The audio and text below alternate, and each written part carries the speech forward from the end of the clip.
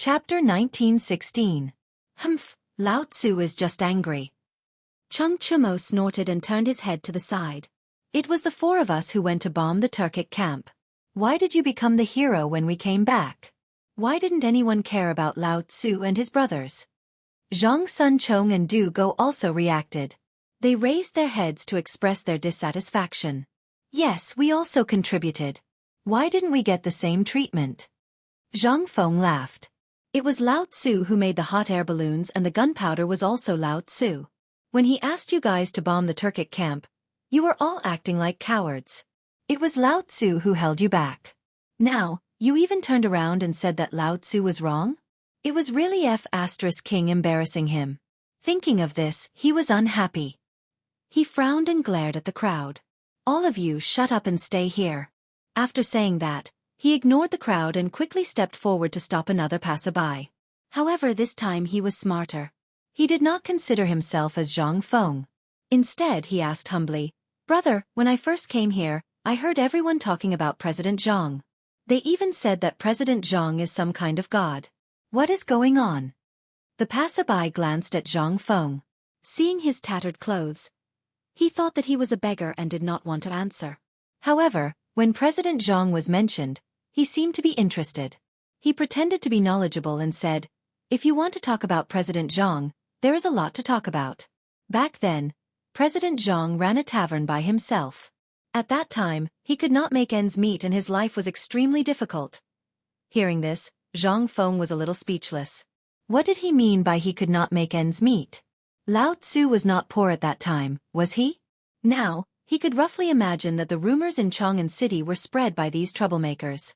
He wanted to curse, but when he thought of the source and the explosive news behind it, he felt as if his blood was boiling. Being praised by others doesn't seem to be a bad thing, right? Iron Bull and the others didn't even have the chance to be praised.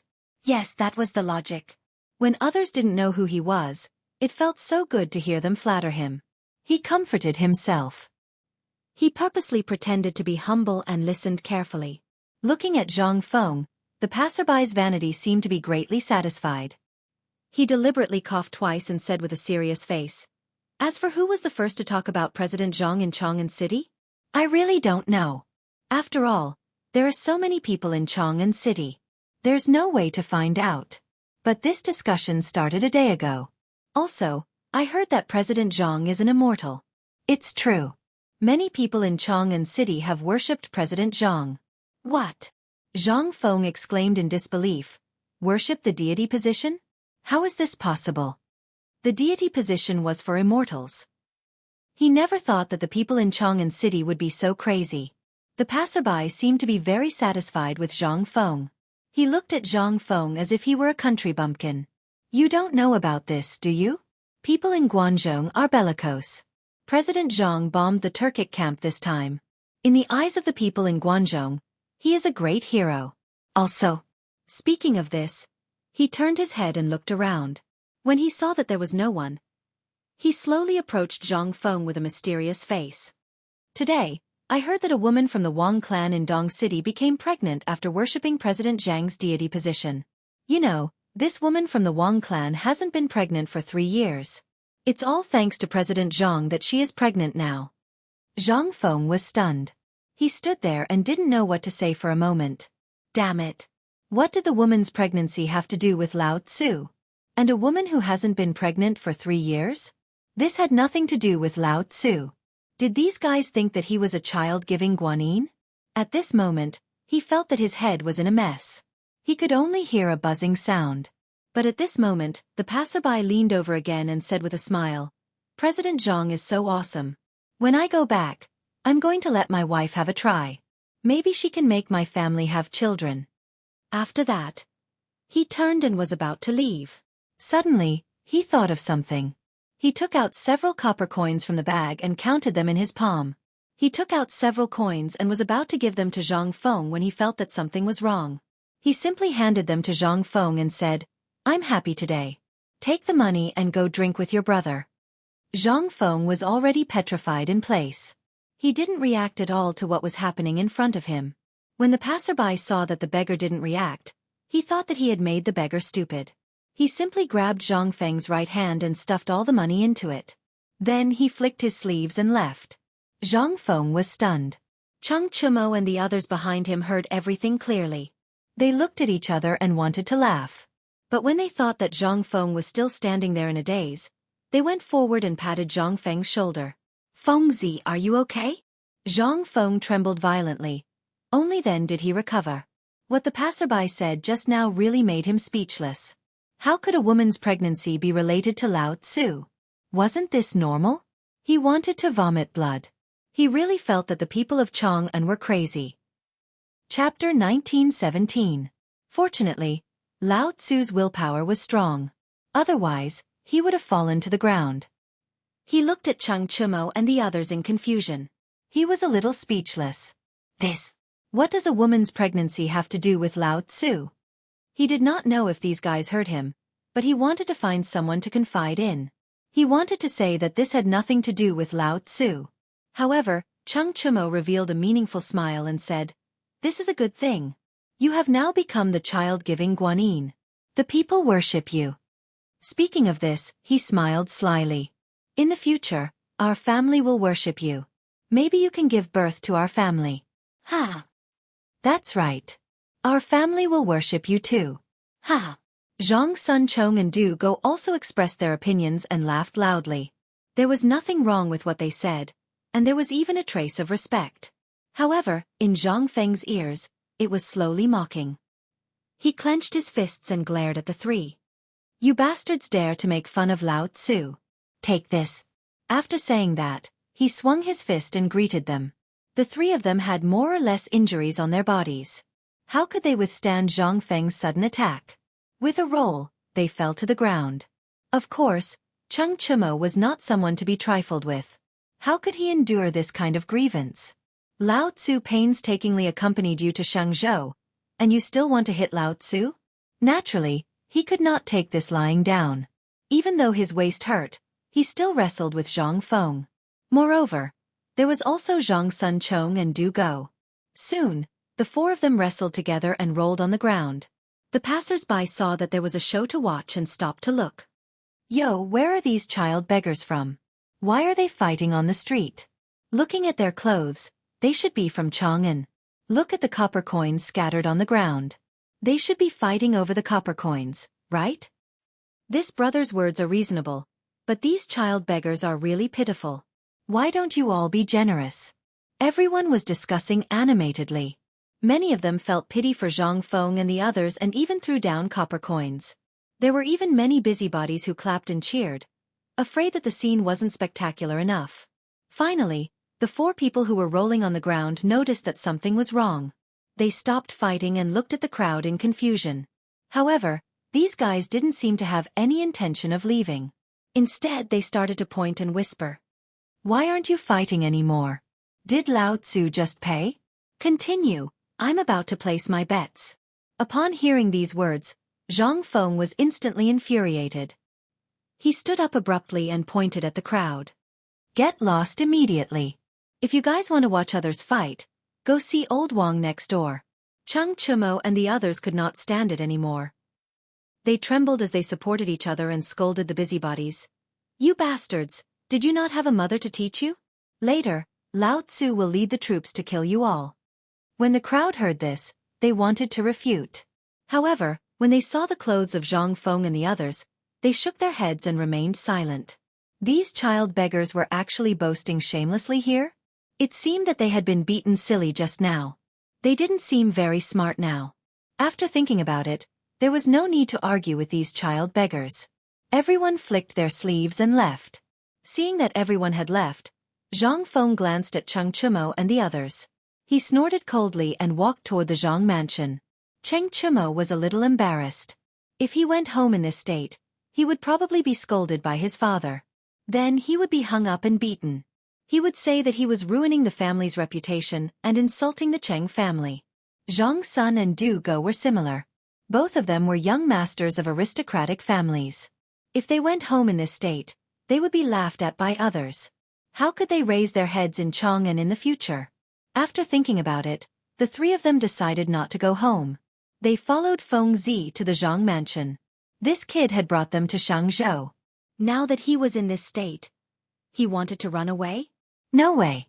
Therefore, the three of them followed Zhang Feng's footsteps and walked toward the Zhang mansion. Zhang Feng didn't care so much at first. He flicked his sleeves and walked forward. However, the more he walked, the more he felt that something was wrong. He realized that someone was following him. When he turned around, he saw that it was these three guys. Therefore, he stopped and looked at the three of them with a mocking expression. Why are you three following Lao Tzu?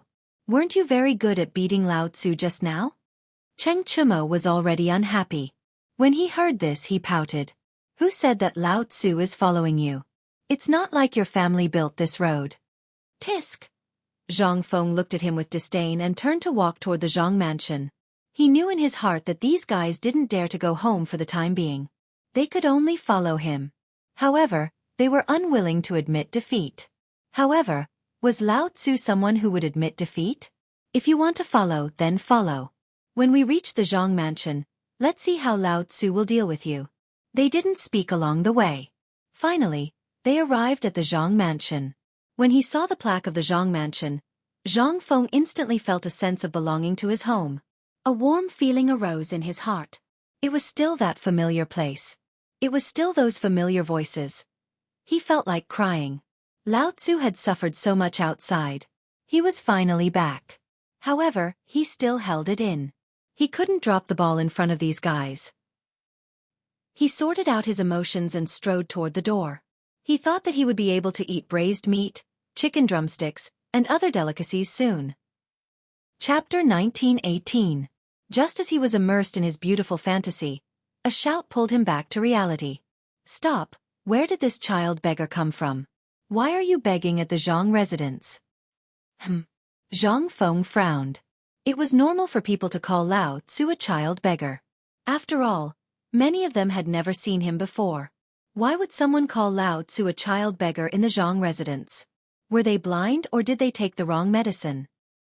He stared at the source of the voice and saw two servants in the Zhang residence's uniform glaring at him arrogantly.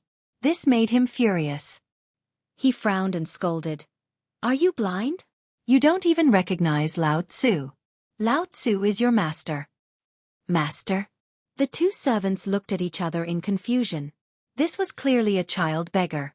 How dare he say he was their master? How dare he? The leader of the servants stood out and took out a stick from his sleeve. He frowned and said, You dare to impersonate our master? Do you not know how to write the word death? Fengzi almost fainted when he heard this. Not only did these people not recognize him, but they also dared to take out a stick? What were they trying to do? Beat Lao Tzu? Just as he was about to step forward, Cheng Chumo jumped out and pointed at the servant. He stared at him and said, Open your dog eyes and see clearly. Is this really your master? He did not want to help Fengzi, but it was not good for him to just stand there. Moreover, if he was recognized by someone familiar, the Cheng family would lose face. However, the servant did not buy it. He only thought that these people were child beggars and started arguing again. Just like that, Cheng Chumo and the servant quarreled. Their voices could be heard throughout the Zhang residence. Not long after, the scolding attracted a large group of people from the Zhang residence. The leader was Du Ziteng. He led a group of servants and walked out aggressively. Who is it? Who is impersonating our master? He stood at the door and glanced at the crowd, glaring angrily. When the servant saw the housekeeper come out, he quickly went forward and pointed at Zhang Feng. Housekeeper, it's him. He said he's the master. Du Ziteng frowned and looked at Zhang Feng. Her first reaction was that a child beggar dared to cause trouble here? However, the more he looked at him, the more he felt that something was amiss. Why did this person look so much like master? This figure, this standing posture, this face shape, how could there be someone so similar in this world? Could this really be the master? However, on second thought, he felt that it was unlikely. Old Master had such a huge family business and was also the dean of White Deer College. How could he be dressed so shabbily? This person must have impersonated Master because he looked like him. Yes, that must be it. Having made up his mind, he waved his hand. Men! At this moment, Zhang Feng's face instantly darkened. Old Du, you bastard! Even you don't recognize Lao Tzu? Hmm? Hearing this, Du Ziting felt goosebumps all over her body. This voice. Why did it look so much like Master? Thinking about it, Du Ziting took another look at Zhang Feng's appearance. In an instant, her legs went weak and she almost fainted. That voice belonged to Master. Only Master would call him Old Du in Chang'an City. Only Master dared to call him that. The more he thought about it, the more he felt that something was amiss. He took a closer look and almost fainted. He looked exactly the same as old Master. They were practically carved from the same mold. And this voice. This was a living example of old Master. He could no longer remain calm. He came forward and looked at Zhang Feng. His voice trembled as he asked, "Master, are you really Master? What do you think?" Zhang Fu waved his sleeves and stared at Du Ziting. Who else in Chang'an City dares to impersonate Lao Tzu? As soon as he said that, Du Ziting was sure that this was her Master. Only Master would speak to her like this. Only Master could emit such a domineering aura. Therefore he hurriedly cheered, "Master, it's Master, Master is back!" Before he could finish his sentence, Zhang Feng hurriedly stepped forward and covered Du Ziting's mouth. He widened his eyes and said, "Do you want the whole mansion to know that Lao Tzu is like this?" Du Ziting's mouth was covered, so she didn't react for a long time. Her eyes kept rolling until she saw Zhang Feng's tattered clothes. She suddenly understood and quickly nodded to show that she understood. Zhang Feng let go and snorted. "Prepare hot water immediately." Du Ziting nodded and quickly waved her hand to dismiss the servants. Then, she welcomed Zhang Feng into the mansion. Cheng Chumo and the others saw Zhang Feng enter the mansion and quickly followed him. In the side hall, Du Ziting had already prepared hot water. Zhang Feng, Cheng Chumo, and the others ran in quickly, as if they were afraid that others would see them. Du Ziting was guarding the door. She looked around vigilantly and looked around from time to time. However, at this moment, Zhang Yuyao and Jing Shu ran over with small steps. The two girls seemed to know what was inside. They didn't care that Du Ziting was guarding the door and were ready to rush in. This frightened Du Ziting. She hurriedly stopped the two girls. "Ladies, you are..." Zhang Yuyao glanced inside and said impatiently, "I just heard that a few beggars entered the mansion. What's going on? I also heard that Master is back." Chapter 1919. Du Ziting quickly shook her head and put her hands on the doorframe. "Beggar? What beggar? Why don't I know? Master just came back, but he's taking a bath and changing clothes now." Zhang Yuyao frowned. Just now, she clearly heard a servant say that Master and a few beggars came back. Why wasn't there anyone now? She unwillingly glanced inside, but she didn't see anything. Jing Shu just smiled and didn't say anything, because she had already guessed the gist of it from Du Ziting's expression.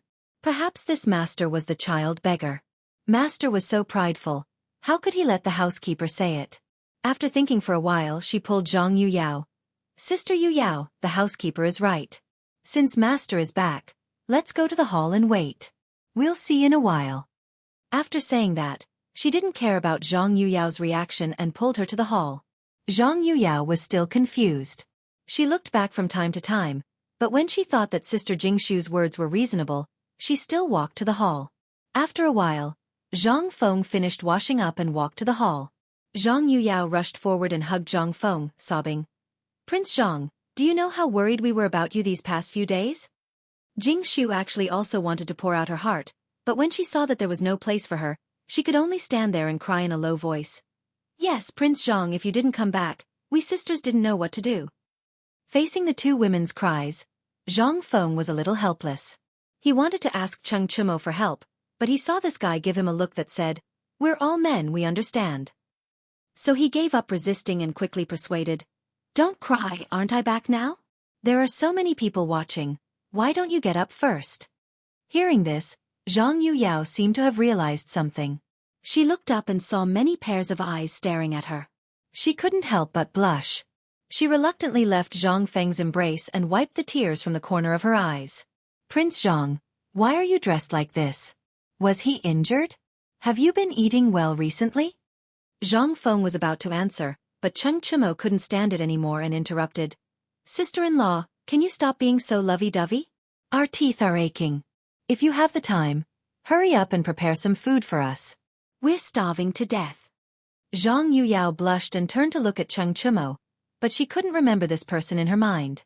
She couldn't help but ask curiously, "This is Aya." Zhang Sun impatiently waved his hand. "I'm Buggy, this is Tai Nyo, and this is Dabing.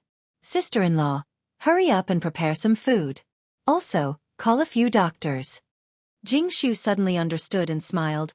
"Please wait for a moment, I'll go and prepare." After that, she looked at Zhang Feng meaningfully and turned to leave. Although she also wanted to chat with Prince Zhang, it was obviously not the time. Seeing Jingshu leave, Zhang Yuyao also bowed to everyone. "Please wait here, I'll go and help Sister Jingshu." Du Ziting was also tactful. She probably guessed that the master and the young masters had something to say, so she casually found an excuse and left. After the three of them left, the hall became much quieter. But soon, the silence was broken by Cheng Chumo. He looked at Zhang Feng and showed an expression that all men understood. "Fengzi, you're really lucky to have such a wife. If I, Tai Nyo, had such a wife, I'd be willing to die." "You still have the face to say that." Zhang Feng stared at Cheng Chumo and was a little angry. "You dog, you really treated this place as your own home. If Lao Tzu didn't see that you were injured, he would have already cut off your arm." He was very angry that this guy was bossing him around in his own house. However, when he thought that this guy was still injured, he let it go. Moreover, this guy had helped him a little in Xianghu. Otherwise, with his temper, he would have driven this guy out long ago. Cheng Chumo was a little disapproving.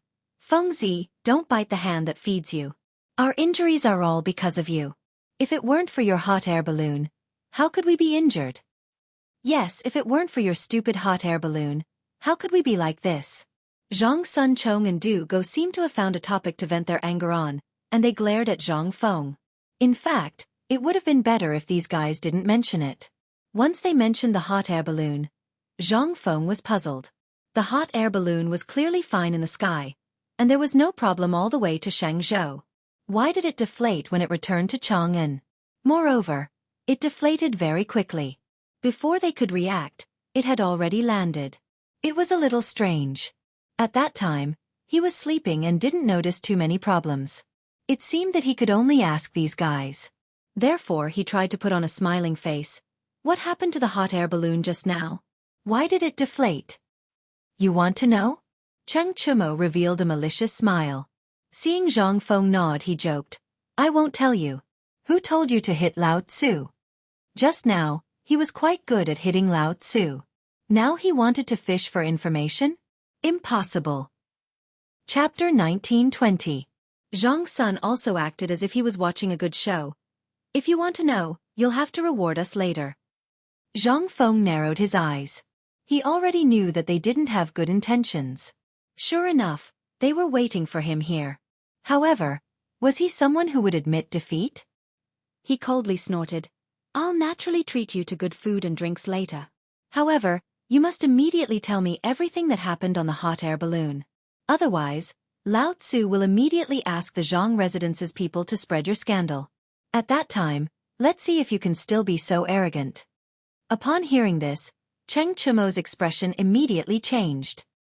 He was most afraid of his father. If his father knew that he had become a child beggar, wouldn't he be beaten to death? He quickly begged for mercy. "I said, please don't spread it. We are also people who care about our reputation." Yes. It won't do you any good to spread it." Du Go was also afraid. His family was very strict and was not inferior to the imperial family. If his father knew, he would lose a layer of skin. However, Zhang Feng was happy. He thought to himself, "Since these guys are so afraid, then Lao Tzu will have something to use against me in the future." Sigh, why say again? He couldn't care less. He smiled. "Then quickly tell me." Originally, this smile didn't mean anything. However, in everyone's eyes, it was like a death knell. It harbored evil intentions and made people afraid. Cheng Chumo could only say, "Just now when we were in the sky, I heard the sound of air leaking.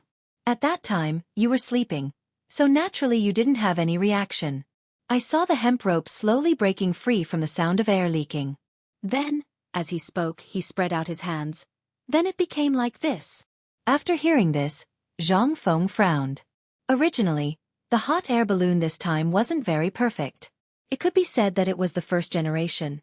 The previous ones were just experimental products. Even if it was the first generation, this time it was relatively successful. It was just that there was a leak just now. The leak should be because the seal wasn't tight enough, which allowed the hydrogen to leak out. It seemed that he had to find another way to seal the air vent tightly. Also, the direction of the hot air balloon this time was completely driven by the wind. He had to find a way to control the direction in the air. Otherwise, it would be very dangerous. This time, it had drifted to Xianghu. Who knew where it would go next time? Now that he knew about this weakness, he had to find the time to reinvent it. However, this was obviously not the time to talk about this. Thus, he glanced at everyone. All right, I understand. This will definitely not happen again. Just as he finished speaking, Du Ziting and the two girls walked in together. Prince Zhang, the bathwater is ready. Jingshu blushed and looked at Zhang Feng. Zhang Feng nodded and glanced at Cheng Chumo and the others. Let's go and take a bath. After saying that, he turned around and walked out of the room. Cheng Chumo and the others followed closely behind. The shower was soon over, and the four of them changed into new clothes. At this time, the doctor was already waiting in the hall. The doctor picked up Cheng Chumo's arm and carefully examined it. His brows were sometimes knitted and sometimes relaxed. He didn't know what was going on. After about half an incense stick's time, the doctor let go of the arm and stroked his beard. The problem is neither big nor small. It's just that the lumbar bone is damaged. Wait for old man to prescribe some medicine. Take it first. I don't know if it's useful or not. Take it first. After saying that, the doctor didn't explain. He took out a pen and paper, and a dragon and snake flew around. However, Cheng Chumo panicked. Hearing the doctor's words, it seemed that he couldn't be saved. He hurriedly asked, but the doctor excused himself by saying that his medical skills were not good enough. After that, he took the pulse of Zhang Sun Chong and Du Go. The conclusion was basically the same. The lumbar bone was damaged and needed to be recuperated. They couldn't stay calm anymore. They were about to ask the doctor, but unexpectedly, the guy ran away like a wisp of smoke. Cheng Chumo held the prescription in his hand and wanted to cry. It wasn't because of the doctor's words.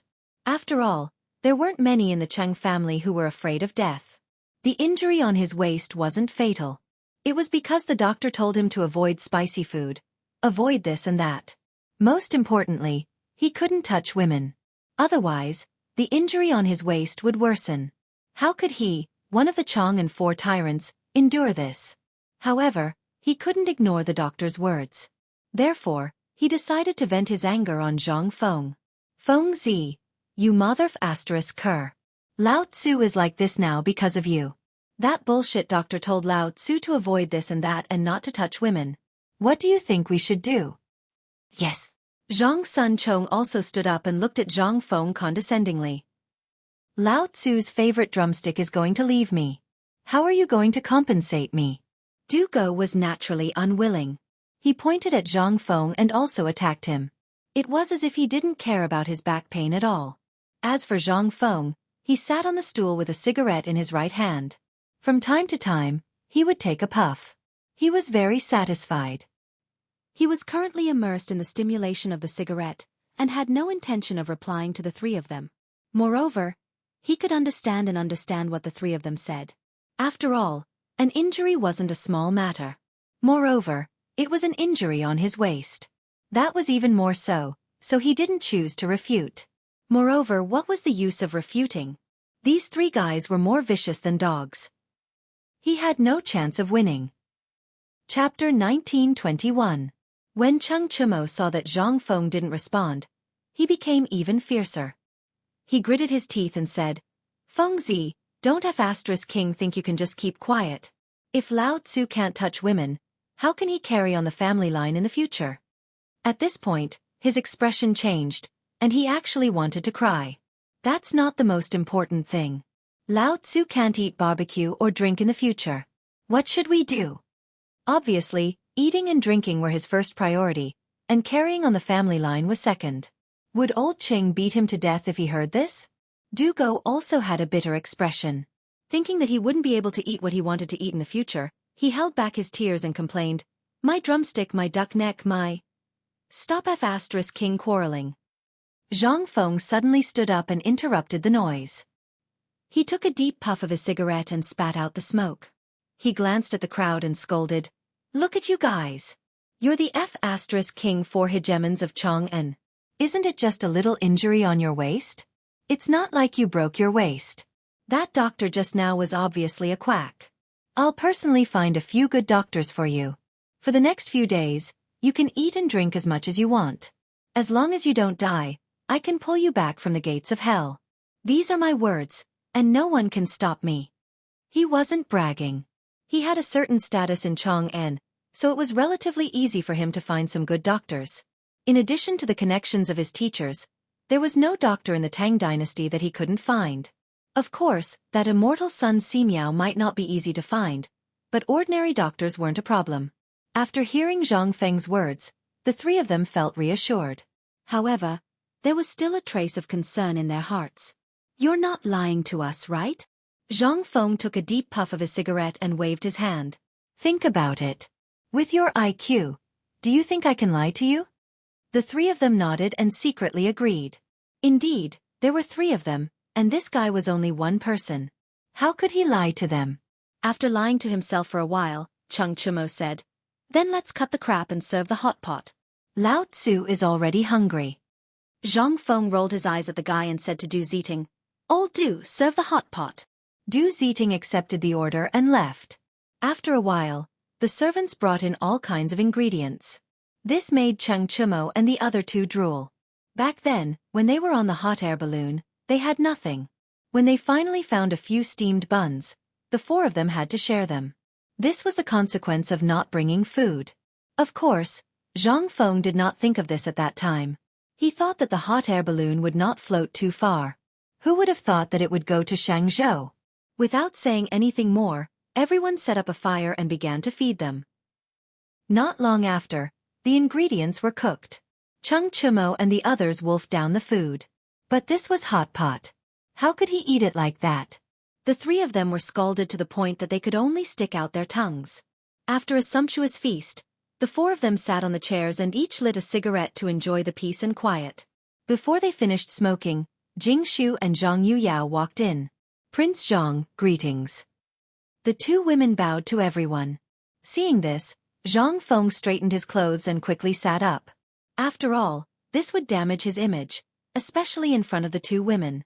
Then he said seriously, "What's wrong?" Jingshu stepped forward and bowed. "Since Prince Zhang is back, when will you go to Shao Mountain to visit the gentleman?" This time, they were here to remind young Master Zhang to go to Shao Mountain. After all, the teachers had worked hard for young Master Zhang. It was said that their white hair had increased a lot.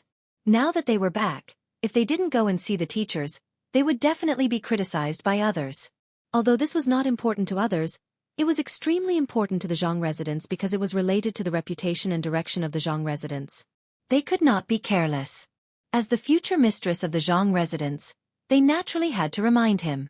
Zhang Feng naturally knew this in his heart. It was just that he had just returned and did not think about it. Now that he was suddenly reminded, he felt a little unnatural. This was his master, and he actually needed the two girls to remind him. He really should not have done that. After blaming himself, he said with a serious face, "Indeed, what you said is reasonable. I was not here for a few days, so my master must be very busy. I should pay him a visit." As he spoke, he raised his head and glanced outside the door. Seeing that the sun was setting in the west, he changed the topic. "It's already late. Let's go tomorrow morning. Send someone to Shao Mountain to pass on a message that I'm back." Jingshu thought for a moment and felt that Prince Zhang's words were reasonable. She bowed. "Yes, young master." "What? Is there anything else?" Seeing that the two women did not leave, Zhang Feng could not help but ask. Jingshu nodded and continued, "A few days ago, Madame Xie came and brought a lot of dried flowers." "Madame Xie?" Zhang Feng thought about this name carefully and asked, "How many dried flowers did she bring? Did she report it? Did she pay?" He had previously made an agreement with this Madame Xie. As long as he did not ask, she would continue to send flowers. This could be considered as secretly helping the Xie family. Chapter 1922. Moreover, the dried flowers were related to perfume, and perfume was a new product. He dared not be careless. Jianghu also knew the importance of the matter. She took out an account book from her sleeve and handed it to Zhang Feng. Young master, this is the account book. There are a total of 30 stones. Zhang Feng took the account book and looked at it carefully. Seeing that there was no problem, he closed the account book and handed it back to Jianghu. Well, there is no problem. Tell old Du to take good care of the dried flowers. I will have great use for them in the future. Jianghu nodded. She seemed to have thought of something and said, a few days ago, Mr. Zihuai also came. He brought some news. He said that the teachers of the academy sent some servants to Xianxia in order to find you. Hearing this, Zhang Feng couldn't help but feel a little touched. The teachers on the mountain really treated him well. They really did help him when he needed them. Especially the old Xianxia. Although he usually did not show it, he knew that he was the one who cared about him the most. The old Xianxia was usually lonely and had no one to rely on. Since he met him, he even treated him like a nephew. This kind of feeling could not be understood by others. Only he knew. Thinking of this, the corners of his eyes became wet. Zhang Yuyao seemed to have noticed something. She quickly took a handkerchief from the ground and said, Prince Zhang, don't be sad. Who said I was sad? Zhang Feng tilted his head. He was not convinced. How could a man cry in front of a woman? So he waved his sleeve and wiped the corners of his eyes. He tried to be brave and said, See, I said I am fine. You don't have to say anything. He thought that he had covered up all of this well. However, he did not know that the two women saw through all of this. They looked at each other and giggled. Okay, don't laugh. Zhang Feng waved his hand. He felt that his face was a little hot. Keep laughing and see how I will deal with you in the future. As soon as he finished speaking, the two women reluctantly agreed and waved their hands before leaving the room. After the two women left, Zhang Feng felt that someone was looking at him strangely. When he turned around, he saw Cheng Chumo and the others smiling slyly. He was a little stupid. It was one thing for women to laugh at Lao Tzu, but they actually dared to laugh too? He stood up abruptly, pointed at the crowd and said angrily, What are you bastards laughing at? Nothing, nothing. The three of them shivered and hurriedly waved their hands. Just now, they had seen everything with their own eyes. They had no choice but to laugh. Who would have thought that a grown man would be like this? However, this fellow seemed to not allow others to laugh. He was even fiercer than a dog. Naturally, they didn't dare to say anything. Zhang Feng knew in his heart what these bastards were laughing at. However, if they did not want to admit it, there was nothing he could do. He could only scold, If Lao Tzu sees you laughing in the Zhang mansion in the future, Lao Tzu will spread your scandal throughout Chang'an City. After saying that, he waved his sleeves and turned around to leave. Only the dumbfounded crowd was left in the room. This was too domineering, wasn't it? He didn't allow them to laugh? However, after thinking about it, they were in the Zhang mansion and they were still injured. They could only endure it and teach this bastard a lesson in the future. Therefore, the three of them decided to swallow their anger. Without anyone to vent their anger, they could only find a guest room to rest. It was night. The sky was gray and not a single star could be seen. However, the Zhang mansion was brightly lit. The flames swayed under the veil as if they were cheering for the return of the owner. The night gradually deepened. Small snowflakes began to float in the sky. Slowly, the snowflakes became bigger and bigger. The houses, flowers, and trees were all covered in a snowy white. The entire Zhang mansion became a world of silver and white. The servant on night patrol was holding a lantern with his hands tucked into his sleeves. From time to time, he would shiver. When he stepped on the ground, creaking sounds could be heard from time to time. Behind him, there would always be a string of beautiful footprints. The wind blew gently, and the snow on the branches rustled and fell. The snowflakes danced in the wind like jade shavings. Winter in Guangzhou was like this. It was dry and cold. Once it started to get cold, it would make one's nose ache and head ache. Their feet were like 2 blocks of ice. Fortunately, everyone had fallen asleep. Tomorrow, they would be able to re-examine this snow-white world. The next day, with the crowing of roosters, the courtyard of the Zhang mansion was busy again. The servants needed to shovel the snow in the courtyard. Otherwise, It would be a big deal if a noble got up and fell. In the backyard, the Zhang mansion was woken up by the housekeeper. After washing up, he hurriedly ate breakfast and gathered in the main hall. He had important matters to attend to today. Thus, he had to explain to everyone in the main hall. He scanned the crowd and found that Chang Chumo and the others were not present. He couldn't help but ask curiously, "Where are Tai Niu and the others?" Du Ziting took a step forward and said awkwardly, "Master, the 3 young masters are still sleeping. These 3 pigs only know how to sleep all day." Zhang Feng secretly spat. He was a little angry, but after thinking about it, he realized that going up the mountain to see his teacher had nothing to do with them, so he felt relieved. He then said with a serious face, "Old Du, how is the gift that I prepared for my teacher?" Chapter 1923. Yesterday, he told Du Ziting that he would go to Mount Shao today to visit his teachers, so he needed to prepare some gifts. At first, he felt strange to prepare gifts. Mount Shao was his own place, and he had to give gifts when he went back. But on second thought, his teachers had been busy these days, and if he didn't prepare something, he would feel that he didn't value them. After thinking about it, he decided to prepare something. After all, there was no harm in being prepared. Du Ziting also knew the importance of this matter. She pointed to the gift boxes on the table and said, "Master, according to your instructions, each gift box contains old ginseng, tea leaves, and wine." "There is no problem." Zhang Feng nodded. He knew that his teachers were experts who were not greedy for gold, silver, and jade, so he could only use these to cater to their liking. He hoped that they would like it. After saying that, he turned around and walked out of the door.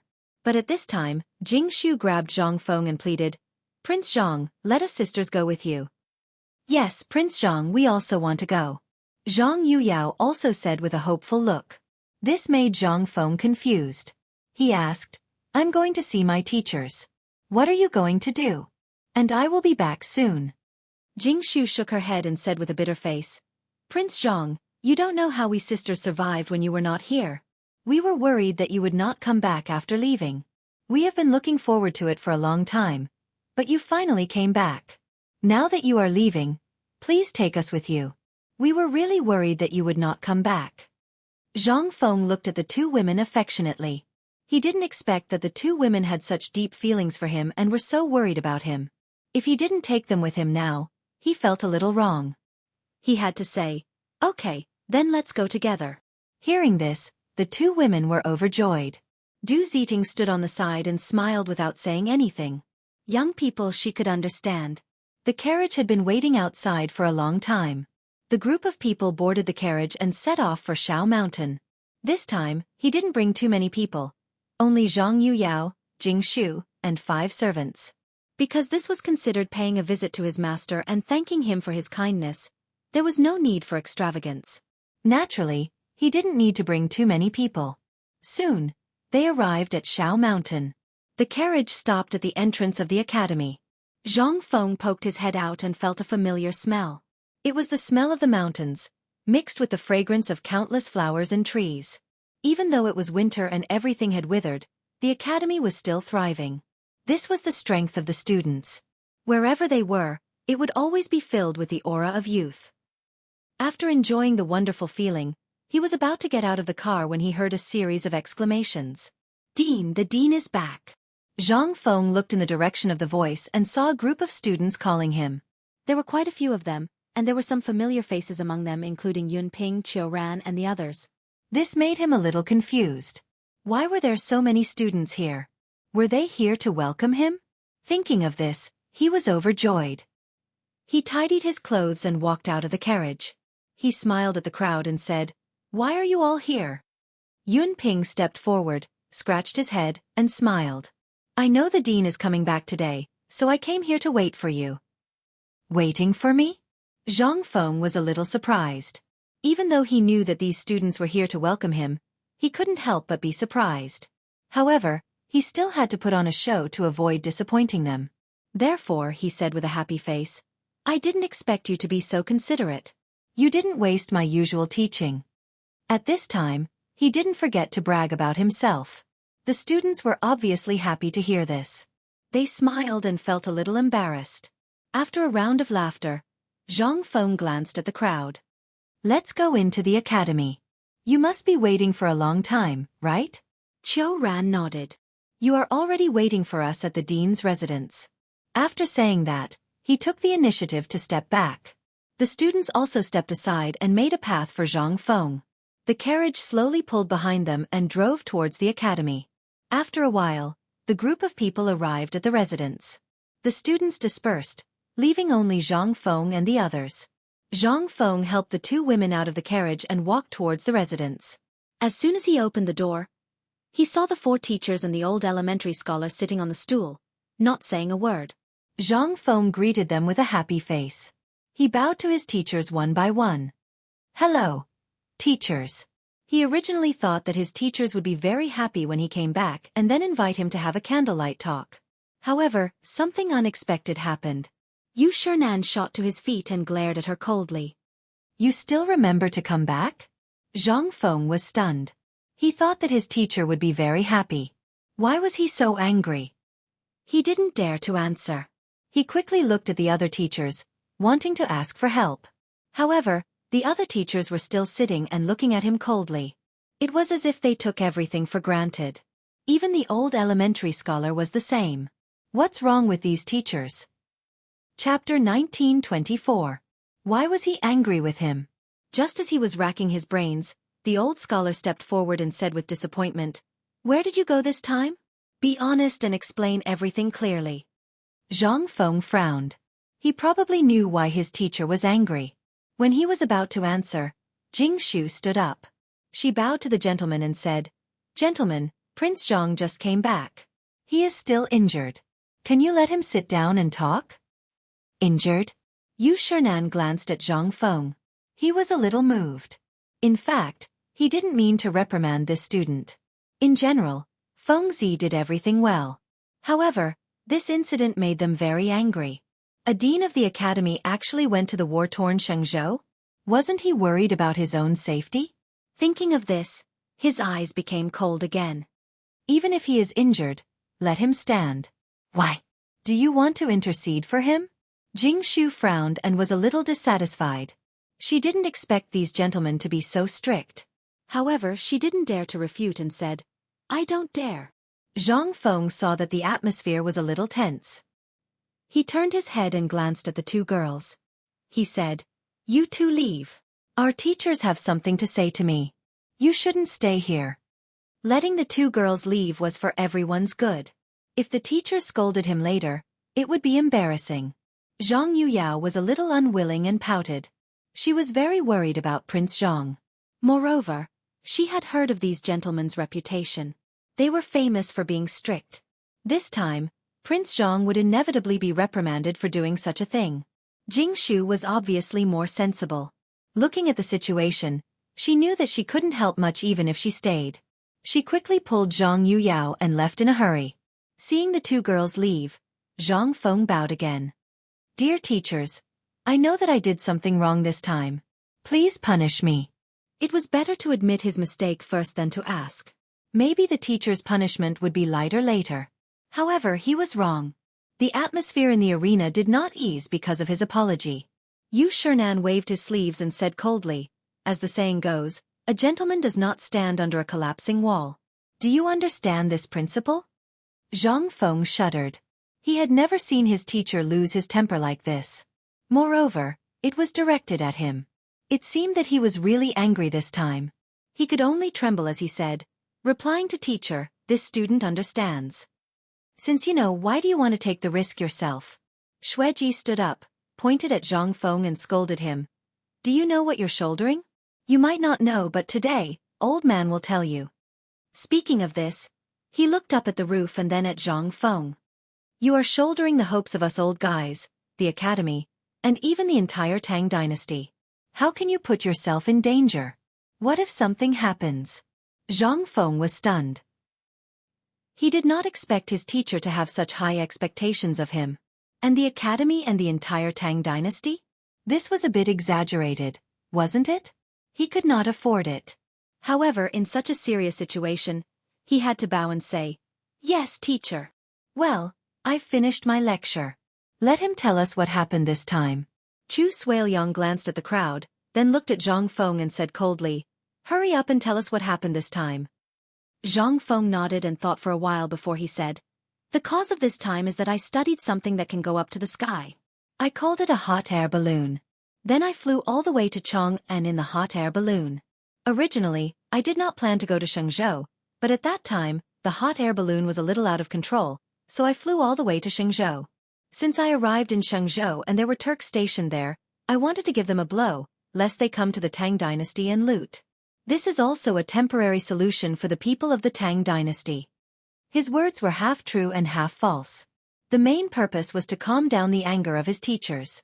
Obviously, the effect was achieved. Yu Shinan stroked his beard and asked curiously, "Is your hot air balloon so magical? Can it really go up to the sky?" "Of course." Zhang Feng was excited and a trace of pride flashed in his eyes. "At that time, we took the hot air balloon to Xianghu. If you are interested, you can have a try in a few days." "Well," Yu Shenan's eyes lit up. "We can have a try too?" As soon as he finished speaking, he felt something was wrong. It seemed that he had been fooled by this guy. He quickly waved his sleeve and said, "Don't try to divert old man's attention. Now we are talking about your private trip to Xianghu. Don't talk about those useless things." Seeing that his purpose had been achieved, Zhang Feng did not care. He nodded and said, "Yes, you can reprimand me. I know that I have sinned deeply this time. No matter what punishment you give me, I am willing to accept it." He knew that his teachers were just angry that he went to Xianghu. As long as he took the initiative to admit his mistake, he believed that his teachers would not be too angry. Chapter 1925. Sure enough, this method seemed to be effective. Yu Shinan waved his sleeves, not knowing what to say. He sat on the side and angrily drank his tea. The old scholar stared at Zhang Feng and said earnestly, "Fengzi, we are not angry at you for tinkering with these strange things. We are angry at you for putting yourself in danger. Even if you want to serve the country, can't you let someone else do it? Why do you have to go yourself? You should know that the son of a rich family should not sit under the eaves." Zhang Feng hurriedly bowed and said with a sincere face, "What the teachers say is reasonable. This student will keep it in mind and will not do it again in the future." Only then did everyone nod in satisfaction. Chu Suiliang stroked his beard. "Since you already know, then we will not say anything more. You are still injured, so rest well." After saying this, he turned and left. Everyone saw that Chu Suiliang had left and did not stay any longer, so they all left. But when they left, they all gave Zhang Feng a meaningful look that was hard to understand. Zhang Feng was the only one left in the room. He lowered his eyebrows and glanced around. Seeing that his teachers had all left, he slowly got up. But at this moment, the door was pushed open again. Zhang Feng was so scared that he hurriedly bowed and said respectfully, "Teachers, do you have any other orders?" A voice came from in front of him. "Prince Zhang, it's us." Zhang Feng could not help but be surprised. This voice did not belong to his teachers. He could not help but be curious. He raised his head and saw that it was Jingshu and Zhang Yuyao. He said unhappily, "So it's you two girls. What are you doing here?" Zhang Yuyao chuckled. "I didn't know young Master Zhang was so afraid of you gentlemen." Zhang Feng rolled his eyes at Zhang Yuyao and casually found a stool to sit down. "I'm not afraid. I'm just showing my respect. I owe my master a great debt of gratitude. This time, I've angered them. It's only right for them to scold me." Prince Zhang is right. Jingshu smiled and went forward to pour a cup of tea for Zhang Feng. "Sirs, you are doing this for the good of young master." Upon hearing this, Zhang Feng's face turned a little ugly. The words that his teachers had just reprimanded him were still ringing in his ears. Hence, he waved his hand and said, "It's nothing. You guys go back to your residence first. I want to be alone." "Oh." Jingshu nodded. She could tell that Prince Zhang was not in a good mood, so she pulled Zhang Yuyao back to their residence. As for Zhang Feng, he took out a cigarette from his waist and slowly lit it, savoring this lonely life. At the same time in the imperial study, Li Shimin sat on the dragon throne with a cigarette in his hand. From time to time, he would take a puff. His complexion was not very good. He had been exchanging letters with Xianxia for the past few days, but there was no news about Zhang Feng. For this reason, he sent out a few more teams, hoping to find news about Zhang Feng. In fact, he did not have much hope that Zhang Feng would be alive. Thinking about it, after blowing up the Turkic camp, even if he had a flying magical weapon, he could not stay in the sky forever. Since that was the case, he would definitely land. However, until now, why was there no news? Could it be that he was already dead? Or had he been captured by the Turkic people? Or had he been eaten by wild wolves? He had thought about all these. Now, his only hope was to pick up the bones and bring them back. At least, he would have something to remember. However, at this moment, footsteps came from outside the door. Then little Gizi walked in with small, quick steps. Your Majesty, there is news. He hurried over and almost stumbled. He looked very anxious. Li Shimin raised his lazy eyelids, looking slightly tired. What news? Little Gizi hurried forward and said with joy, there is news about Zhang Feng. What? Li Shimin stood up and looked at little Gizi in shock. He could not believe it. Is what you just said true? There had been no news about Feng Zi for a few days. He thought that something had happened to this guy. Why was there suddenly news? Could it be that the Turkic people let him come back? Or had this guy met with a misfortune? Thinking of this, his eyes became even more excited.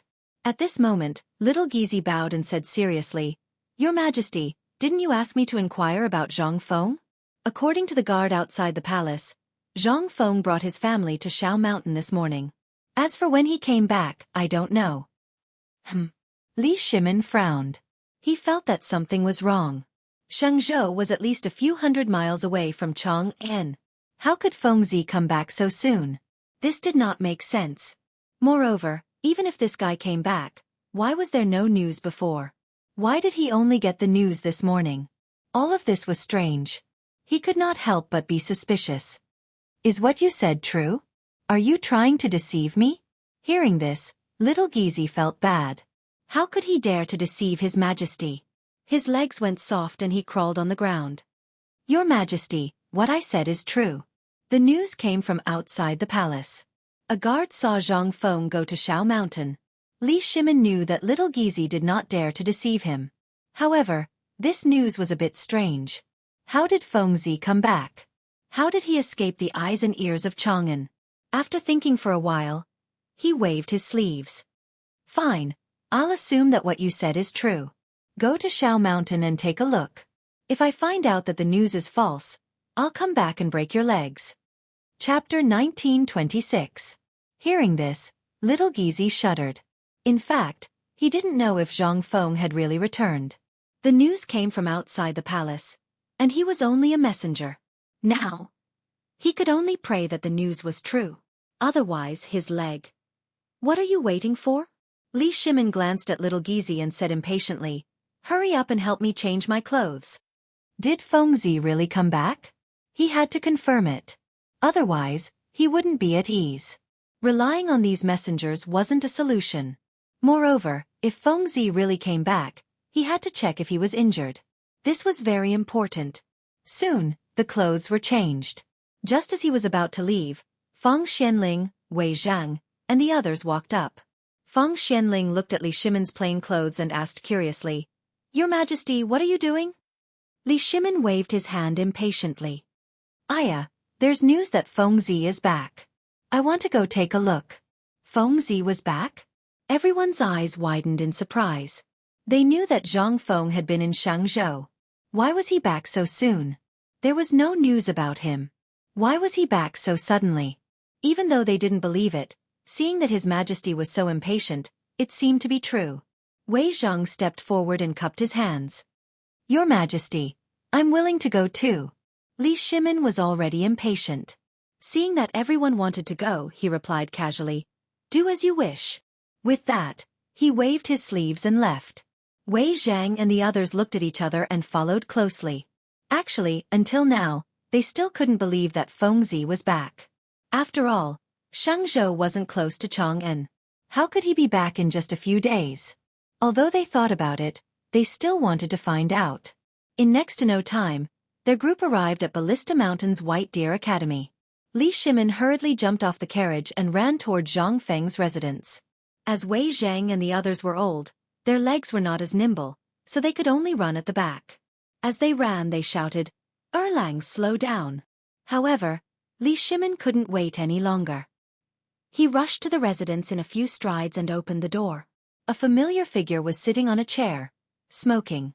This person was naturally Zhang Feng. He was startled by the sudden voice and sat up abruptly. When he saw that it was Lao Li, he was so excited that he could not speak. Lao Li was one of his few good friends. Lao Li had helped him a lot in Chang'an City. When he was in Shenzhou, he missed Lao Li very much. Thus, he was naturally excited to see Lao Li again. On the other hand, when Li Shimin saw that it was Zhang Feng, he couldn't help but smile, as if all the grievances of the past few days had been revealed. Ever since Zhang Feng left, there wasn't a day that he didn't miss her. First, it was the Xuanwu Gate incident. Hundreds of officials forced him to abdicate. He even felt that the palace was a little suffocated. Everyone had betrayed him. At that time, he put all his hopes on Zhang Feng. Unfortunately, this guy didn't come back. However, it didn't matter. Later, there was also good news. The Turkic camp was bombed. Xieli and Tuli were injured. They all retreated to the grassland. Only then did the officials stop talking. Otherwise, he didn't know how these guys would slander him. This was all thanks to Feng Zi. Thinking of this, he strode forward and gave Zhang Feng a bear hug. He said with emotion, "Feng Zi, you're finally back. It's good that you're back." "Hee, I didn't know that you missed me so much." Zhang Feng patted Li Shimin's shoulder and then stepped back. He looked at Li Shimin with joy. "How have you been these days when I wasn't here?" Li Shimin patted Zhang Feng's shoulder and smiled. "I'm fine. How about you? When did you come back? Why didn't anyone find out?" He naturally wouldn't take the initiative to tell Feng Zi about what happened in the palace. After all, it wasn't something to be proud of. "I came back yesterday." Zhang Feng smiled as if he thought of something happy. "As for why I didn't find out, it's because I have a unique skill." As soon as he finished speaking, Feng Xianling and others rushed in. When they saw that it was really Zhang Feng, they were so excited that they couldn't speak. They were also very worried about Feng Zi. After all, they had been friends for so long. At that time, they all thought that this guy died in Shenzhou. They didn't expect that he was still alive and standing in front of them. How could they not be happy? In fact, the happiest one was Xiao Gizi. Just now, when he passed the news of Zhang Feng's return to His Majesty was still doubtful. Now that it was true, His Majesty could hug his leg, right? Zhang Feng, this brat, is usually not much, but now he has become our family savior? Thinking about it, comparisons were odious. Zhang Feng didn't know this. Seeing that everyone was stunned, he couldn't help but ask, "What? Don't you recognize me?" This voice broke the silence in the room and interrupted everyone's thoughts. Wei Zhang stepped forward and looked at Zhang Feng. Not simple, not simple. From Chang'an to Shenzhou, and then from Shenzhou back to Chang'an. Boy, how did you do it? Chapter 1927. To be honest, he was very curious about this. Although he knew that Feng Zi had made something that could fly up into the sky, no one had seen it before and no one knew about it. He was not the only one who was curious. Everyone present was curious as well. Li Shimin was also curious and asked, "Feng Zi, what's going on? Tell us." "Hee, don't rush." Zhang Feng chuckled and waved for everyone to sit down. "Sit down first. I'll get the canteen to prepare some dishes. We'll talk while eating." Upon hearing this, Li Shimin swallowed his saliva and felt his taste buds begin to bloom. He had not been able to eat or sleep well in the past few days in the palace. Now that Feng Zi was back, he felt a little better. It would be great if he could freeload off the academy's delicacies. Thus he said, "Okay, let's talk while eating." Zhang Feng was naturally happy. He turned and waved at the door to ask someone to prepare the dishes. Not long after, a few students came up with braised meat, roasted chicken, and other things. They placed everything neatly on the table, turned around, and left. Zhang Feng waved to everyone and smiled. Come, sit down. Don't be shy." Li Shimin smiled faintly and sat down near Zhang Feng. "Old Wei, old Feng, why aren't you sitting?" Zhang Feng saw that Wei Zhang and the others had not sat down and asked subconsciously. Wei Zhang and the others looked expectantly at the food and wine, and then at Li Shimin. They had no choice. Without His Majesty's order, they did not dare to sit. Li Shimin naturally knew what everyone was thinking. He waved his hand and said, "Sit down. We're happy today. Don't worry about this." Then, he glanced at little Gizi. "You sit too." Little Gizi looked at Li Shimin in surprise. He had wanted to sit down and taste the delicacies for a long time. His Majesty had not eaten well these past few days, so how could a servant dare to eat well? Thus, he naturally starved with His Majesty. Now that His Majesty had allowed him to sit down, this was a great gift. Without hesitation, he chose a seat close to Li Shimin so that it would be easier for him to serve food to His Majesty. When Li Shimin saw that everyone was seated, he looked at Zhang Feng and asked, "Fengzi, you haven't answered my question yet." "Don't worry." Zhang Feng picked up the wine jar and poured everyone a cup of wine. Then he picked up the wine bowl and said, "Come, let's drink first." Although everyone was curious, the wine stimulated their taste buds. Unable to resist the temptation, they clinked their cups and downed the wine. Seeing this, Zhang Feng put down the wine glass in satisfaction and looked at everyone with a proud face. "I can run from Chang'an to Xiangzhou and back. It's all thanks to my hot air balloon." After saying that, he picked up a piece of braised meat and threw it into his mouth, gorging himself. Everyone was dumbfounded. What is a hot air balloon? He had never heard of it before. Is it the thing that floated in the sky of Chang'an last time? Wei Zhang coughed softly and asked shamelessly, "Fengzi, is the hot air balloon you mentioned the one that flew in the sky of Chang'an a few days ago?" "Yes." Zhang Feng chewed 2 mouthfuls, glanced at everyone and said proudly, "This thing is newly developed by me. It can go to the sky no matter where it goes. Not to mention Xiangzhou, it can even go to the Turks and back." No one was surprised by this answer. After all, they had seen the thing in the sky with their own eyes. But there was one thing. Could this hot air balloon float to the Turks? Wasn't this a bit exaggerated? After all, Xiangzhou and the Turks were not in the same place. They should be dozens of miles away from each other. Xiangzhou was just a border of the Tang dynasty. How could it be as easy as Fengzi said? If so, why did the Tang dynasty need to resist the Turks? Couldn't they just send a few hot air balloons there? Therefore Wei Zhang, who had always been strict and old-fashioned, questioned, "Fengzi, you said that it is possible to go to Xiangzhou. After all, many people have seen it. But isn't it a bit exaggerated to go to the Turks? You know, Xiangzhou is still some distance away from the Turks." Everyone also felt that Wei Zhang's words were reasonable. They nodded and looked at Zhang Feng with confusion. As for Zhang Feng, when he found that his boasting was questioned, he blushed and said, "What do you know? The hot air balloon I made was supposed to go to the Turks this time. But I met Xieli in Xiangzhou and taught him a lesson. Otherwise, I would have gone to the Turks and blown up these bastards." "Oh." Li Shimin nodded and pretended to be suddenly enlightened. "Then what did you do to Xieli in the end?" In fact, he could see that Fengzi was boasting. But he was too lazy to expose him. Therefore, he could only change the topic. Zhang Feng did not pay too much attention to it. The moment he heard Xieli's name, he seemed to have regained all his strength. With an excited look on his face, he said, "Let me tell you, when Cheng Chumo and I arrived at the Turkic camp, those fellows actually did not dodge or hide when they saw us. They even kept cheering on the ground as if they were celebrating something. This really made me mad. Why didn't those Turks run when they saw you? Didn't they know that you were going to blow them up?" Chapter 1928.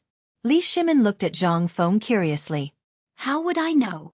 Zhang Feng was also puzzled. Then he changed the topic and said with a smile, "Speaking of this, I want to laugh. Of course, it's best for us that the Turks didn't run away. When we threw down all the gunpowder, those guys were instantly blown apart. Minced meat was everywhere on the ground, and blood stained the whole ground."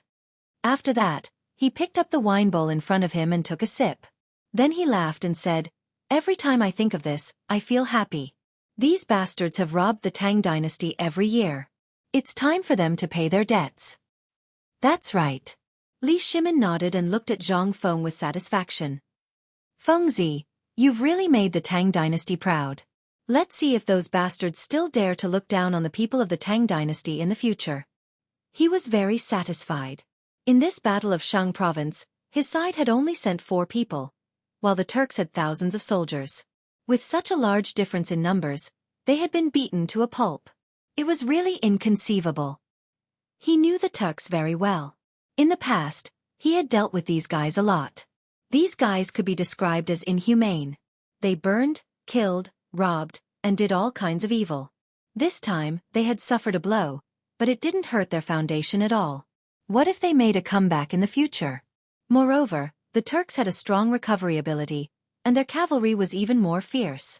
What if they came to rob the border of the Tang dynasty again? Thinking of this, he quickly asked, Fengzi, this time you blew up the Turks, but what about next time? You know, these guys won't give up easily. Zhang Feng frowned. In fact, he also understood this. Although the Turks had suffered losses this time, it didn't affect their foundation. After a few years of recuperation, they should be able to make a comeback. At that time, the people on the border of the Tang dynasty would suffer again. While he was lost in thought, Zhang Sun Wuji's voice sounded. Fengzi, didn't you use that hot air balloon to attack the Turks this time? Can we use the same method next time? As soon as he finished speaking, Zhang Feng slammed the table and stood up. That's right, why didn't I think of that? The hot air balloons could fly in the air. Even if the Turks were somewhat inferior, they could only flee for their lives. There was no way for them to guard against the hot air balloons. If he could make more hot air balloons, he would be able to catch them off guard during the battle. Thinking up to this point, he glanced at the crowd excitedly. The hot air balloon is flying in the air. Even if the Turks see it, they won't be able to guard against it. Furthermore, at night, the Turks' vision will be impaired. We can definitely catch them off guard. Li Shimin nodded. Fengzi, what you said makes sense. However, when can you finish making this hot air balloon? Zhang Feng was stunned. The first generation of hot air balloons had already been sacrificed. If they wanted to recreate it now, they would have to innovate.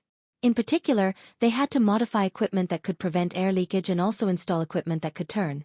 Otherwise, the danger of the hot air balloon would be greatly increased, and the losses would outweigh the gains. After thinking for a while, he said, I still need to study the hot air balloon again. As for when it will be ready, I don't know.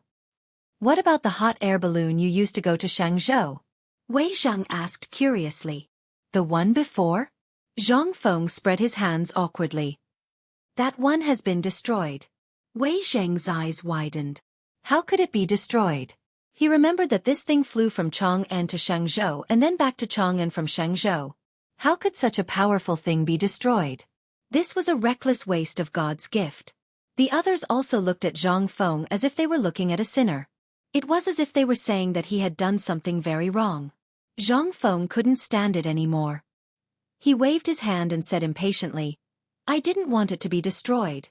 There was an accident on the way back to Chang'an, and it was destroyed. What's the use of looking at me like this? Of course, he couldn't tell them about the time when he was treated as a beggar. He still wanted to save face. However, the others didn't want to hear this. They only cared about the things that were beneficial to the country and the people. But on second thought, Fengzi's contribution in blowing up the Turks was indispensable. So they fell silent. Zhang Feng saw that the atmosphere was a little awkward. He laughed and said, By the way, I blew up the Turks this time. I still don't know how that old guy Xieli is doing. Do you have any news? Upon hearing this, Li Shimin's interest was piqued. Xieli could be regarded as his mortal enemy. When he was in the Sui dynasty, this guy burned, killed, and looted at the border. He once led the army to fight, but in the end, nothing was done. After ascending the throne, Xieli went from bad to worse, constantly harassing the people at the border. He had always wanted to get rid of this guy, but he didn't have the chance. It was Fengzi who helped him vent his anger. Thinking of this, he picked up the wine bowl and drank it. Then he looked at Zhang Feng. This time, I have to thank you. After the battle in Xianghu, according to the news from the Turks, Xieli lost an arm and Tuli was seriously injured. So powerful? Zhang Feng opened his eyes wide. He couldn't believe it. Chapter 1929. When he threw the explosives, he threw them at places with many people. He didn't care about Xieli at all. He didn't expect Xieli to be blown up like this and even lose an arm. In that case, Xieli wouldn't be able to ride a horse. Maybe he would even lose his position as Khan. But Tuli was lucky. He was only seriously injured. What a pity. Thinking, he said, "How's the Turks' headquarters?" Li Shimin poured a full cup of wine for Zhang Feng.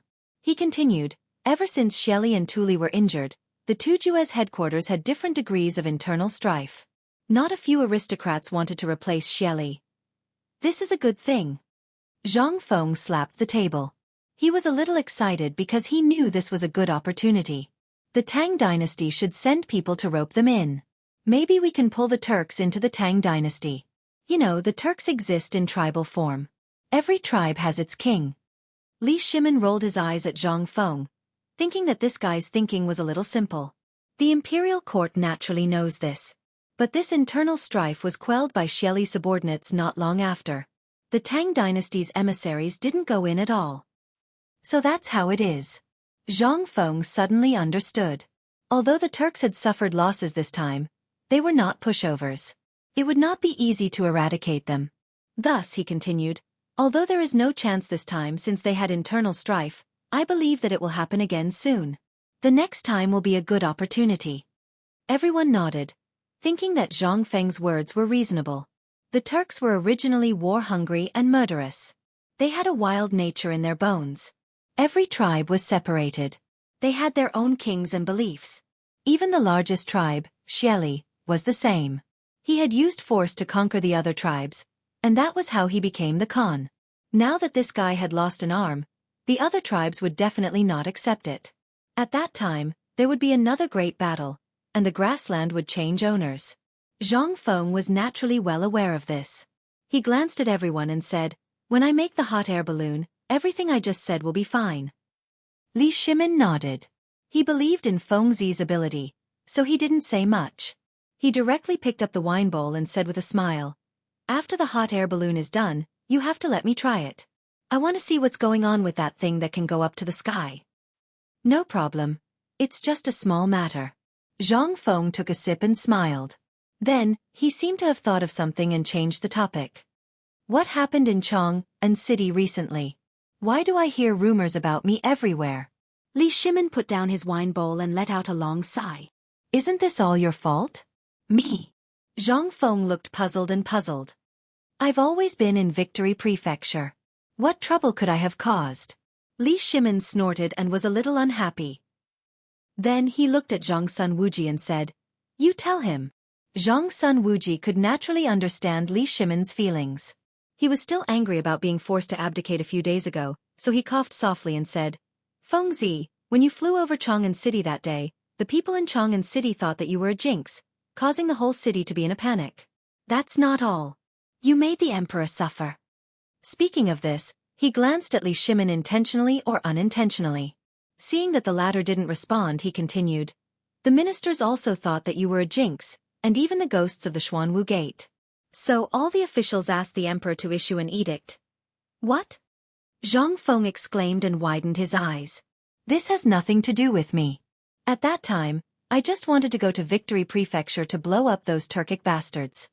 Now the best way was to clear himself of suspicion so that Li Er wouldn't suspect him. Otherwise, if he was punished like this, he would probably be sentenced to death. However, the others didn't think so, because they were the culprits who forced the emperor to abdicate. The real master hadn't said anything yet. Not only that, they even looked down on Zhang Feng. Just now, he said that he would go to Victory Prefecture halfway, but now he changed his words and went to Victory Prefecture of his own accord. How shameless. However, they didn't care. After all, the real master didn't blame him. What could they say? Therefore, Zhang Sun Wuji continued, "I don't mean to blame you. His Majesty did issue an edict, but the storm passed quickly." "That's good." Zhang Feng patted his chest and relaxed his nervous mood. "What happened after that?" Zhang Sun Wuji paused and then said, "Later, he also prepared a sacrificial ceremony and a Waterland conference." Waterland conference. Zhang Feng was stunned and vaguely remembered something. Didn't Xuanzang get to know Li Er at the Waterland conference and become brothers? Now that Li Er was going to hold a Waterland conference, would Xuanzang participate? This guy was going to India. If he got to know Xuanzang, maybe he could get some information about India? Or maybe he could arrange a few spies around Xuanzang. When the time came, they could go to India to gather information. Thinking of this, he quickly asked, "When will the Waterland Conference be held? I also want to see the world." Chapter 1930. Seems like you still have some conscience. Li Shimin snorted, then looked at Zhang Sun Wuji. When will the Waterland Conference be held? He wasn't worried that Feng Zi would see him, because there would be a lot of people. Moreover, the place where the emperor stayed was off limits. There were tens of thousands of guards, so it was impossible to get close. Zhang Sun Wuji thought for a while, then lowered his eyebrows. I'm not sure yet, because there are a lot of rules that haven't been drawn up yet. It will probably be after the ceremony. Zhang Feng nodded. He wasn't in a hurry, since Xuanzang would surface sooner or later. Then they began to eat heartily. Before they could eat to their heart's content, footsteps came from outside the door. After a while, Yu Shernan and the others walked in with a gloomy face. He glanced at the dishes on the table, then looked at Li Shimin and the others. His face fell. What are you doing? He was teaching students just now, but when he heard that Li Shimin and the others were here, he knew that this guy wasn't easy to deal with. He would definitely urge Feng Zi to do this and that, so he rushed over. But when he came, he saw that they were drinking. Li Shimin was a little confused. He wanted to catch up with Feng Zi, but he didn't expect old Yu to rush in. He could only smile and say, "Mr. Bo sure is too polite. We heard that Feng Zi is back, so we specially came to catch up with Feng Zi." Catch up? Yu Shernan glanced at the dishes on the table and snorted. Why are you drinking? Li Shimin looked a little embarrassed. He didn't know how to answer Yu Shernan's question. Zhang Feng saw this and quickly smiled. Teacher, Lao Li just saw that I haven't seen him in a long time, so he came to see me. Drinking some wine is fine. Fine. Yu Shernan looked at Zhang Feng and said with disappointment, "Didn't you say you were injured? Are you sure it's fine?" Feng Zi, are you injured? Li Shimin was a little surprised. He didn't know about this. If he had known, he wouldn't have dragged Feng Zi to drink, let alone now that he was caught by Yu Shernan. Zhang Feng waved his hand, not minding it at all. It's just a small injury. No big deal. Hearing this, Yu Shernan was a little unhappy. He snorted coldly and said, "Even if it doesn't matter, you can't drink. Take away all the wine now." After he finished speaking, he waved his hand towards the door. Soon, a few students came in and took away the wine jars on the table. Li Shimin, Zhang Feng, and the others could only watch helplessly. Their hearts ached, but there was nothing they could do. It was impossible to snatch the wine back, right? Until all the wine was moved away, they didn't say a word. Li Shimin saw that there was no more wine to drink, and Yu Shernan was also here. He had to say goodbye to Zhang Feng. "Feng Zi, we'll visit you again next time." Zhang Feng naturally saw the awkwardness in the scene, so he could only wave goodbye. The group of people cupped their hands and bid farewell to Yu Shernan and the others. Yu Shernan was like an old monk in meditation, not saying a word. He had brought disgrace upon himself, so he could only leave secretly. Seeing that everyone had left, Yu Shernan's expression eased a little. He looked at Zhang Feng and said earnestly, "Feng Zi, don't interact with these guys in the future. They're not good people." In his heart, he had already blacklisted Li Shimin. As for Zhang Sun Wuji and the others, they were treacherous ministers. Zhang Feng didn't know this. He had always regarded Lao Li and the others as good friends. How could he let others speak ill of them? However, it was different for his teachers. He still had to agree on the surface, so he said, "Yes, teacher. This student will remember." Yu Shernan didn't say anything else, because he knew that it was better to do it himself. He flicked his sleeves and left. Only Zhang Feng was left in the room. He sat on a chair, lit a cigarette, and let the smoke stimulate his brain. He thought about how to break free from the restraints of his teachers, and how to not make them angry. Time slowly passed as he thought about it. It was night. A cold wind blew, and the white birch trees in the courtyard rustled.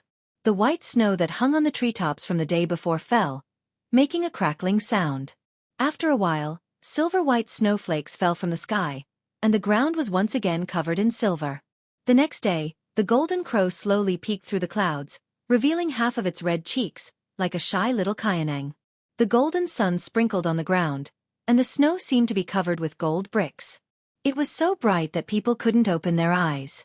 From time to time, the mountain stream stopped these sparrows. They flew back to their nests with scattered fruits in their mouths. They even cried out happily, as if they were composing a victory movement. The loud sound of reading came from the academy. The morning reading had begun. This was the most precious time of the day. Zhang Feng was also woken up by the students on time. He washed up, ate breakfast, and went to the classroom to check on the students' homework. He didn't need to do this. With the teachers around, they could all do it. However, when he returned, the teacher said that he couldn't be lazy and asked him to continue his inspection. This couldn't be helped. He couldn't disobey his teachers. Chapter 1931. So, he came to the classroom. As usual, the students buried their heads in their books and began to read aloud without the need for others to urge them. Zhang Feng nodded pretentiously. These students made him feel at ease. He didn't need to worry about anything. His teacher was worrying for nothing. After seeing the students, he walked towards the research institute. Because of the hot air balloon incident last time, he was still brooding. Falling from the sky? It was too humiliating. Moreover, he was regarded as a child beggar in Chang'an City. Even his family couldn't recognize him when he returned home. This was simply shameful. In addition, he promised Lao Li and the others yesterday that he would let them try the hot air balloon after making it. Thinking, he arrived at the research institute in a short while. As soon as he stepped through the door, he heard cheers. "The dean is back! The dean is back!"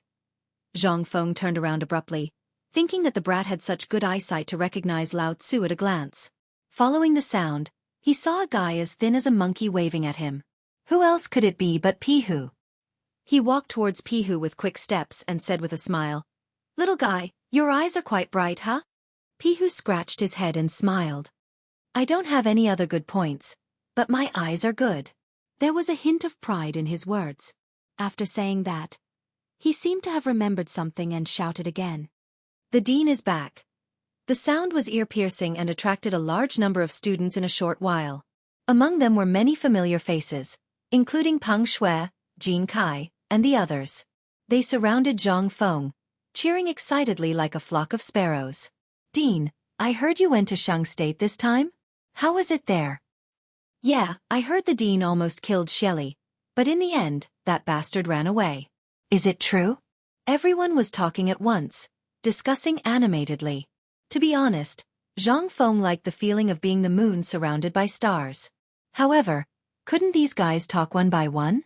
Were they going to make a fuss now? Each one of them was more anxious than him? It was too much. He was a little annoyed and couldn't answer. He could only wave his sleeves and raise his right hand. "Keep." The students were very tactful. Seeing that the dean was a little unhappy, they stopped talking.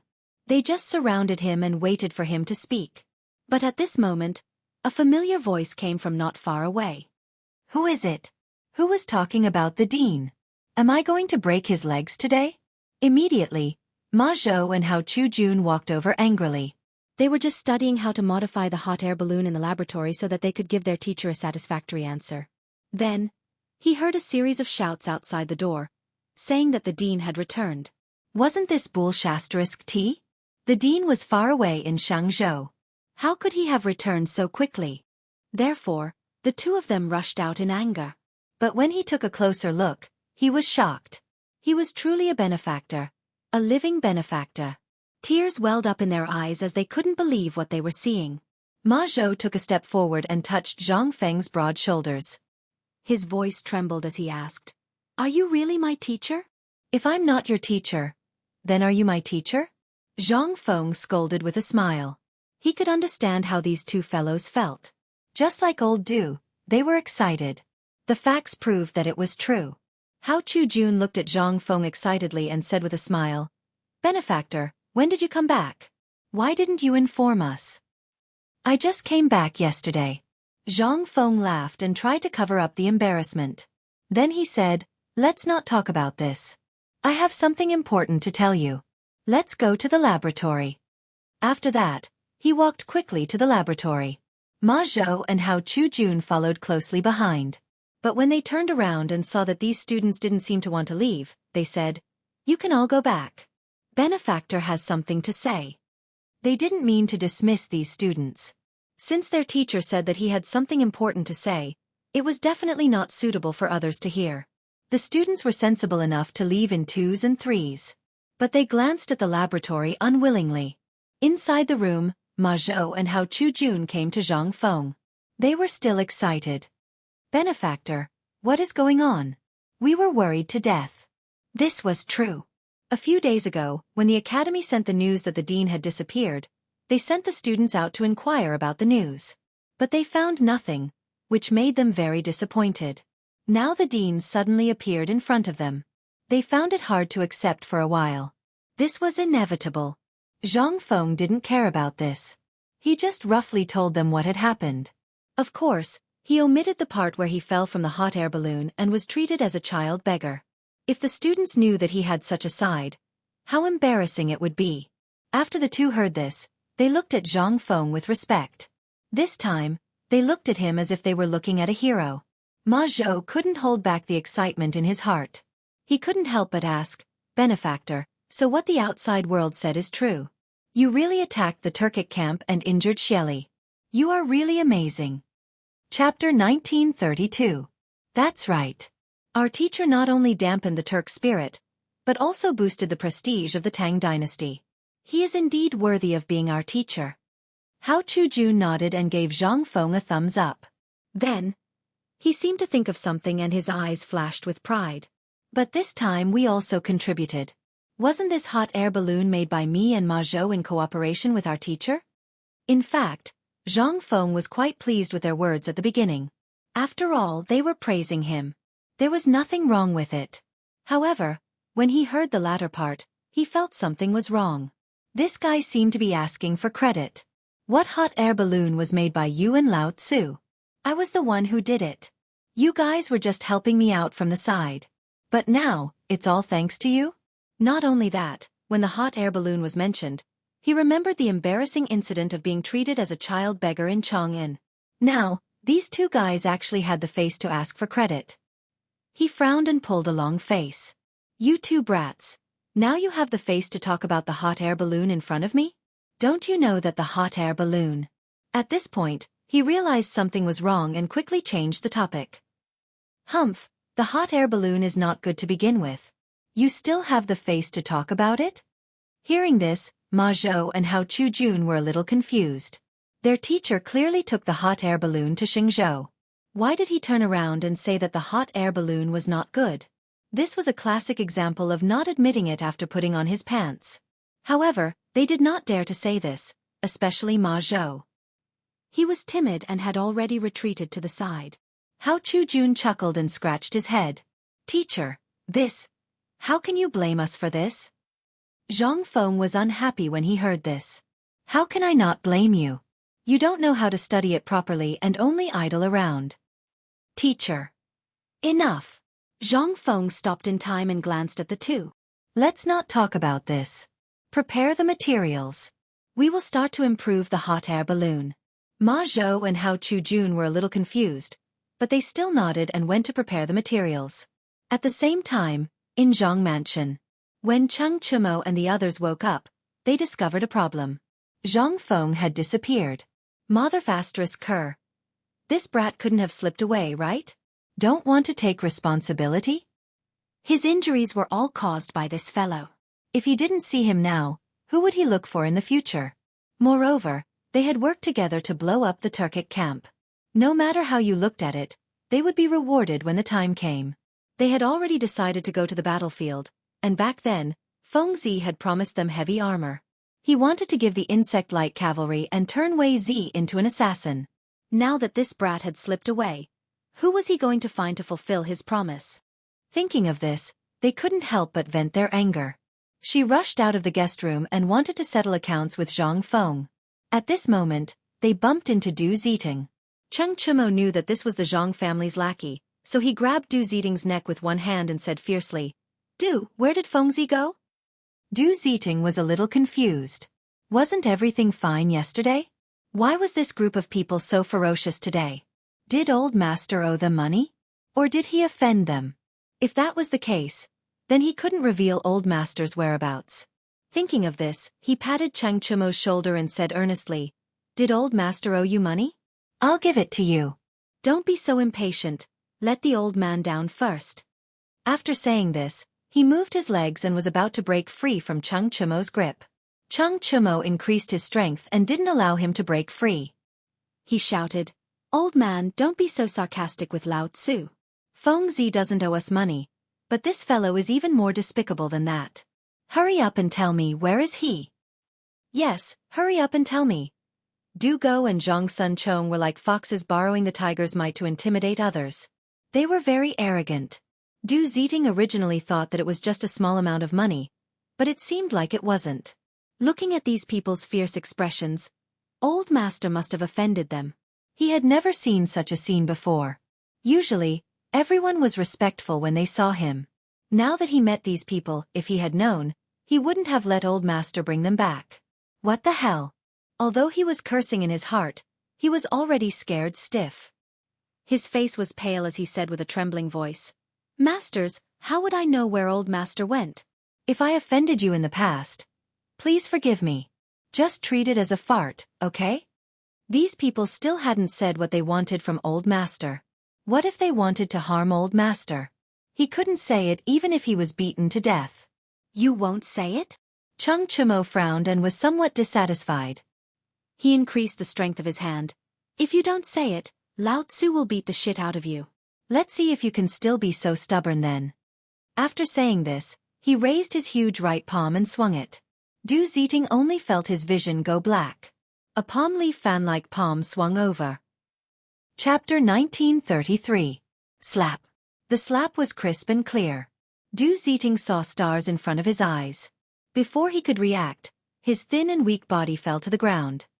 He felt that his old waist was about to break. Then, he screamed like a pig being slaughtered. This scream quickly attracted a group of servants. They knew that it was the housekeeper's voice and rushed over with weapons in their hands. However, would Cheng Chumo let Du Ziting off so easily? He hadn't achieved his goal yet. He strode in front of Du Ziting and grabbed him again. He shouted, "Hurry up and speak." Du Ziting felt a sweetness in his throat. It was as if something was moving in his mouth. He stuck his tongue out and saw a tooth fall out. He was shocked. "My tooth!" Cheng Chumo didn't have the time to care about this. He continued to shout, "I'm asking you a question. Where did Feng Zi go?" Du Ziting was really scared this time. He originally thought that he could solve this problem with money. How did it end up like this? If he had known, he would have said it earlier. Master was so smart. He shouldn't be in trouble. He thought for a moment and his body trembled. Master went to Shao Mountain. Shao Mountain? Cheng Chumo frowned.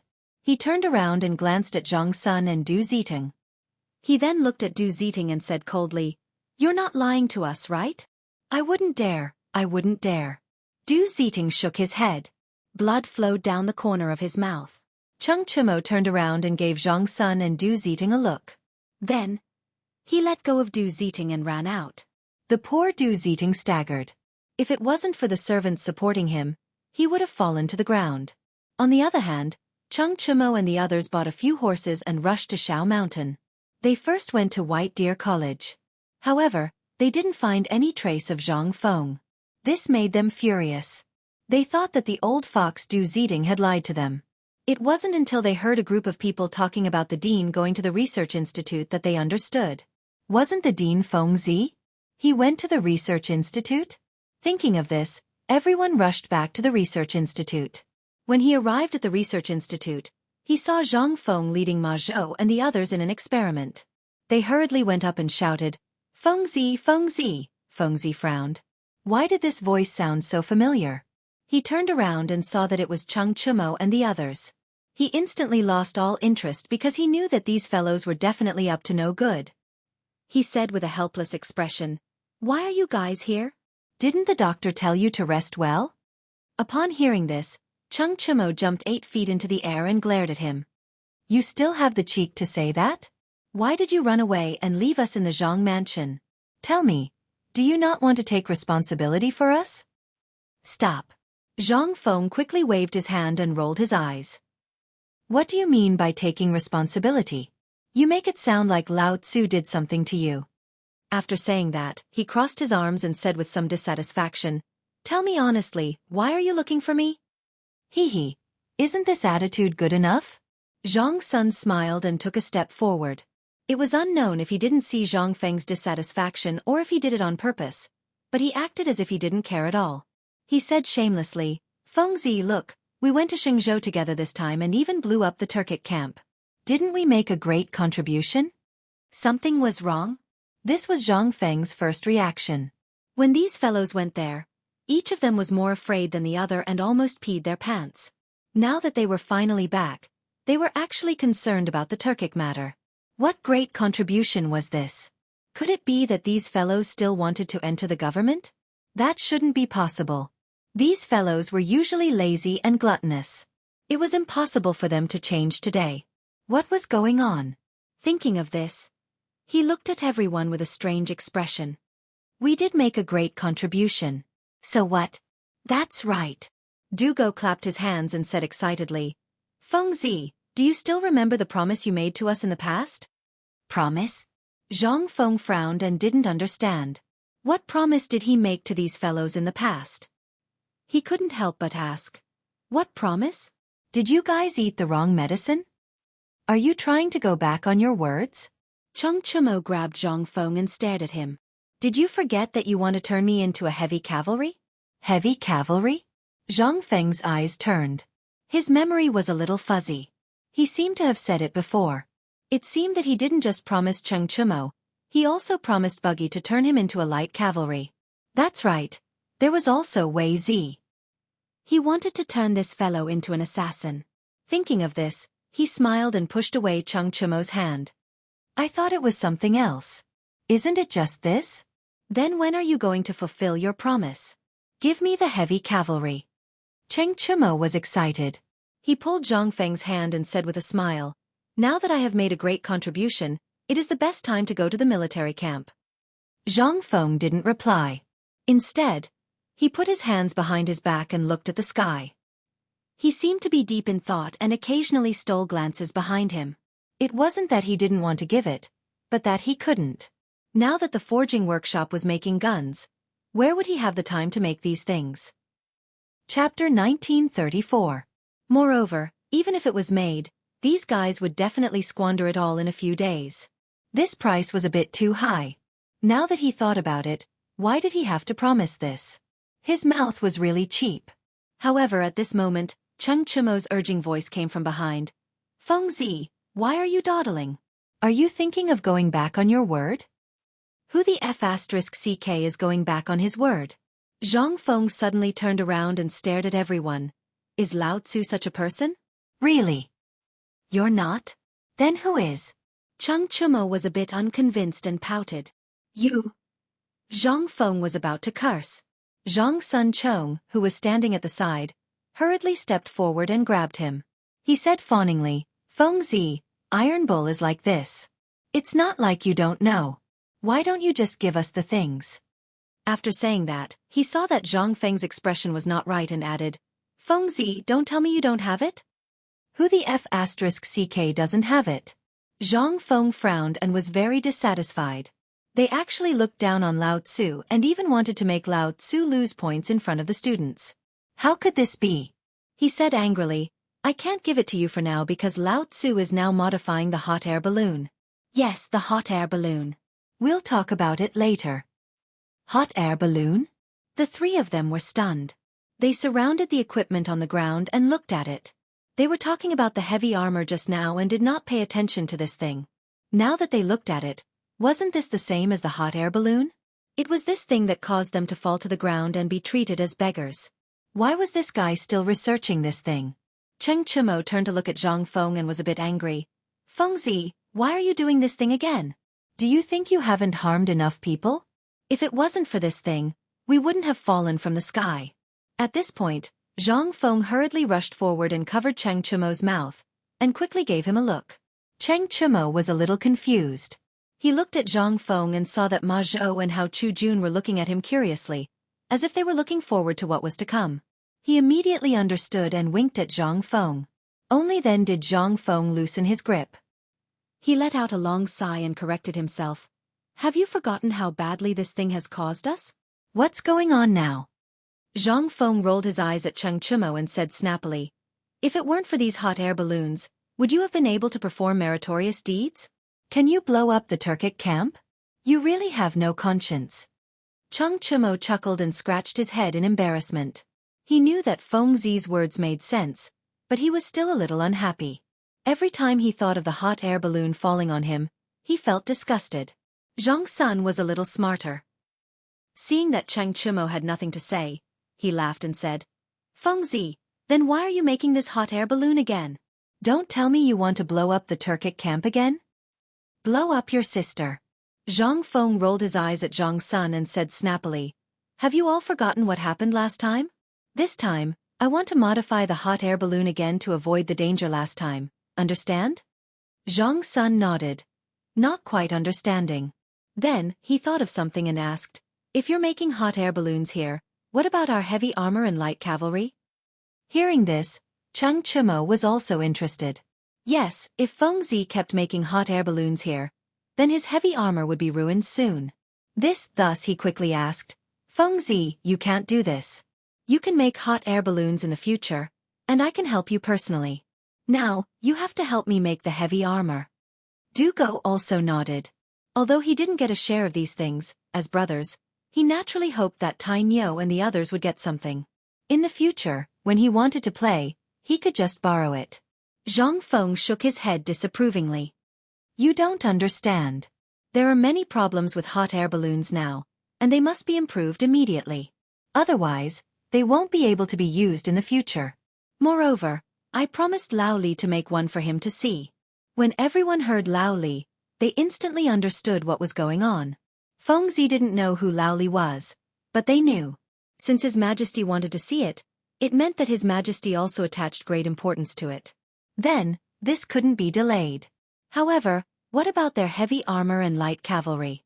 Were they going to just let it go? The three of them looked at each other, their eyes filled with unwillingness. In the end, it was Cheng Chimo who spoke. Feng Zi, since you want to do this, then we have nothing to say. What about the heavy armor and light cavalry you promised us? You can't just let it go, right? Zhang Feng had a headache. Why were these guys so obsessed with heavy armor? He let out a long sigh. How about this? Let's talk about it after I finish modifying the hot air balloons. Right now, the forge is making guns.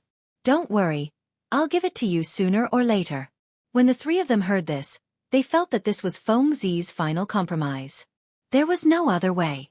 After all, His Majesty also wanted to see it, so they could only nod and agree. Zhang Feng finally let out a sigh of relief. Since there's no problem, you guys should hurry up and leave. I feel annoyed just looking at you. No, we can't leave. Cheng Chimo's head twitched, his face filled with reluctance. Chapter 1935. This confused Zhang Feng. He asked subconsciously, why? Why don't you guys leave? Cheng Chimo rolled his eyes. What if you run away again after we leave? Chang'an is so big, it's not easy for us to find you. Zhang Feng finally understood what was going on. These guys just wanted to follow him. They looked like misers, afraid that he would not give them heavy armor. But this was also good. If there was any heavy work later, he could let these guys do it. After thinking about it, he pretended to be reluctant. You guys can't stay. This is confidential and can't be seen by outsiders. No, we have to stay. Yes, this is the biggest concession we can make. The three of them argued until their faces were red. They were unwilling to back down. Zhang Feng saw that they were so determined and wanted to laugh. Since they wanted to stay, they could do hard work for Lao Tzu. He coughed lightly and said with a serious face, since you guys want to stay, you can help us later. Don't be lazy. No problem. Cheng Chimo waved his hand, indicating that there was no problem. Then, he ran to Ma Zhou. Xiaoma, what do you need me to help with? Seeing that Cheng Chimo had gone to help, Zhang Sun Chong and Zhang Sun Chong did not want to stay any longer, so they quickly went to help. Ma Zhou and Hao Chu Jun were a little confused. They were doing a good job. Why would they need help? They looked to their mentor for help. Zhang Feng waved his hand and smiled. Tangyo, you guys go up? Actually, they were already prepared just now. It was almost the same as before. They just tied up the seal a little tighter. This experiment was to see what the problem was with their own eyes. Originally, he was prepared to go up. Since these three guys were here, he naturally had to go up and sacrifice himself for science. However, Cheng Chimo obviously did not think so. He thought that he was just going to help. He did not expect to go up. This time he was furious. He stepped back. Fengzi, are you trying to kill me? Don't you know how dangerous this thing is? Didn't you say you wanted to help? Zhang Feng revealed a malicious smile, then glanced at Zhang Sun, Chong and the others. Besides, you're not the only one going up. There are these two guys as well. And us. Zhang Sun and Du Go stared at each other. They still remembered the scene outside Chong and City. That was an incomparably miserable time, falling from the sky. They did not want to experience that feeling a second time. Therefore, he hurriedly waved his hand.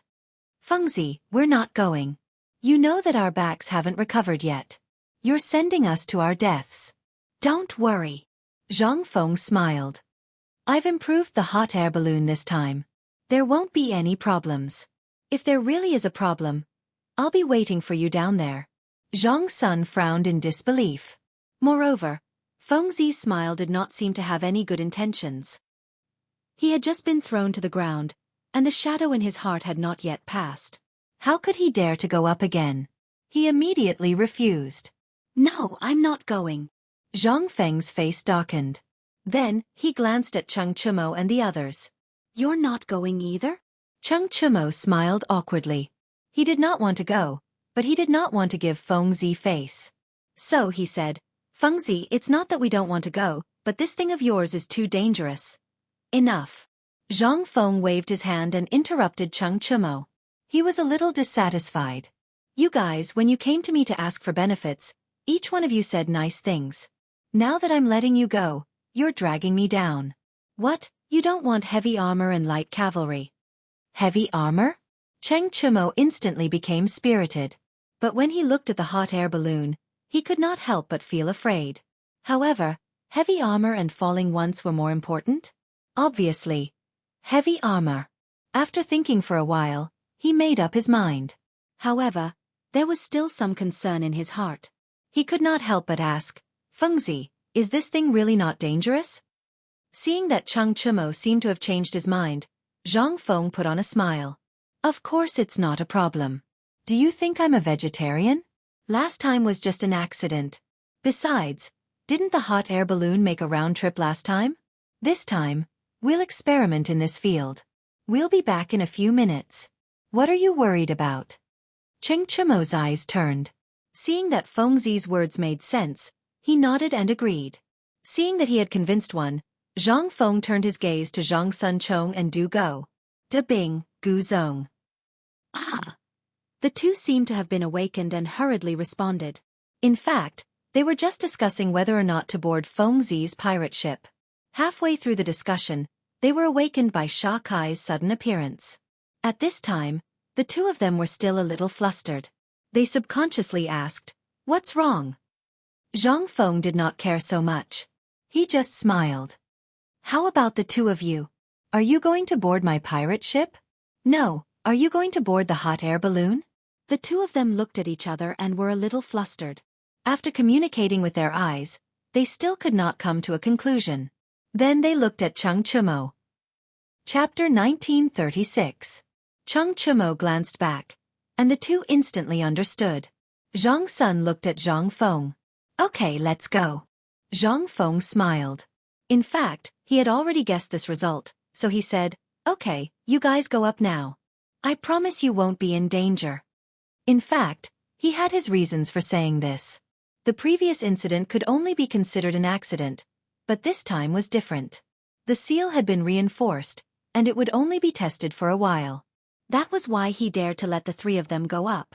Otherwise, he wouldn't dare even if he had 10 guts. However, Cheng Chimo and the other two didn't think so. They were still immersed in the pain of the previous injury, but they had no choice but to agree to Fengzi's request. They could only reluctantly board the hot air balloon. Zhang Feng was overjoyed. He quickly called out to Ma Zhou and Hao Chujun. Get ready to take off. When the two heard this, they put the scissors on the hemp rope connected to the bricks, ready to cut at any time. Cheng Chumo and the other two on the hot air balloon didn't feel good. They held the basket with their hands, and their faces were filled with despair. They thought that they had just been thrown last time, and now they were going to be thrown again. Why was their life so bitter? However, it was not up to them to decide.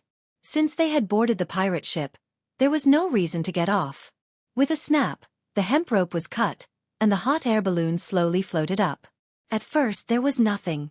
It was still very stable, and it felt the same as before. However, as it got higher and higher, it started to sway. This scared the three of them quite a bit, and they shouted in the basket. Feng Zi, UF** King hurt me again. Help, I don't want to die. They curled up together and cried for their parents. Zhang Feng on the ground put his hands on his hips and raised his head, as if all this had nothing to do with him. In fact, he had been listening carefully. After all, they had just taken off. They didn't fly high, but the sound was very loud. It wasn't that he wasn't worried about Cheng Chumo and the others. On the contrary, he was very relieved. This time, the hot air balloon had been reinforced, and its stability was much better than before. Moreover, it was only flying for a few hours, and there was no danger at all. On the contrary, these guys kept crying and shouting, and it was annoying. Just as he was thinking about it, the crying gradually quieted down. Zhang Feng glanced at the hot air balloon and realized that it had drifted away. He turned his head and glanced at Ma Zhou and the others. Let's go. Let's go and take a look. On the other hand, Cheng Chumo and the others felt that the hot air balloon was swaying for a while, and they almost fell off. But now they were fine. They looked at each other and let go of their hands. They leaned over the basket and looked at it. The fear in their hearts lessened. Look over there, that's Shao Mountain. That's Chang'an City. They slowly let go of themselves, as if they had discovered a new world. After watching for a while, the hot air balloon made a sizzling sound and began to descend. The descent this time was a little different from the previous time. Last time, there was a sudden leak, but this time, it was much slower, as if it was blowing air. If one did not listen carefully, they would not be able to tell the difference. The three of them were still sitting in the basket stupidly. It was only when they saw that the ground was getting closer and closer that they came to their senses. Why did it drop? Yeah, why are we almost at the surface? Didn't Feng Zi say that it would take a few incense sticks to burn? As they spoke, the hot air balloon had already descended to the ground. It landed steadily without any undulations. They quickly got down from the basket and surrounded the hot air balloon to look at it curiously. But at this moment, Zhang Feng came over with Ma Zhou and Hao Chujun. Feng Zi, why did we come down so quickly? Cheng Chumo looked at Zhang Feng with a puzzled face. Zhang Feng glanced at the hot air balloon and smiled. What? You want to continue playing in the sky? Cheng Chumo waved his hand. Although the hot air balloon gave him a good experience, who would dare to joke with their lives? He hurriedly said, No, I'm just curious. Didn't you say that it would take a few incense sticks to burn? Why did you come down so quickly? Is there a problem? Zhang Sun Chong and Du Go also looked at Zhang Feng curiously. However, Zhang Feng didn't answer immediately. Instead, he walked around the hot air balloon a few times and finally checked the seal. He revealed an expression of sudden realization and looked at everyone. Actually, I didn't know before, but now I know. After saying that, he looked at Ma Zhou and Hao Chujun and said with a serious face, Remember, don't use hemp rope to seal the balloon next time. The reason why it fell too quickly this time was because there was too little Qi Chong. Also, the gap in the hemp rope was too big. If you use hemp rope next time, it will definitely be the same as this time. Don't use hemp rope? Ma Zhou and Hao Chujun were a little confused. If they didn't use hemp rope, what would they use? They wanted to ask, but when they thought that their teacher might have other arrangements, they quickly wrote it down in their notebook and said in unison, Yes, teacher. Zhang Feng nodded and then looked at Cheng Chumo and the others. He asked with a serious face, Did you feel anything unusual when you were up there? This is very serious. In the future it may be related to human lives. Think carefully before you speak. Chapter 1937. He knew that these guys were usually sloppy. He purposely made things sound more serious to prevent them from spouting nonsense and to let them know the severity of the situation. Zhang Sun Chong was smart and immediately understood Zhang Feng's meaning. After thinking for a while, he said, "When we were rising, we shook violently. I don't know if that counts." There was nothing else after that. After that, he looked at Cheng Chimo and Du Go. Seeing that they had nothing to add, he nodded and said, "That's all." Zhang Feng frowned and was puzzled. Why did it tremble? Wasn't it fine normally? Why was there a problem now? He walked around the hot air balloon a few times and then checked the parts one by one. When he checked the iron wire, he realized that the iron wire was not tied tightly enough. He thought to himself that these guys were really lucky. They were fine. However, this also showed that Ma Zhou and the rest were not careful. It seemed that he had to be more careful next time. Otherwise, someone might really die.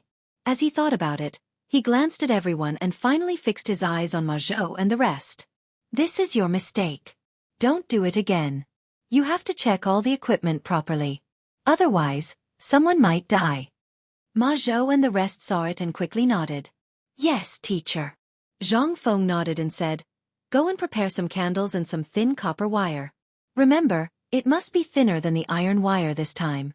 Come and find me when you are ready." Ma Zhou and the rest were puzzled. Why did their teacher need candles? They could not use them. However, since their teacher had given them instructions, he might have other intentions.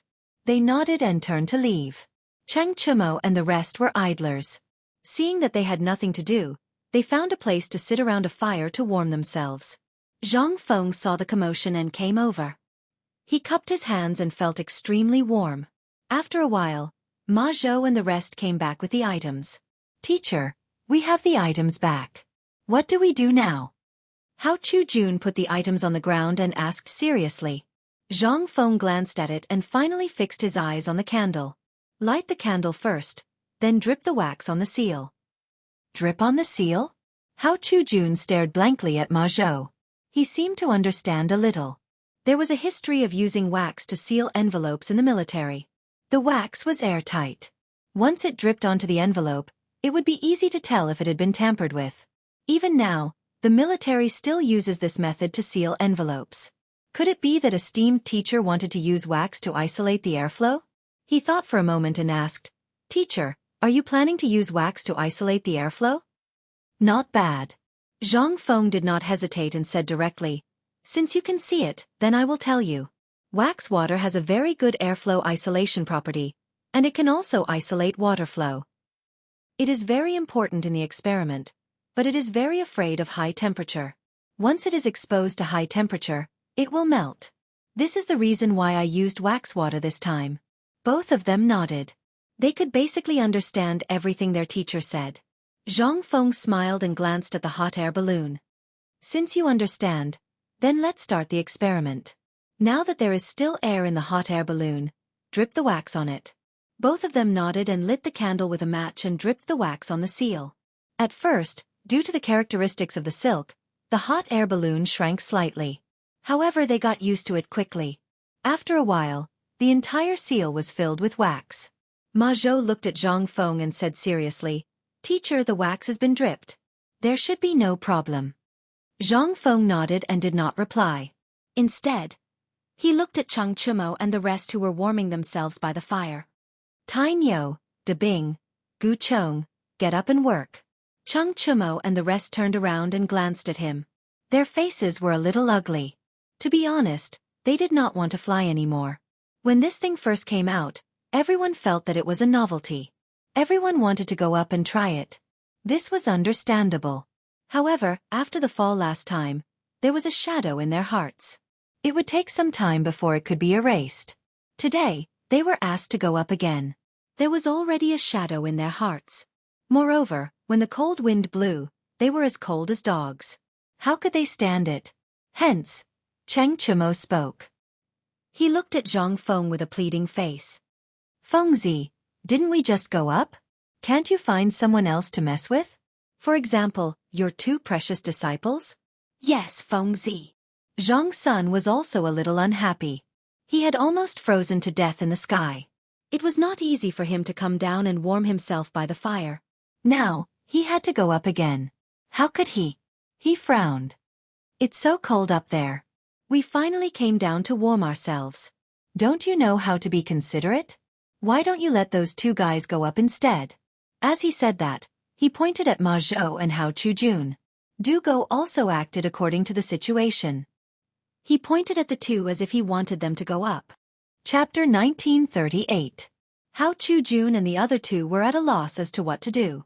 They looked at Zhang Feng and were about to say something when Zhang Feng waved his hand to stop them. He smiled at Cheng Chumo and the others and said, Iron Bull, I know you feel cold in the sky, but this is for science and for the Tang Empire. You have to sacrifice once. As for Ma Zhou and the others, they cannot go to the sky. Why can't they go to the sky? Are you trying to trick us? Dugo was a little unconvinced. Do you think they can go to the sky with their physiques? Zhang Feng snorted and said angrily, Besides, if they go to the sky, who will record the data underground? You. Everyone looked at each other. Although they didn't know what data was, Fengzi said it so confidently. It should be something very important. They couldn't say much. It was just that they were more or less repulsed by the idea of going to the sky. They had just been thrown down last time. No one was willing to go there again. Cheng Chumo said embarrassedly, Fengzi, it's not that we don't want to go to the sky, but it's a little too cold. Can you relax a little? Or we can go find some people. He had already thought about it. As long as Fengzi agreed, he would go outside and find some irrelevant people. At most he would pay some money. However, Zhang Feng obviously didn't think so. He frowned. He hated these guys' excuses the most. He waved his hand and said, No, you have been there before. I don't feel at ease letting others go. At most, I'll let you take some things to keep warm. Is that okay? Cheng Chumo looked at Zhang Sun and the other two. Seeing that he couldn't refuse, he said, Well, you have to prepare more. Zhang Feng nodded and then looked at Ma Zhou and the others. You go and prepare some things to keep warm. Try to hurry. Ma Zhou and the others didn't hesitate. They turned and ran away. After a while, they came back with all kinds of quilts and cotton-padded clothes. Zhang Feng casually glanced at it and then passed it to Cheng Chumo and the others. Here, the quilt and cotton-padded clothes are all yours. Put them on and go up. Cheng Chumo and the others reluctantly took the cotton-padded clothes and slowly boarded the hot air balloon. After everything was ready, Zhang Feng looked at Ma Zhou and the others. Untie the ropes and take off. Ma Zhou nodded and quickly untied the hemp rope. The hot air balloon slowly rose at a speed visible to the naked eye.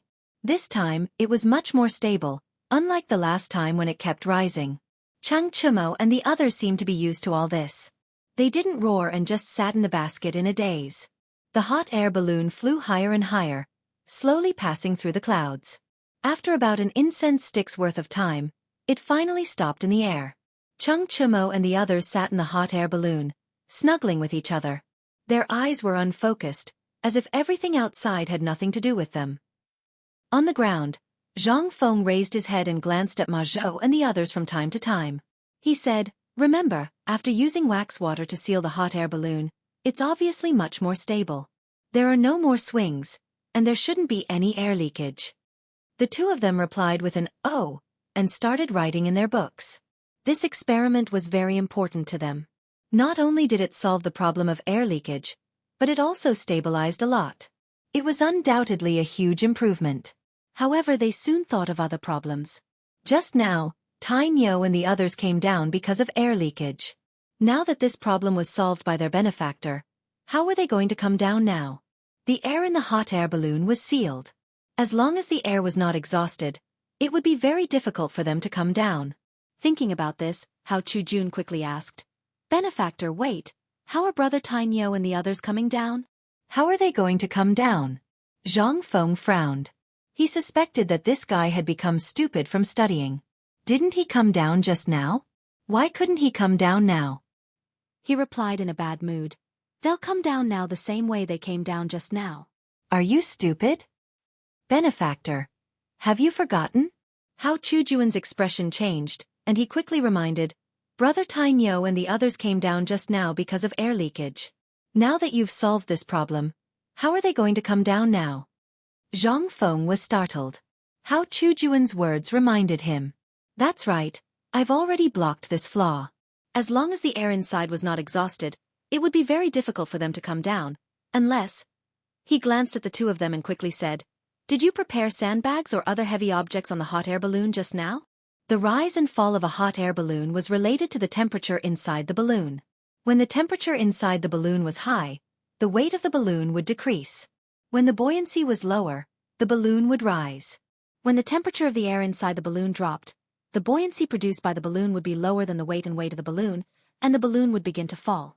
However, this method could not be used in the hot air balloon that was currently being developed.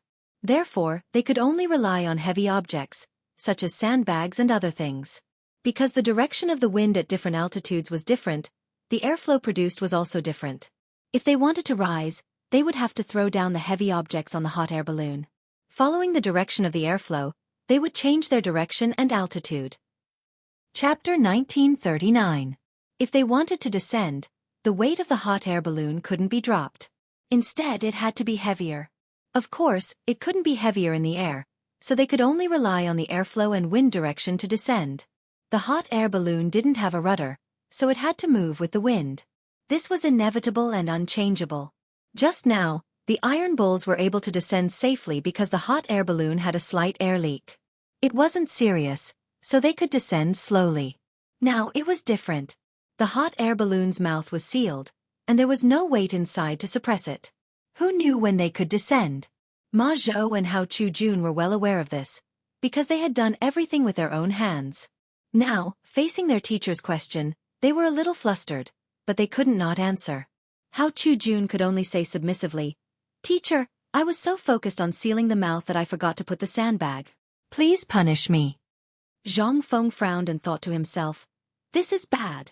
Without the sandbag to suppress it, the hot air balloon would definitely rise higher and higher. He couldn't care less about what he was thinking and suddenly looked up. As expected, the hot air balloon could now be seen as a shadow. What should they do? The iron bulls were brought up to the sky by the hot air balloon, and now the mouth was sealed. When would they come down? Ma Zhou seemed to have noticed something and quickly asked, "Teacher, what should we do now? Will Brother Iron Bull and the others be in danger?" Zhang Feng glanced at the sky and sighed. "There's no danger. After all, the hot air balloon has been perfected. I just don't know when these guys will come down." Hearing this, Ma Zhou and Hao Chujun looked at each other and realized their mistake. They quickly lowered their heads and admitted their mistake. "Please forgive us, teacher. This time, it's all our fault." Zhang Feng waved his hand and didn't mind. "It's not your fault. You were just following orders. The main thing is that I didn't explain it clearly to you." With that, he sighed and walked towards the fire. "You don't have to blame yourselves. Come and sit. Iron Bull and the others won't be in danger. They should be able to come down even when it's dark. Let's sit here and wait for them." Hao Chujun didn't hear any reproach in his teacher's words, so he casually found a seat and sat down. He glanced at the dusky sun in the sky and said, "Teacher, it's already noon. Brother Tainyo should be able to come down by now, right?" Zhang Feng looked up and said uncertainly, "I don't know. He should be able to come down, right?" As soon as he finished speaking, he felt a gurgling sound coming from his stomach, followed by a feeling of hunger. Therefore he looked at Ma Zhou and Ma Li. "Are you guys hungry? Let's go find something to eat." Ma Zhou rubbed his belly and said with a silly smile, "If Master didn't mention it, I wouldn't have felt it. I'm just a little hungry. I'll go and find something." After saying that, he pulled Hao Chujun and ran away. Not long after, the two of them ran back with all kinds of ingredients. There were fish, sweet potatoes, and other things. Ma Zhou grinned at Zhang Feng. "Master, this sweet potato is something I've been looking for a long time. I used to roast it a lot. There's also this fish." Zhang Feng looked at the sweet potato in Ma Zhou's hand, and the hunger in his stomach couldn't help but rise. He swallowed his saliva and said, "Don't talk nonsense. Let's get started." Ma Zhou chuckled and his hands were already moving. Hao Chujun was also helping at the side. The two of them roasted the sweet potato, and the other roasted the fresh fish. Not long after, a melodious fragrance floated out, causing Zhang Feng to swallow his saliva. Time seemed to pass very quickly in winter. The sun that was hanging above their heads just now had already begun to set in the west. Zhang Feng ate the roasted sweet potato in his hand and glanced at the sky. At this glance, he seemed to have discovered something. He suddenly stood up and said in surprise, "Where did Tang and the others go?" Ma Zhou and Ma Li also hurriedly stood up and carefully scanned the sky. As expected, they didn't find any trace of Tang and the others. He hurriedly asked, "Master, what should we do now? Has brother Tang disappeared?" Zhang Feng was just about to say, "Immediately chase after them," when the tip of his nose was unwillingly attracted by a fragrance. He smelled the fragrance and looked over. He saw that the roasted fish on the fire was already crispy on the outside and tender on the inside. The fish was already cooked. It would be a waste if he didn't eat it. Moreover, Tang and the others were in the sky. They shouldn't be in any danger, right? After thinking about it, he suppressed the evil thoughts in his heart. He turned around and sat down. He looked at Ma Zhou and Hao Chujun and said, "Come, let's eat the fish first." Eat fish? Hao Chujun and Ma Zhou were stunned. Now that he was eating fish, he wasn't going to look for brother Tang and the others? What was their master thinking? Getting rid of the donkey after it had left the millstone? Not admitting it after putting on his pants?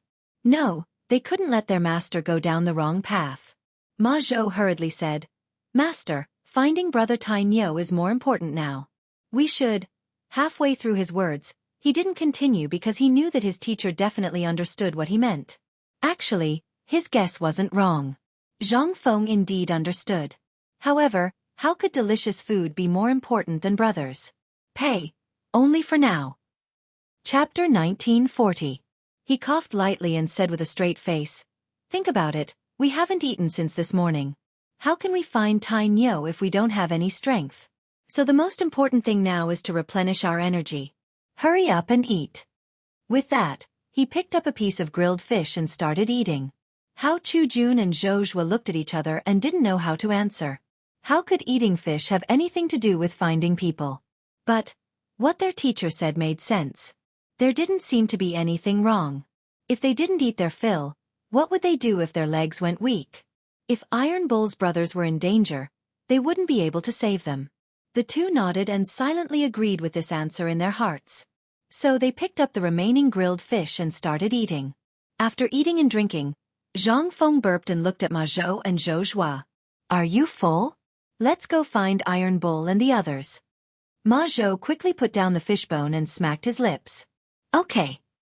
Actually, when he was eating just now, he felt a little guilty. Iron Bull's brothers were missing, but he was eating and drinking here. He really shouldn't have. However, the smell of the grilled fish made him give up on the distracting thoughts in his heart. How could food be more important than brothers? And they were the kind of brothers that smelled so good. Hao Chujun was different from him. He ate and drank as he pleased.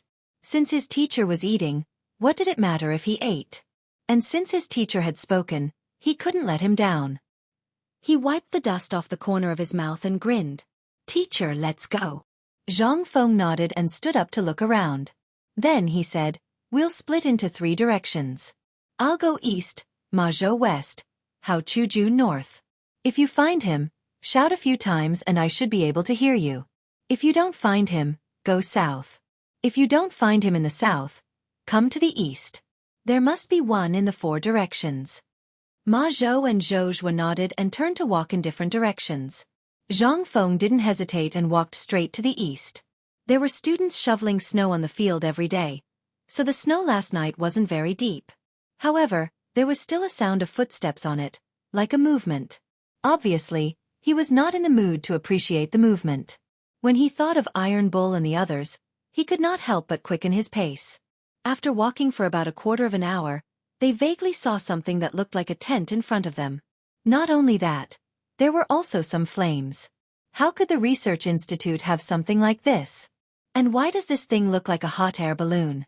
Puzzled, he couldn't help but quicken his pace. As he walked closer, he saw 3 people sitting beside the fire. They were Cheng Chimo, Zhang Sun, Chong, and Du Go. This tent-like thing was also a hot air balloon. However, this hot air balloon seemed to be deflated at this moment, dispirited and listless. Zhang Feng was puzzled. Wasn't it sealed with wax? How could he be discouraged? He couldn't help but ask, Iron Bull, what's the matter with this hot air balloon? When Cheng Chumo heard this, he rolled his eyes at Zhang Feng. You still have the nerve to say that. If we weren't smart enough to poke a hole in the hot air balloon, we would probably still be in the sky. What? Zhang Feng's eyes widened. Poked a hole in the hot air balloon? These guys actually poked a hole in the hot air balloon? Didn't they know how difficult it was to make this thing? They actually poked a hole in it? The veins on his head bulged. Just as he was about to curse, he suddenly thought of something. These guys didn't want to go up in the first place. If he scolded them now, what if they still didn't want to go up? He still had to rely on these guys for the experiment later. After thinking about it, he suppressed the anger in his heart and said with a gloomy face, Can't you wait for the hot air balloon to descend on its own? Do you have to expose it? Aren't you afraid of dying? Cheng Chumo raised his head and felt that the hair on his nose could be seen. When will it descend on its own? I'm afraid we'll have to go tomorrow morning. After saying that, he seemed a little dissatisfied. Of course we're afraid of dying, but we're even more afraid of not being able to descend from the sky. That's why we poked the hot air balloon. Isn't it just some silk? At worst, I'll give you some more. Besides, we gave you so much last time. You probably haven't used it all, right? Yes. Zhang Sun rushed over and said, Fengzi, it's just some silk. Do you have to go so far? Zhang Feng's face turned slightly red. He really hadn't used up all the silk from last time. At worst, he could just change it. He didn't argue and waved his hand. Forget it, forget it. Let's not talk about this for now. How did it feel up there? Cheng Chumo's head twitched. Obviously, he didn't want to answer. Seeing this, Dugo quickly smiled and said, Fengzi, the effect up there was quite good. It was much more stable, but there was no way to control the direction. You saw it yourself when you were down there. Zhang Feng nodded. Actually, he had already noticed what Dugo said. There was no way to control the direction because of the weight. There was no heavy object on top of the hot air balloon to suppress it. As long as there were heavy objects like sandbags, he believed that such a situation could be avoided. Chapter 1941. He knew the reason, but how could he coax these people to go up? He glanced at the three people who were sulking and fell into deep thought. But at this moment, Ma Zhou and Hao Chujun ran over. Teacher, teacher! Hao Chujun shouted as he ran. The sudden shout interrupted Zhang Feng's thoughts. He looked up and said angrily, What's wrong? Ma Zhou gasped and said, Teacher, what should we do if the hot air balloon breaks? Zhang Feng glanced at the deflated hot air balloon and replied, You should have some leftover silk, right? Bring it over and reassemble it. Ma Zhou and Hao Chujun nodded, turned around, and ran away. Cheng Chumo saw this and quickly waved his hand. Fengzi, we won't go up later. He knew that Ma Zhou was going to get the silk now to remake the hot air balloon. Once it was done, it would be better for them to go up. Now was the time to say it in advance, lest they become lab rats later. Zhang Feng naturally knew what this guy was thinking, so he had to persuade him. Tainyo, think about it. You're sacrificing yourself for science. If you succeed, the people of the Tang dynasty will remember you, and your Chen family will be proud in the future. Cheng Chumo was stunned. Why did this sound so strange? It sounded like he was going to die? Sacrifice himself? The people of the Tang dynasty would remember him? Was this a trap waiting for him to fall into? The more he thought about it, the more he felt that something was wrong. He quickly refused. No, no, no, I don't want the people of the Tang dynasty to remember me. Lao Tzu hasn't married yet. I don't want to die yet. Zhang Sun also seemed to understand something and quickly interjected, Yes, you want to experiment on us. We're not stupid. Didn't we already experiment just now? Dugo was also about to say something, but unexpectedly, Zhang Feng was one step ahead of him. He said, That was then and this is now. Just now, I admit that I made a mistake. I didn't put the sandbag up, but it's different now. I've already prepared the sandbag. As long as you guys don't poke the hot air balloon again, I guarantee that nothing will happen. Dugo shook his head like a rattledrum, his face full of reluctance. Although I've done this a few times, it's still a little dangerous. I don't want to throw my life away. After saying that, he looked at Cheng Chumo and Li Yunhong. Don't you think so? It was as if Cheng Chumo and Lu Zilong had discussed this beforehand. They nodded in unison and even looked at Zhang Feng with disdain. This made Zhang Feng very worried. If these fellows weren't willing to go up, then who else could he find to experiment with? Ma Zhou and Hao Chujun had to record the data below. The students had no experience at all. If they went up, they might wet their pants. At the end of the day, it was still these guys. His brows furrowed and his face darkened. Iron Bull, don't you want heavy armor and light cavalry? Cheng Chumo was startled. Heavy armor was indeed something he had dreamed of. As the eldest son of the Cheng family, he had always been called a wastrel. This made him very uncomfortable. He had always wanted to get rid of this unpleasant title. His father had often beaten him because of this. However, how could it be so easy? When he met Feng Zi, he knew that it was possible. However, this family wanted him to sit in a hot air balloon. This was something that could take his life. Compared to his life, heavy armor was a little less important. He narrowed his eyes and seemed to have made up his mind. I don't want it. How can heavy armor be more important than my life? When he said this, Zhang Sun and Du Go both widened their eyes, as if they didn't know this guy in front of them. They all knew that Iron Bull viewed heavy armor as more important than his life. Now, he actually said something like this? It was hard to believe. Did this guy really not want heavy armor? They looked at Iron Bull in disbelief, but they couldn't see anything. And this guy was really good at lying. This was the conclusion that the two of them had for Iron Bull. Because they didn't believe that Iron Bull would give up on heavy armor, the only possibility now was that this guy was lying. Then, could they give it a try? With that thought in mind, Zhang Sun also said, I don't want the light cavalry either. Zhang Feng was stunned. He thought that Iron Bull might have said this on impulse, but he never thought that Zhang Sun would say the same thing. One had to know that this guy loved to urge others from behind. This time it was completely different. He didn't urge others, but he fell into it himself. Zhang Feng had nothing to say. He could only admit defeat. Now that these two guys didn't want heavy armor and light cavalry, wouldn't he have no way to do anything to them? How could he coax them into the hot air balloon? If he went up, would he be able to do it? In fact, it wasn't a bad thing for him to go up. The hot air balloon was basically not dangerous now. It was just a matter of how it rose and fell. Moreover, he could understand the hot air balloon more directly if he went up. However, if he went up, would these guys also come up? He probed with some uncertainty. If I go up, will you guys come up? You want to go? Cheng Chumo frowned, then looked at Zhang Sun and Du Go. They seemed to be exchanging glances. Chapter 1942. If Feng Zi went up, then there would be no danger. To be honest, they were not willing to go up because they were worried about the danger. Now that Zhang Feng went up, these worries were basically eliminated. Zhang Sun understood in his heart and revealed a malicious smile. If we go up, then what about the heavy armor and light cavalry that you promised before? These words reminded Cheng Chumo. He looked at Zhang Feng and quickly said, Yes, do you still honor your promise? Zhang Feng smiled, thinking that these guys really knew how to take advantage of the situation. Just now, they said that they would not go up, but now that they heard that he was going up, they immediately thickened their faces and came. However, this was understandable. After all, he had promised these guys. He could only say, Honor the promise, okay? Are you going up or not? Yes, I will fight with whoever doesn't go up. Cheng Chumo glared and raised his right hand as he looked at Zhang Sun and Ma Tao. It was as if these words were meant for them to hear.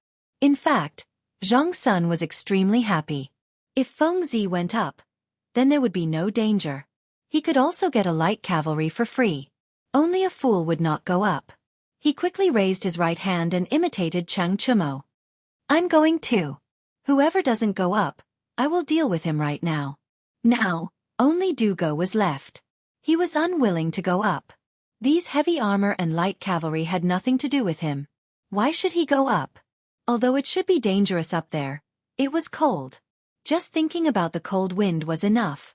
However, when he saw Cheng Chumo and Zhang Sun look like they wanted to eat him up, he swallowed his words of refusal. He could only say submissively, Then let's go. Zhang Feng nodded in satisfaction. Good, Lao Tzu did not misjudge you. As soon as he finished speaking, Ma Zhou and Hao Chujun both staggered back. They were holding silk and many sandbags. They were so tired that they were panting. Hao Chujun quickly stepped forward and threw down the sandbags in his hands. He panted heavily.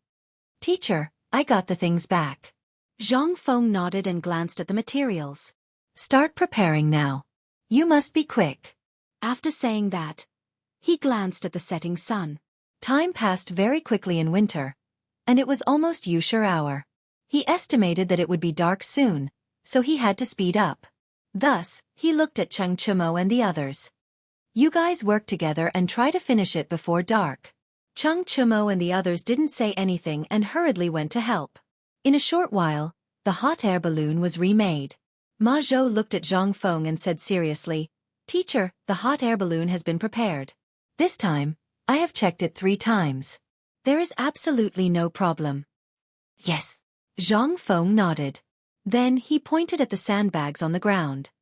Put the sandbags there. Put as many as you can. If there are any other heavy objects, you can put them there too. Ma Zhou and the others nodded and put all the sandbags up one by one. Only then did they stop. Zhang Feng saw everything clearly from the side. Seeing that there was no problem, he took the lead and walked up the hot air balloon. Then he looked at Cheng Chumo and the others. You guys come up too. Cheng Chumo and the others saw that there was no problem and that Feng Zi had also gone up. Only then did they slowly step onto the hot air balloon. Zhang Feng glanced at Ma Zhou and said, Untie the hemp rope. Ma Zhou nodded and immediately untied the hemp rope. Soon, the hot air balloon began to slowly float up. It was unknown whether it was because of the sandbags or other reasons, but the rise this time was particularly slow. Cheng Chumo and the others no longer had the fear from before. It was as if with Feng Zi as a protective talisman by their side, there was nothing to be afraid of. They each leaned on the edge of the basket and admired the beautiful underground scenery. Zhang Feng was not so leisurely. This time, he went up to record the approximate deviation of the hot air balloon's rise and fall due to the airflow, so as to avoid accidentally drifting far away next time. The hot air balloon rose higher and higher, slowly passing through the clouds in the sky. After a quarter of an hour, it stopped in the air with very little shaking. Zhang Feng stood up and glanced down.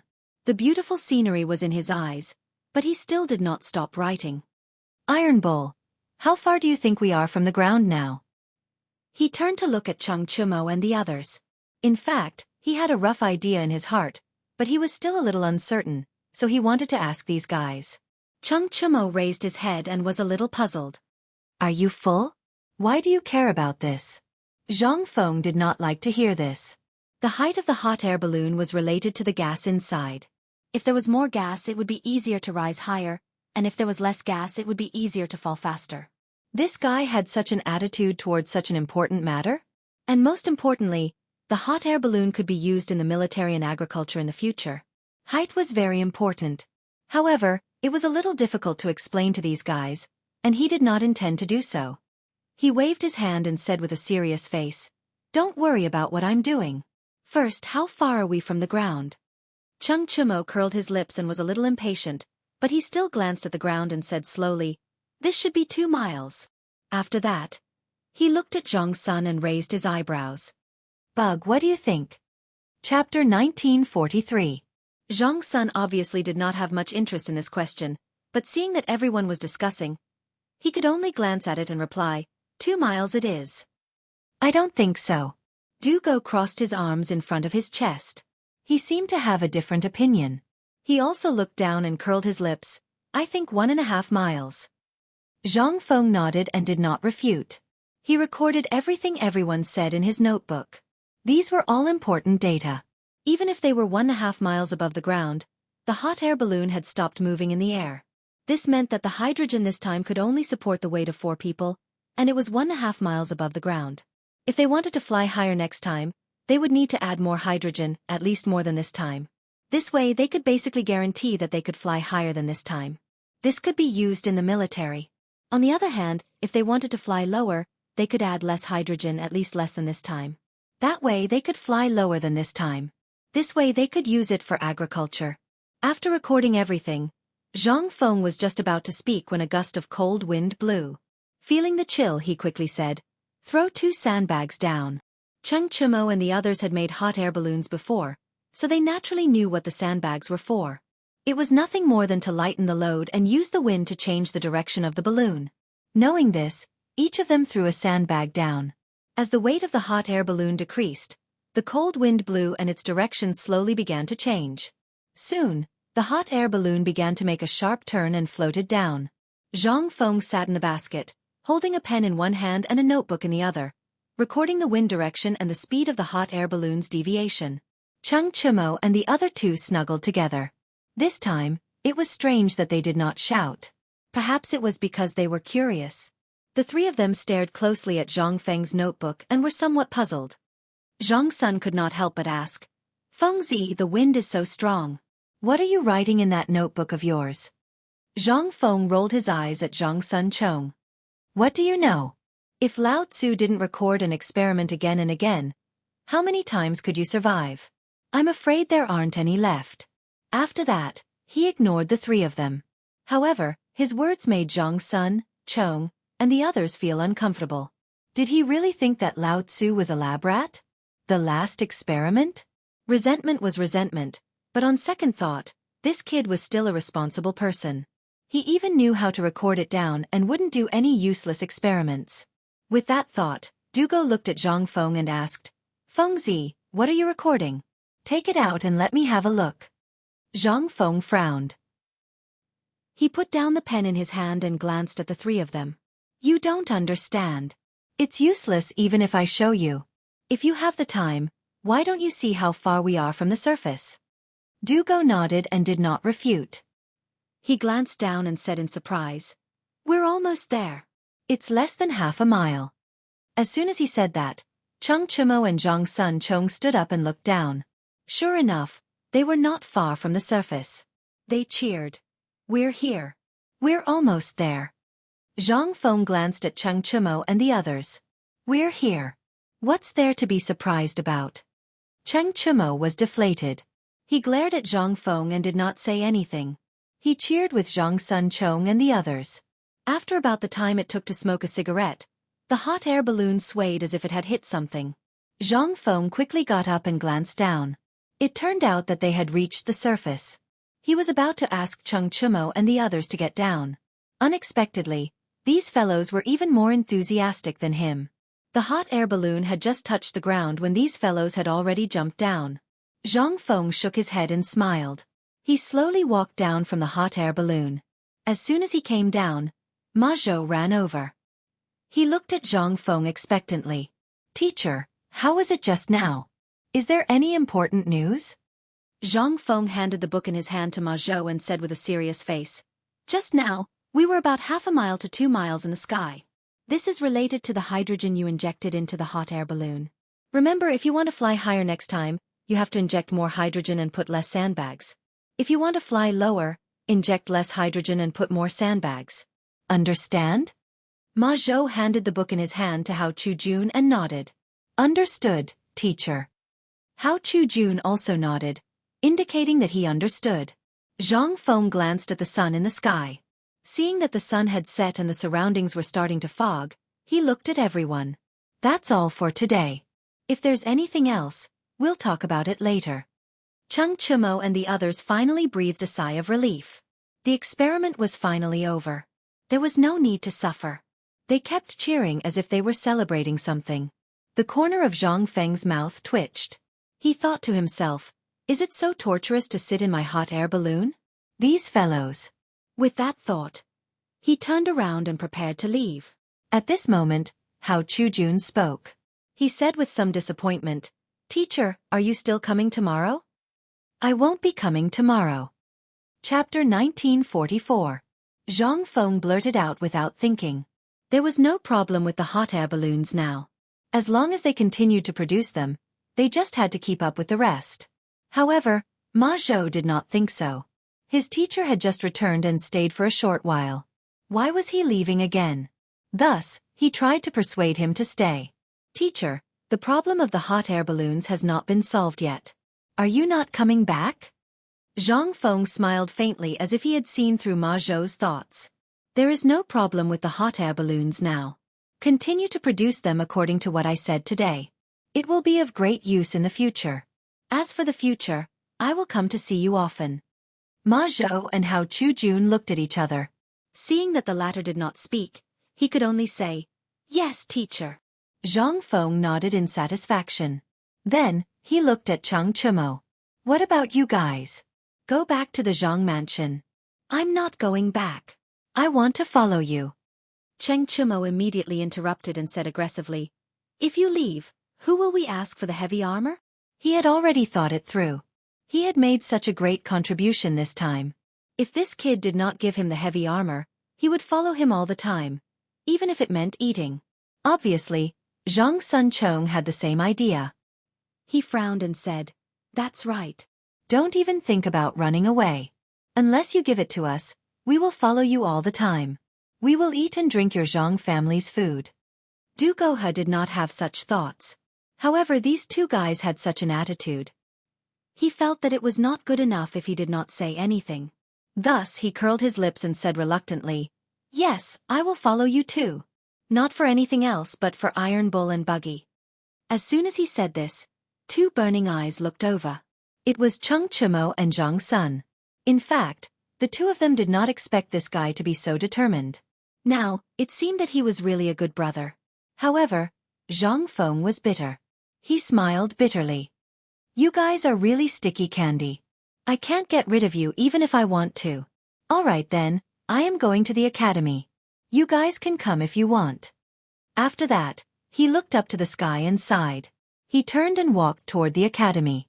Cheng Chumo and the others looked at each other and naturally followed closely behind. Now that things had come to this, they naturally could not let this kid go. Zhang Feng walked in front and glanced back from time to time. He found that these guys were really following him. He had a big headache and couldn't help but speed up, trying to get rid of these annoying guys. However, how could Cheng Chumo and the others fall for this? Seeing Zhang Feng quicken his pace, he hurriedly chased after him. Zhang Feng returned to the academy in silence. Some students greeted him, but he was not in the mood. He hurried back to his residence and bolted the door, ignoring everyone. Cheng Chumo and the others hurried and finally arrived at the residence. They were panting heavily, and without saying anything, they went up and called out, "Feng Zi, open the door. Don't think that you'll be fine if you hide inside. If you have the ability to make a promise, then you have the ability to give me something." Zhang Feng was irritated by the loud shouts. He lit up a cigarette and smoked silently. He thought to himself that this could not go on. It was better to go to the workshop tomorrow morning to find something for these guys to play with. Otherwise, it would not be good for them to keep pestering him. Just as he was thinking, the shouting outside grew louder. Zhang Feng could not stand it anymore. He threw away the cigarette butt in his hand and shouted at the door, "Stop King quarreling. If there's anything, we can talk about it tomorrow." After that, he turned over and got into bed angrily. He did not even take off his clothes. He stuffed the blanket over his head and pretended not to hear the voices outside. Outside the door, following Zhang Feng's shouting, Cheng Chumo waved his hand and signaled Zhang Sun and the others to shut up. Zhang Sun was also smart. He quickly stopped and looked at Cheng Chumo impatiently. "Tainyo, what did Feng Zi just say? Did you hear it?" Cheng Chumo did not answer. He put his ear on the door as if he was listening for something. After a while, he looked at Zhang Sun Chong and said seriously, "Feng Zi should be saying that he will give us the things tomorrow and asked us to find a place to sleep first." Zhang Sun frowned as if he did not believe it. Because he knew Feng Zi well. How could this guy let go so easily? But he did not hear it clearly, so he looked at Du Go. "Debing, did you hear what Feng Zi said just now?" Du Go raised his eyebrows and smiled as if he was the most reliable. "I heard Feng Zi say that if you guys continue to quarrel, he would break your legs. That's all." Zhang Sun frowned again. According to Feng Zi's personality, it was very likely that he would say something like that. But these two guys each said something different. Who should he listen to? He said with some doubt, "Can you two be sure? What did Feng Zi say?" Cheng Chumo looked at Du Go and was puzzled. Could this guy be right? Actually, he was just guessing, so he was not sure. But no matter what Fengzi said, he would not leave. Chapter 1945. Thus he made up his mind. No matter what this bastard says, we have to give him the thing. We'll wait here today. Anyway, it's already dark and he can't go out. Tomorrow morning, we'll ask him for the thing. What do you think? Zhang Sun looked at the dark sky and seemed to have made a decision. He nodded. That's right. It's already dark and we can't go down the mountain. We'll wait here for this kid and ask him for the thing tomorrow. Dugo felt that he had boarded a pirate ship, but it seemed like he couldn't get off now. He could only nod reluctantly. After making up their minds, the three of them didn't say much. They found an empty space near the door and sat down. Time passed by bit by bit. The fog started to rise and the air was moist, making people feel cold. They didn't know what was going on tonight. Perhaps the heavens were looking at these guys. It didn't snow, but layers of fog passed through, making people shiver from the cold.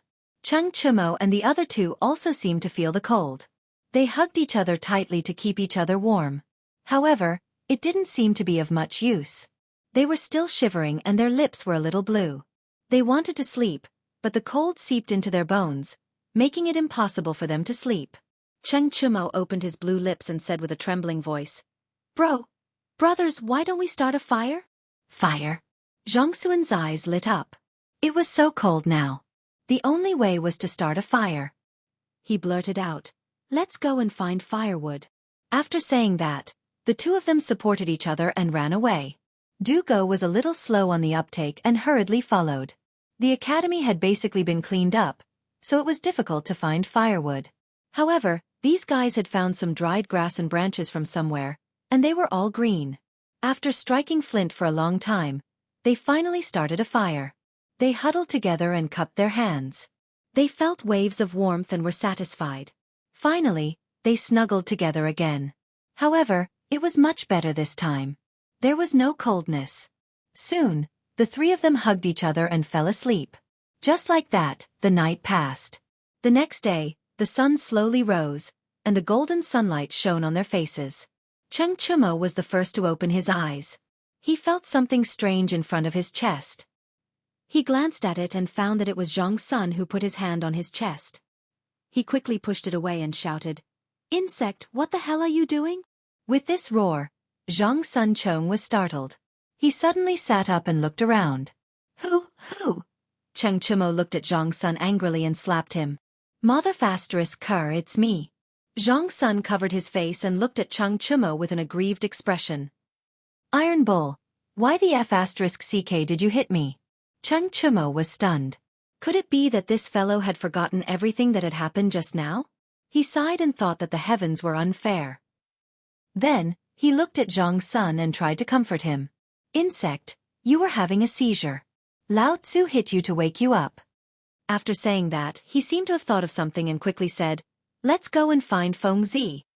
Zhang Sun was still thinking about what had happened just now. Was he having a seizure? How was that possible? However, when he heard Fengzi, he immediately threw this matter to the back of his mind and said to Cheng Chumo, Iron Bull, wait for me. After saying that, he was about to leave when he found someone hugging his leg. He looked down and saw that it was Dugo. This guy's eyes were closed and he was still drooling. He was obviously still sleeping. Zhang Sun was furious. He raised his other leg and kicked him. You dog, wake up quickly. Lao Tzu and the others are going to do something important. You're still sleeping? Dugo's body curled up in pain and he instantly woke up. He said angrily, That dog kicked Lao Tzu. When Zhang Sun saw that Dugo was awake, he didn't care whether he was in pain or not. He grabbed him and ran towards Zhang Feng's door. Just as he reached the door, he saw Cheng Chumo knock the door open and rush in. Zhang Sun Chong also hurriedly followed. When they reached the bed, they all stopped in their tracks. They saw that Zhang Feng's eyes were closed and he was snoring. It was obvious that he was still sleeping soundly. Cheng Chumo couldn't stand it. Lao Tzu was freezing outside. And you were sleeping inside? Therefore he lifted the blanket and shouted, Fengzi, get up quickly. Zhang Sun didn't hesitate. He pulled Zhang Feng's arm and shook it. He shouted, Fengzi. Fengzi.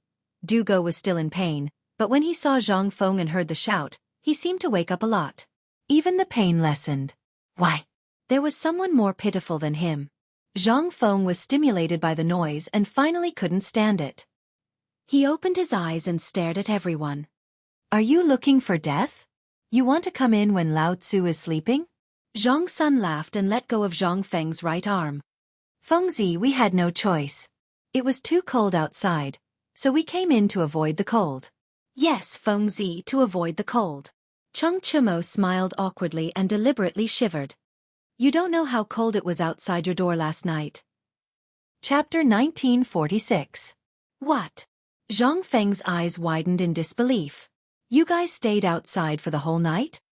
The weather was so cold these few days, and these guys actually stayed outside for the whole night? Were they looking for death? Cheng Chimo didn't think much of it and patted his chest. It's just one night. With my physique, there's naturally no problem, but De Bing is in trouble. Look, De Bing's legs are frozen. As he spoke, he pulled Dugo over and said with a smile, Come, walk a few steps for Fengzi, see if he's frozen? Dugo looked aggrieved and Cheng Chimo walked a few steps, and it looked like it was really the case. Zhang Feng looked at Dugo in confusion. How was this King frostbite? This was clearly from being beaten up. However, these guys said that they stayed outside for the whole night, and even said it so seriously, it didn't look like it was fake. Moreover, these guys had some white frost on their heads, and it didn't look like it was fake. Now he was convinced. These guys really didn't care about their lives for the heavy armor. Forget it, he'd better find something to send them off.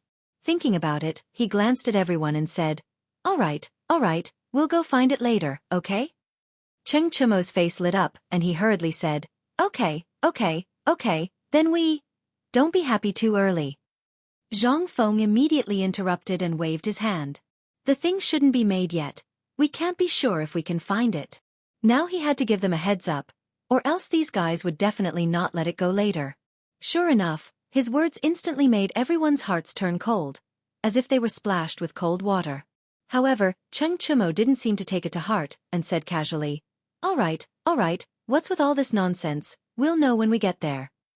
Zhang Feng nodded and didn't say much, turning around and getting off the bed, walking towards the door. As he walked he said, Let's go eat something first, we'll go find it later. After that, he didn't care about their reactions and walked straight to the cafeteria. In fact, Zhang Sun, Chong, and the others were already hungry. When they left Zhang Mansion yesterday, they didn't eat a single bite. When they arrived at the research institute, they were dragged to be lab rats. Their stomachs were already numb. This was especially true for Cheng Chimo. This guy had a huge appetite. Usually, he would not be full without some food. Yesterday, he was already hungry when he was doing the experiment. However, in the end, his stomach no longer felt hungry, so he did not feel hungry anymore. Now that he heard about eating, it was as if his primitive desire was awakened. His eyes began to turn green. Without waiting for Zhang Feng's instructions, they rushed to the cafeteria one after another. Boss, give me your braised meat, roasted chicken, roasted duck, and steamed buns. Cheng Chimo randomly found a seat, waved his hand and shouted at the boss. When the boss heard this, he realized that this wasn't a meal. This was clearly a robbery. Just as he was about to step forward to speak, he saw Zhang Feng walk in from the door. He quickly went up to him and said with a smile, Director, you're here. What would you like to eat today? Zhang Feng did not immediately reply. Instead, he glanced at Cheng Chimo and the others and winked at the boss. Give them all the food they ordered. Put it on my tab. He heard Cheng Chimo's roar before he entered the door. Although these guys were a little overbearing, they were still his brothers. Since they came to the academy, he could not treat them badly. Besides, this was his own fault, so there was nothing to say. The boss looked deeply at Cheng Chimo, nodded and left. Soon, the food was served one by one. Cheng Chimo's eyes turned green when he saw this. He threw the chopsticks aside, grabbed the food with his hands and stuffed it into his mouth. He said while stuffing, Fengzi, you're so kind. You know I'm hungry. Zhang Feng looked at Cheng Chimo with disdain. Like Lao Tzu, like son. This guy ate the same way as old Cheng, directly holding the food in his hands. However, he could not say this. He smiled and said, Well, eat as much as you want. In his heart he thought, I hope you don't bother Lao Tzu when you're full. Zhang Sun Chong and Du Go were somewhat educated. At first, they ate slowly with chopsticks. Later, perhaps they were not satisfied with this way of eating, or perhaps they were envious of Chung Chumo, so they directly stuffed their hands into their mouths. However, these two guys usually did not have a big appetite. How could they eat so much food? Moreover, after being hungry, they started to vomit. Seeing this, Zhang Feng had no appetite at all. He had no choice but to open another table to avoid being tormented by these fellows. The meal was finally over. Chung Chumo patted his round belly, looking very satisfied. Feng Zi, thank you for your hospitality this time. Next time we go to Chang'an, I'll entertain you. Now, should we go find something? Zhang Feng glanced at Chung Chumo unhappily. Wipe the oil on your mouth first. After that, he turned and left.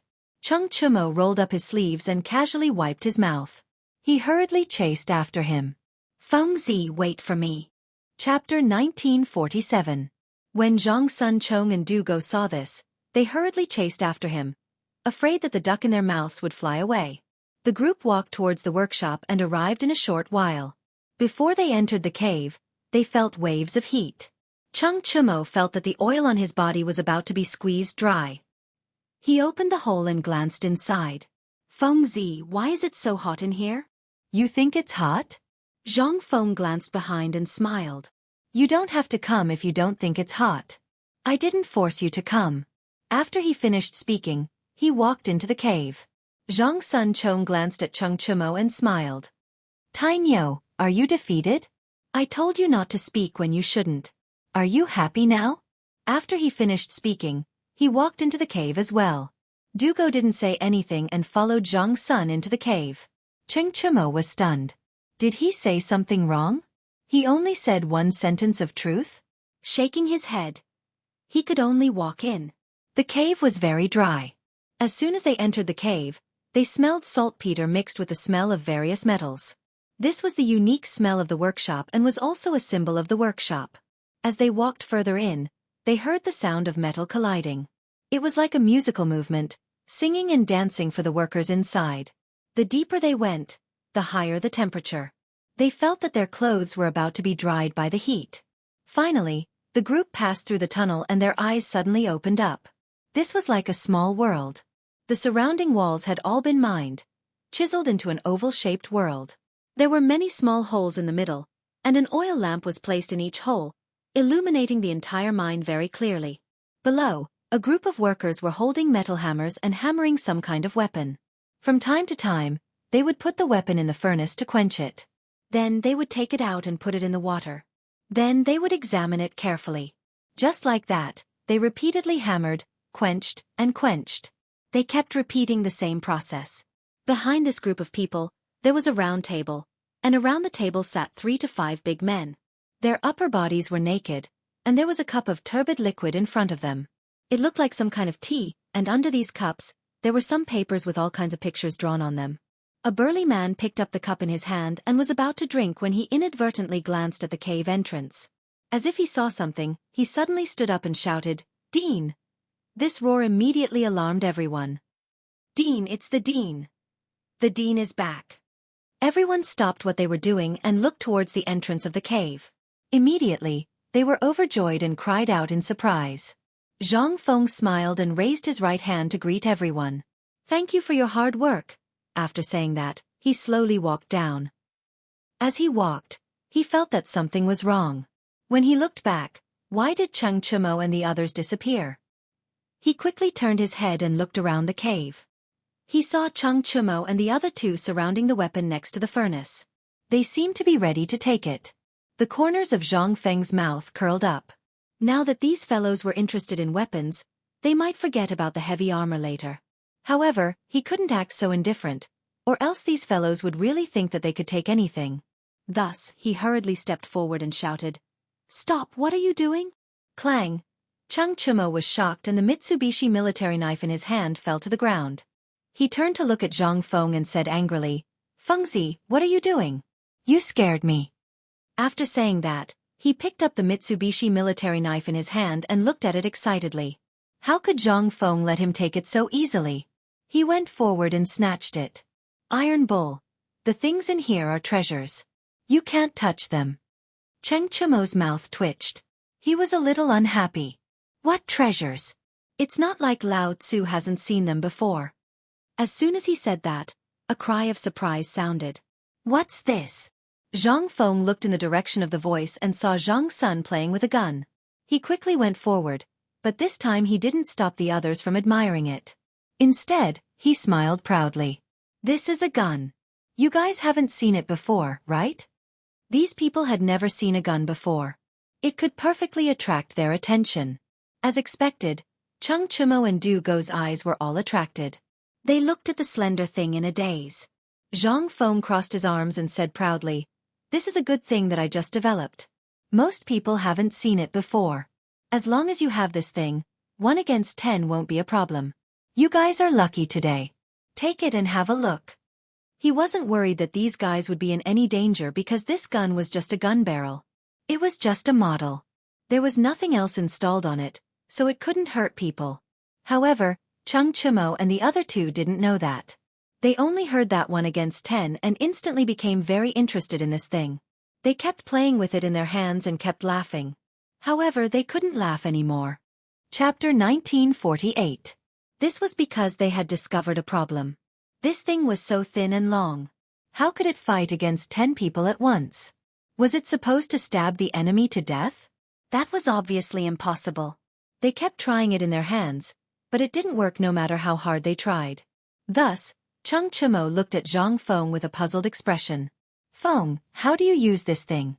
Are you trying to fool us?" Zhang Feng's expression changed. He was a little dissatisfied. "Why would I fool you? What's the use of it? Seriously. Then why don't you show us how to use it?" Cheng Chumo handed the gun to Zhang Feng as if it was a matter of course. Zhang Feng obviously couldn't let these guys look down on him. But this gun had nothing. How could it be used? But seeing the doubtful eyes of these guys, he still took the gun. Just as he was about to explain, a shout came from not far away. "Dean!" Zhang Feng was delighted. He naturally knew that it was Arkinon's voice. His savior was here. He turned around and saw Arkinon standing in front of him. He looked at Zhang Feng with a surprised expression. "Dean, when did you come back?" Zhang Feng smiled. "I just came back a few days ago." Arkinon looked around at Zhang Feng and smiled. "It's good that you're not injured. We were worried sick when you went missing. Many of our brothers were even preparing to go down the mountain to look for you." "Haha." Zhang Feng smiled and glanced at the people in the cave. "Brothers, thank you for your hard work." Then, he looked at Arkinon. "Thank you for your hard work. How's the thing I asked you to research going?" Before he left, he had asked Arkinon to complete the gun. This time, he was looking for something for Cheng Chumo and the others. He was also checking on Arkinon's homework. Arkinon smiled. "Dean, the thing you asked us to do last time is still being researched. But it can be used now." "Really?" Zhang Feng was pleasantly surprised. He had just explained the principle of continuous firing to Arkinon. He didn't expect him to figure it out so quickly. How could he not be happy? If it could be mass-produced in the future, the army of the Tang dynasty would definitely be stronger. Arkinon smiled and replied, "Yes, Dean." Speaking up to this point, his tone was a little low. "It's just that it's just been researched, so it can't be mass-produced." "Don't worry." Zhang Feng patted Arkinon's shoulder and smiled. "Let's go take a look." Just as he was about to leave, a voice suddenly sounded behind him. "Fengzi, where are you going?" Zhang Feng frowned, thinking that it was these unlucky stars again. However, he still turned his head and smiled. "I'm going to take a look at the weapons I'm researching." "Where are you going?" As soon as he finished speaking, Arkinon pointed at Cheng Chumo and the others and asked, "Dean, why did you bring outsiders here?" Usually, the workshop was isolated from the outside world and no one would come in. There were also some precautions inside. Firstly, it was to prevent people from stealing. Secondly, it was also dangerous inside. There were all kinds of weapons, so it was better to prevent people from stealing and other dangerous situations. Zhang Feng naturally knew about this, but he didn't care because Iron Bull and the others were his people. Therefore, he looked at Arcanon and smiled. They are my people. Arcanon nodded and didn't say anything. Since the dean had said so, he didn't want to interrupt. However, Chung Chimo seemed to be a little dissatisfied. He waved the gun in his hand and asked, "How do you use this thing?" Zhang Feng took the gun and threw it aside. He smiled and said, "This is just a small thing. I'll take you to see the world later." Then he looked at Arcanon and said, "Let's go and see your thing." Chung Chimo and the others were confused. They had been here before, but they didn't know what was inside. What did he mean by the world? Although they were curious, they still followed. The group walked into another cave. There were all kinds of weapons here. There were Mitsubishi army knives, and some strangely shaped weapons. This attracted the eyes of Chung Chimo and the others. So this was what Fengzi meant by the world. Compared to the outside world, this was indeed the world. There were so many weapons here. The three of them couldn't suppress their excitement anymore. They ran to their favorite weapons. Zhang Sun Chong picked up a Mitsubishi army knife and started to play with it seriously. Du Go chose a Tang saber and waved it around in the air. It was as if he was a great general. Cheng Chimo was a little different. He picked up a gun and gestured in front of his chest. He still didn't know how to use it, but he was interested in this thing. He saw from Fengzi's eyes that this thing was not ordinary. Also, wasn't there a saying that the weirder the weapon, the faster it died? This thing was so weird. Maybe it was good for killing people. Thinking about this, he held the gun and looked at Zhang Feng. "Fengzi, can you tell me how to use this thing now?" Zhang Feng didn't answer.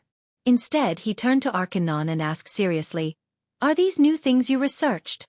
Chapter 1949. Algernon nodded and glanced at the gun in Cheng Chimo's hand. "According to what you said last time, I've improved all of these guns.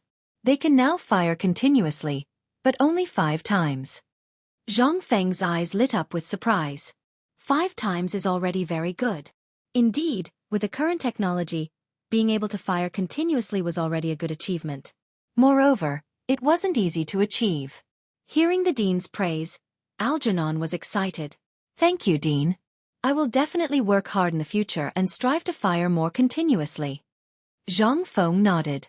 "We'll talk about this later. For now, let's go out and see how effective the guns are." Algernon was naturally happy and nodded in agreement. The happiest person was Chung Chimo. He hadn't let go of the gun since he'd been holding it. He had always wanted to test it. Now that Fengzi had spoken, he was naturally overjoyed. He quickly said, "Fengzi, where are we going to test it?" As he spoke, he kept fiddling with the gun, as if he wanted to show off his prowess immediately. Seeing this, Zhang Feng hurriedly grabbed the gun. He was a little angry. This thing can't be aimed at people. If it accidentally fires, it will kill people. Chung Chimo scratched his head and looked at Zhang Feng with a puzzled expression. "It's that good? You're not bragging, are you?" "Bragging your ass." Zhang Feng picked up the gun and rebuked Chung Chimo. He said angrily, "Does Lao Tzu look like he's joking with you?" After saying this, he didn't wait for Algernon's reaction. He turned to Zhang Sun and the other two and said, "Hey, you two, stop fooling around. Let's talk when we get out." Zhang Sun and the other two had no choice but to stop what they were doing and look at Zhang Feng with disappointment. Zhang Feng turned to Algernon and smiled. "Get the guns and this and this. As long as it's empty, move it to the back of the mountain. Let's go practice." Algernon nodded, turned around, and walked out of the door. After a while, a few big men came in. They first greeted Zhang Feng, then went to carry all kinds of weapons. Zhang Feng didn't say much. He turned around and walked towards the door. Cheng Chimo and the others quickly followed him. At the back of the mountain, various weapons were placed on the ground. Cheng Chimo still chose his favorite gun. He waved it majestically and said, "Fengzi, can we begin now?" Zhang Feng ignored him. He turned to look at Arcanon and said, "Just like before, put up 3 signs with circles on them." Algernon nodded and whispered a few words to the people around him. A moment later, the sign was set up. Zhang Feng turned his head and looked at Cheng Chimo and the others. "Weren't you interested in the gun just now? Now that I've prepared everything for you, Choose one for yourselves and get ready. After that, he looked at Algernon and said, teach these guys how to use it. In fact, he didn't want Xianxia to play with guns. After all, these guys didn't hold back. However, when he thought about the heavy armor, he had to bear with it. Now that these guys were interested in the gun, they might forget about the heavy armor later. Sure enough, the moment Zhang Sun Chong and the others got their hands on the guns, they couldn't bear to put them down, as if they were their own treasures. Coupled with Algernon's teaching, their interest was greatly increased, and they all raised their guns to try it out. Zhang Feng didn't want to be outdone. Algernon had just modified the gun, so he had to try it out. He picked up the gun and loaded a few bullets. Then, he aimed at the target and narrowed his eyes. He aligned the gun with the gun's muzzle and the bull's eye. This time, he felt better than last time. The straight line was much clearer, and the gun was thicker than last time. It was obvious that some other material had been added. As for what it was, he didn't know. He would have to ask Algernon later. Without thinking too much, he put his finger on the trigger and pulled lightly. Immediately, a tongue of flame shot out and the target shook slightly. Why is there no smoke this time? Zhang Feng put the gun in front of him and looked at it with a strange expression. He remembered that the last time he tested it, there was smoke. But this time, there was no smoke. In other words, it couldn't be seen with the naked eye. In this way, it would greatly reduce the danger to those who used the gun. In the past, when those who used the gun fired, there would be a lot of smoke. No matter where they were, they would be discovered by the enemy and their whereabouts would be exposed. But now, without smoke, those who used the gun would not be easily discovered by the enemy. Of course, it was inevitable that there would be noise. But in general, it was much safer this way. In this case, wouldn't it be possible to secretly kill the enemy? Or even create a batch of guns specifically for killing the enemy? As he was thinking, there was a sound not far away. Bang, bang, bang. Zhang Feng turned around. It was Xianxia and the others who were practicing with the gun. Algernon was teaching them from the side. However, it didn't seem to be ideal. The three of them didn't hit a single point. Chapter 1950. Zhang Feng patted Arkinon's shoulder and smiled. Arkinon, how did you modify the gun this time? Why is there no smoke? And it's a lot heavier than before. Arkinon glanced at the gun in Zhang Feng's hand and smiled. Director, this time we added a thin layer of steel to the pipe. That's why it's so heavy. As for why there's no smoke, I think it's because of this thin layer of steel. After repeated experiments we were able to make it. Zhang Feng suddenly understood. Steel could quickly lower the temperature of a bullet, especially something that could rapidly produce intense heat. It was often effective. However, using it often would still consume it. Therefore, he reminded Arkinon, your idea this time is very good. Science is about repeated experiments, failure, success, and so on. However, the effect of the thin layer of steel this time is not permanent. It can only be considered semi-permanent because it consumes very quickly. In the future, you can continue to experiment and see if there are any other materials that can replace it. Yes. Director. Arkinon nodded. In fact, he also knew that this thing was not permanent. However, it was not a problem to use it now because the smoke was not a big problem for now. Just as the two of them were talking, the sound of gunfire came from the side. Then came the sound of complaints. What the hell is this? It looks powerful, but why can't we hit it? Yeah, we can't even hit it. What's the point of playing?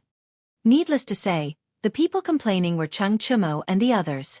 Zhang Feng turned to Xianxia and found it funny. How can you not blame others for not hitting it? Hearing this, Xianxia was not happy. He threw the gun to the side and said, just now I thought that this thing was very powerful, but now it seems that it is not even worth mentioning. Fengzi, you have to find us something else. Not powerful? Zhang Feng smiled and bent down to pick up the gun on the ground. He waved it around. You guys have eyes but can't see. How dare you say this thing is not powerful? Lao Tzu will show you today. After saying that, he raised the gun and pointed it at the target. With a snap of his fingers, the steel ball shot out and the target shook violently. Xianxia's disdainful expression froze. Because he saw a thumb-sized hole on the target. White smoke was still rising from the hole, and there was no sloppiness at all as the hole was directly pierced through. Zhang Sunchong and Du Go were also stunned. Just now, none of them had hit the target. They had always thought that this thing was useless. But now, it seemed like that wasn't the case. This thing had easily pierced through the wooden planks, and it wasn't damaged at all. If it hit a person, then, wouldn't his flesh be torn apart? At this moment, they immediately changed their view of the blunderbuss. This was a divine weapon, a sharp weapon for killing. Zhang Sunchong could no longer suppress the excitement in his heart. He quickly went forward and grabbed the gun. With a face full of excitement he said, "Fengzi, quickly teach me how to use this thing. Why can't I hit it, but you can?" That's right. Fengzi, tell us quickly." Cheng Chumo also rushed in front of Zhang Feng, his face full of anticipation. Zhang Feng waved his hand impatiently. "Didn't you guys just say that this thing is useless? Why are you saying that it's powerful now?" Du Go chuckled, feeling a little embarrassed. "Fengzi, that was just then, but now is now. We've seen you display your invincible might, and right now, our admiration for you is like a torrential river. Don't tell me you want to refuse?" The corner of Zhang Feng's mouth twitched. This guy had some martial arts, and even knew how to flatter people. But why did it feel like he had heard these words before? It wasn't bad. Thinking about this, he raised his head and said proudly, "Seeing that you guys respect me, I'll reluctantly teach you guys a few moves." Du Go frowned. He thought to himself, "You really think you're something?" However, he still had a smile on his face. "Fengzi, hurry up. Don't dawdle here." Zhang Feng rolled his eyes at Du Go and placed the gun on his shoulder. He then looked at the crowd and said, "Watch carefully. I'll show you once." With that, he squinted his eyes and looked at the crosshair. He aimed at the target and pulled the trigger. A burst of flame spewed out, and the target shook. Cheng Chumo's eyes widened in disbelief, because he had fired more than 5 times, but none of them had hit. How did Fengzi hit the target with just 1 shot? This was a bit amazing. Could this guy be a sharpshooter? Zhang Sun and Du Go also looked at Zhang Feng with a strange expression. The two of them had just fired and deeply understood how difficult it was to hit this thing. Even the aiming finger was shaking non-stop, but Madman actually hit the target with every shot? Could this guy be a freak? Actually, Zhang Feng also didn't think that he could hit it. Just now, instead of saying that he was demonstrating, it was more accurate to say that he was angered. They actually said that the gun wasn't powerful? Now that he hit it, it was a bit hard to believe. Actually, his hitting was closely related to his previous practice. Previously, every time Algernon improved, he would call him over to experiment. Over time, this kind of effect had been achieved, but he didn't know it. Chapter 1951. Cheng Chumo looked at the target, then turned to look at Zhang Feng. He said in surprise, "Fengzi, you're so good." Although he didn't want to admit it, he still said it subconsciously. Zhang Feng naturally liked to hear these words. He smiled and said, "Of course. You can be like me if you practice more." After saying that, he handed the gun to Cheng Chumo and let him practice. Cheng Chumo took the gun and was overjoyed. It was as if he had mastered the trick. Zhang Sun had other thoughts in his mind. Since the gun was so powerful, it would definitely injure or kill people if it hit them. It would be a little scary if this thing leaked out. What if it hit him? What should he do? He didn't even dare to think about it. It would be perfect if he had a piece of armor that could defend against it. Thinking about it, he looked at Zhang Feng and asked expectantly, "Fengzi, your gun is so powerful. Is there anything that can restrain it? For example, armor or something like that?" Something that could restrain it? Zhang Feng frowned. He didn't think so much when he was researching this thing. And he didn't need it. However, this fellow's words reminded him of something. If he needed to defend himself in the future, or if the gun leaked out, it would be bad for him. With that thought in mind, he looked at Alkinnon and asked with a serious expression, "Alkinnon, have you ever thought about this?" Alkinnon naturally heard Zhang Suan's words. He thought for a moment and said, "Dean, have you forgotten? You made something like armor and made it into a special combat suit. It's bulletproof. But I don't know if the improved gun can defend against it." Zhang Feng seemed to remember something. He had made a special combat suit before, but it had been a long time. He didn't know how effective it was against guns. Thinking of this, he quickly asked, Arkanon, do you still have a special combat suit? Yes. Arkanon nodded. The dean left a lot of them in the workshop. Zhang Feng thought for a moment and immediately said, take out all the special combat suits immediately. Let's test them and see if they can defend against the firearms this time. Algernon nodded. He turned around and said a few words to the big man beside him. The big man turned around and walked into the cave. After a while, he came back with a pile of clothes that looked like armor. Zhang Feng knew that this was the special combat uniform from back then. He hurriedly went forward to take one and weighed it in his hand. It seemed to weigh about a few kilograms, and the inside was very thick. It was all steel plates. He handed the special combat suit to Arkanon and said seriously, Arkanon, tie the special combat suit to the tree. Right now, the special combat uniform was still in its previous configuration. It was hard to say if it could defend against the current firearms. Before the results of the experiment were out, they definitely couldn't experiment on humans. Tying them to a tree was the safest method. Arkanon understood. He led his men to tie the special combat suit to the tree. Seeing this, Zhang Feng looked at Cheng Chimo and the others. He smiled and said, now I'll give you a chance to practice shooting. Let's see who can hit the clothes on the tree. There's no reward for hitting it? Cheng Chimo asked shamelessly. How dare you ask? Zhang Feng looked at Cheng Chimo unhappily and snorted. I let you hit it so you can practice. You want to ask me for something? If you don't want to hit it, Lao Tzu will find some people. Anyway, there's no shortage of people here. Hit. Hit. Hit. I didn't say I'm not hitting. Cheng Chimo laughed and hurriedly gave Zhang Sun and the others a look. Zhang Sun and the others were smart. They all raised their firearms and started to fire according to what Arkanon had taught them. Bang bang bang. A few shots were fired, but none of them hit. Instead, the birds in the forest were scared and flew away. Zhang Feng saw this and curled his lips. He raised the gun in his hand and shouted, Get out of the way for Lao Tzu. I gave you a chance, but you didn't use it. Watch Lao Tzu. Everyone had no choice but to give way. Zhang Feng aimed slightly and raised his gun. The flame spurted out and the tree shook slightly. It seemed that he had hit it. He hurriedly raised his gun and walked to the tree. He saw that half of the special combat suit had been pierced and half of the steel ball had sunk in. Arkanon also walked over. He frowned and said, Director, this special combat suit is a bit useless. It's been pierced. Zhang Feng did not answer. He took off the special combat suit and studied it carefully. Soon, he found a problem. Although there was a steel plate inside, it could not achieve the effect of cushioning. Moreover, steel plate and steel ball were both very hard materials. When they collided with each other, one of them would definitely be damaged. However, if there was no steel plate, what could be used to block the gun? After all, modern bulletproof vests were also made of steel plate.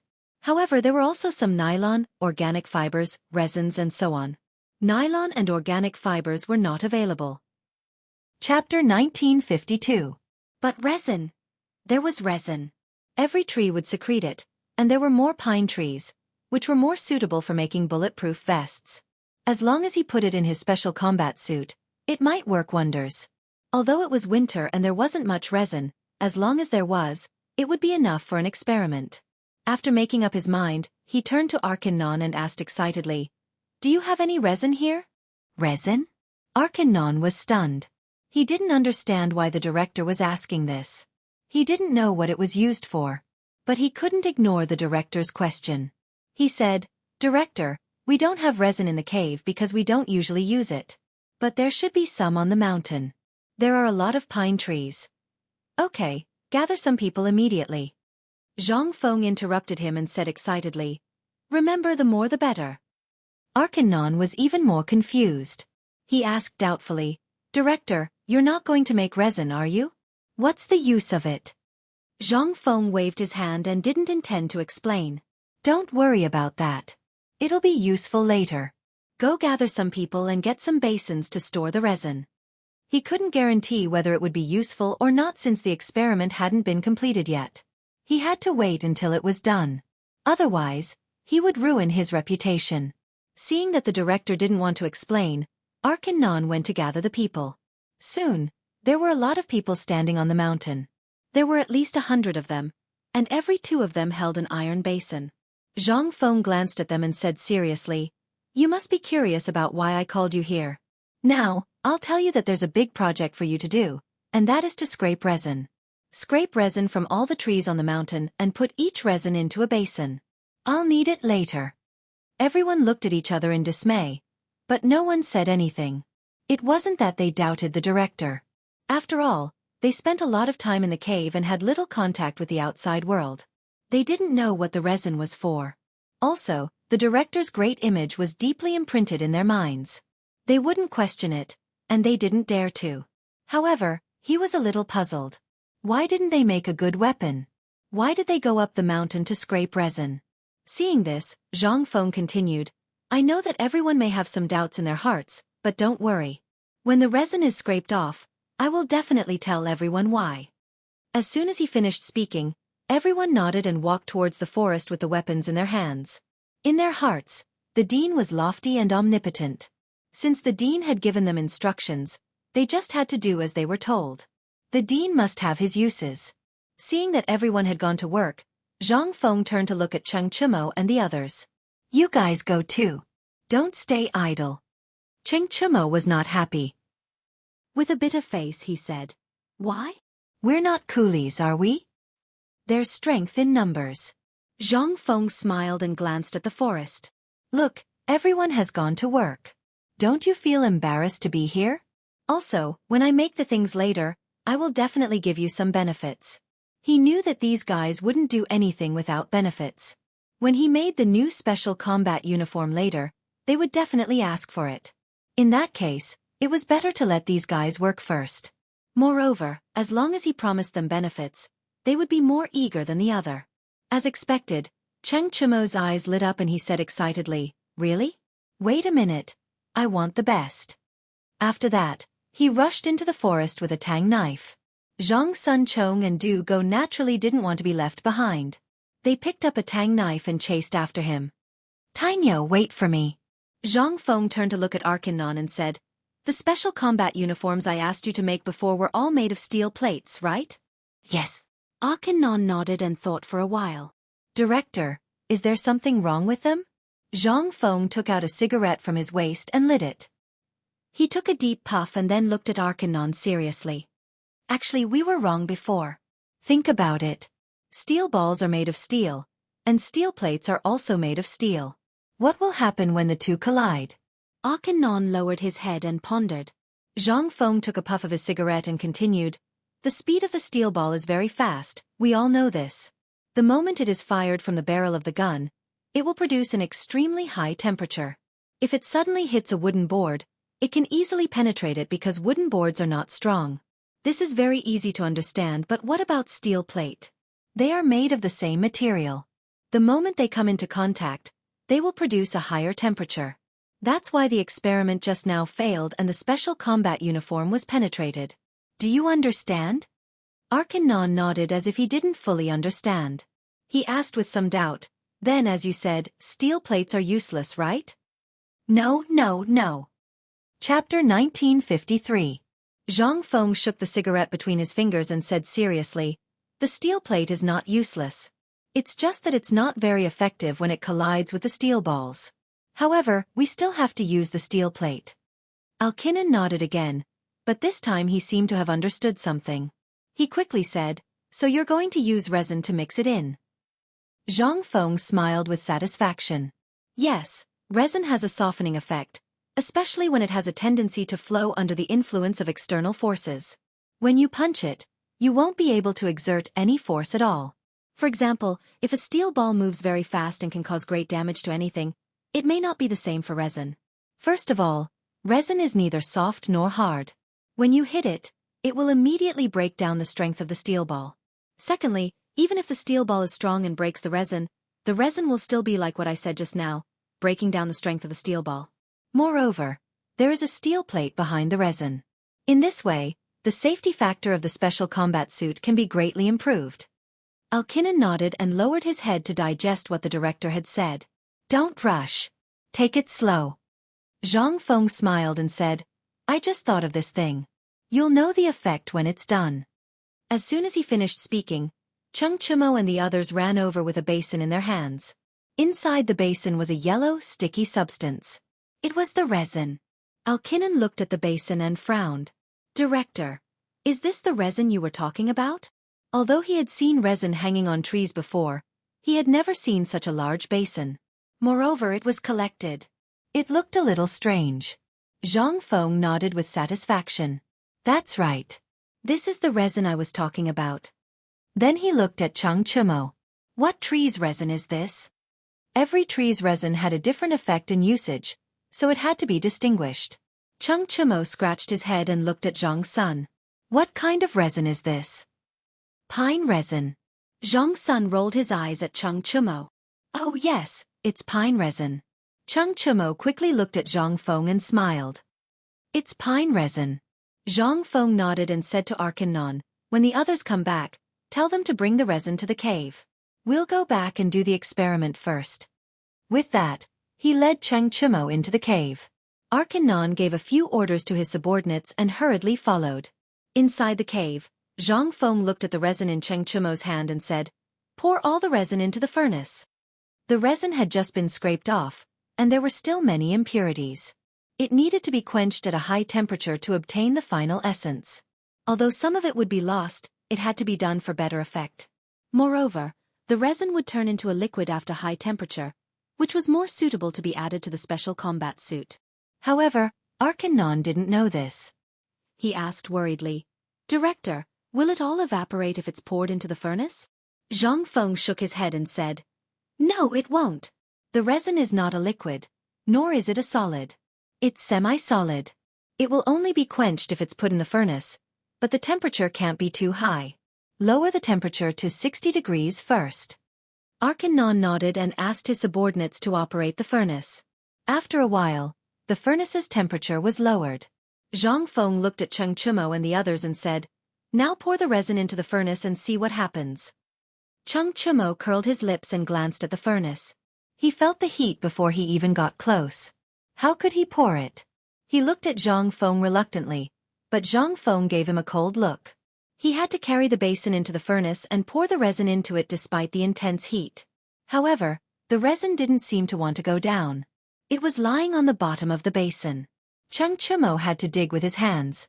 After a long time, he finally got the resin into the furnace one by one. Soon, there was a crackling sound in the furnace, like firecrackers. Chengchumo looked at the furnace in surprise and stammered, Fengzi, what's going on? Zhang Feng didn't answer. Instead, he leaned forward to take a look. He saw that the resin was rolling in the furnace and constantly making noises. In a few moments, it turned into a liquid, just like water. However, the color didn't change. It was still yellow. He turned around and glanced at the others. He smiled and said, It's okay. It's just the resin rolling in there. It'll be fine in a while. Let's sit down and have a rest. After that, he didn't care about the others' reactions. He walked to the round table and sat down. Arkanon glanced at the furnace and came to Zhang Feng. Director, how long will it take to quench it? Zhang Feng frowned. In fact, he didn't know. This was the first time he had experimented with this thing. How could he know? He could only say, I don't know. It'll be fine after the noise stops. Chapter 1954. Then he seemed to think of something and added, Go and prepare some steel plates and steel bars. We'll need them later. Alkinon nodded. He didn't say much and gave his men some orders. As for Chengchumo and the others, although they were curious, they couldn't see anything. They just sat aside and waited quietly. Time passed bit by bit. After about the time it took for an incense stick to burn, the crackling sound inside the furnace stopped. Zhang Feng stood up abruptly and went forward to take a look. The resin had changed color and was completely transparent. There were no impurities at all. He hurriedly said to the worker next to him, Pour the resin out quickly. Alkinon had already prepared a basin. The resin was as clear as water. However, unlike water, the resin was slightly thicker and gave off a faint smell of flowers and plants. Chengchumo looked at the resin and smiled. This thing was yellow just now. Now it's white. How amazing. Zhang Feng didn't pay any attention to this guy's nonsense. Instead, he looked at Arkanon and said solemnly, "Take out the steel plate and put it in the resin. You must soak it in." Alkinon nodded. He also understood the importance of this matter. He hurriedly took out the steel plates and put them in the resin without saying anything. Soon, the resin covered the steel plates. Zhang Feng hurriedly said, "Take it out quickly. Otherwise, the resin will dry up." Alkinon hurriedly took out a steel bar and put it in the resin. He tried to pick up the steel plates, but they were too heavy. No matter how hard he tried, he couldn't pick them up. Zhang Feng was anxious. He hurriedly waved to Cheng Chumo and said, "Tang Yo, come and help. Otherwise, it will be over soon." Cheng Chumo didn't intend to help at first, but seeing Feng Zi so anxious, he went forward. He was strong. He took the steel bar and picked up the steel plates with a little force. Zhang Feng hurriedly said, "Put the steel plates aside to dry." "Okay." Cheng Chumo nodded his head and put the steel plate aside before giving up. Zhang Feng squatted down and looked at the steel plate. It seemed to be coated with a thin film. It was wet, slippery, and elastic. He immediately understood that the experiment was a success. He quickly turned to Arkanon and said with a look of surprise, "Continue to put in the steel plate until all the resin is used up." Alkinon nodded and put down the steel plates beside him. He repeated the process until all the steel plates were covered with resin. Alkinon and Cheng Chumo did not stop until all the steel plates were covered with resin. Zhang Feng glanced at the neatly arranged steel plates. There were about 50 of them, which was enough to make 20 special combat suits. Thinking about it, he turned to Arkanon and asked, "How much resin do we have left?" Arkanon thought for a moment and replied, "About 5 more pots." Zhang Feng nodded. "Pour all the resin into the furnace. Then take out the cloth for the special combat suit. Let's start." The cloth for the special combat suit was different from the traditional ones. It was soaked in plant sap to increase the fiber of the cloth. It could also dye the special combat suit and conceal it.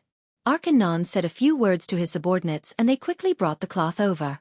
Zhang Feng touched the cloth. It was indeed stronger. He looked at Cheng Chumo and the others. "Don't just stand there. Come and help." Then he handed the other end of the cloth to Cheng Chumo. He cut along the thread and a large piece of cloth was cut off. "Cover the steel plate with this cloth." Zhang Feng handed the cloth to Cheng Chumo and ordered. Cheng Chumo nodded and covered the steel plate with the cloth. Then he looked at Zhang Feng. "Now what?" "Put the steel plate in the pot." Zhang Feng pointed at the pot beside him. Then he looked at Arkanon and said seriously, "Pour the resin out of the furnace onto the cloth." Arkanon nodded and ordered the workers to pour the resin onto the cloth. In an instant, the cloth shrank and covered the steel plate perfectly. There was no gap. The surface of the cloth was covered with a layer of resin. If one didn't look carefully, they wouldn't be able to see it. Arkanon looked at the steel plate. Then he looked at Zhang Feng with a strange expression. "Director, it's done." Zhang Feng crossed his arms and looked at the steel plate seriously. He thought for a moment and said, "Were there any other steps to make the special combat suit?" Arkanon shook his head. "No. Just put 2 steel plates and it took shape." "Then it's done." Zhang Feng nodded slightly and said seriously, "Now we just have to wait for the resin to cool down. Then we can start the experiment." After he finished speaking, he casually found a stool and sat down. He took out a cigarette from his waist, lit it with a lighter, and started smoking with a satisfied expression. Seeing this, Cheng Chumo and the others also came over and said with a smile, "Feng Zi, give us one too."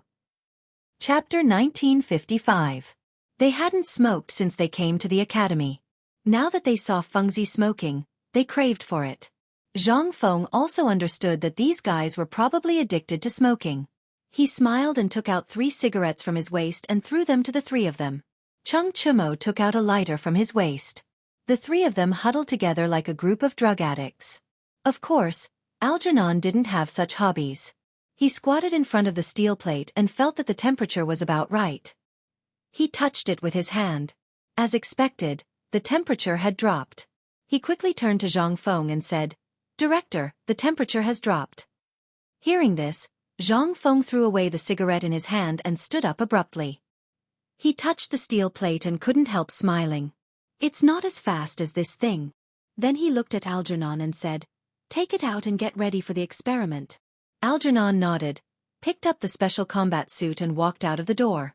Cheng Chimo hurried to follow him. At the back of the mountain, Zhang Feng looked at the special combat suit in Algernon's hand and said with a smile, "Tie it to the tree. Let's start." Algernon nodded and tied the special combat suit to the tree. "Now I'll give you a chance. Shoot that suit. How about it?" Zhang Feng turned to Cheng Chimo and the others and smiled. Cheng Chimo and Zhang Sun looked at each other and didn't say anything. They knew that it was a practice and there was no harm in it.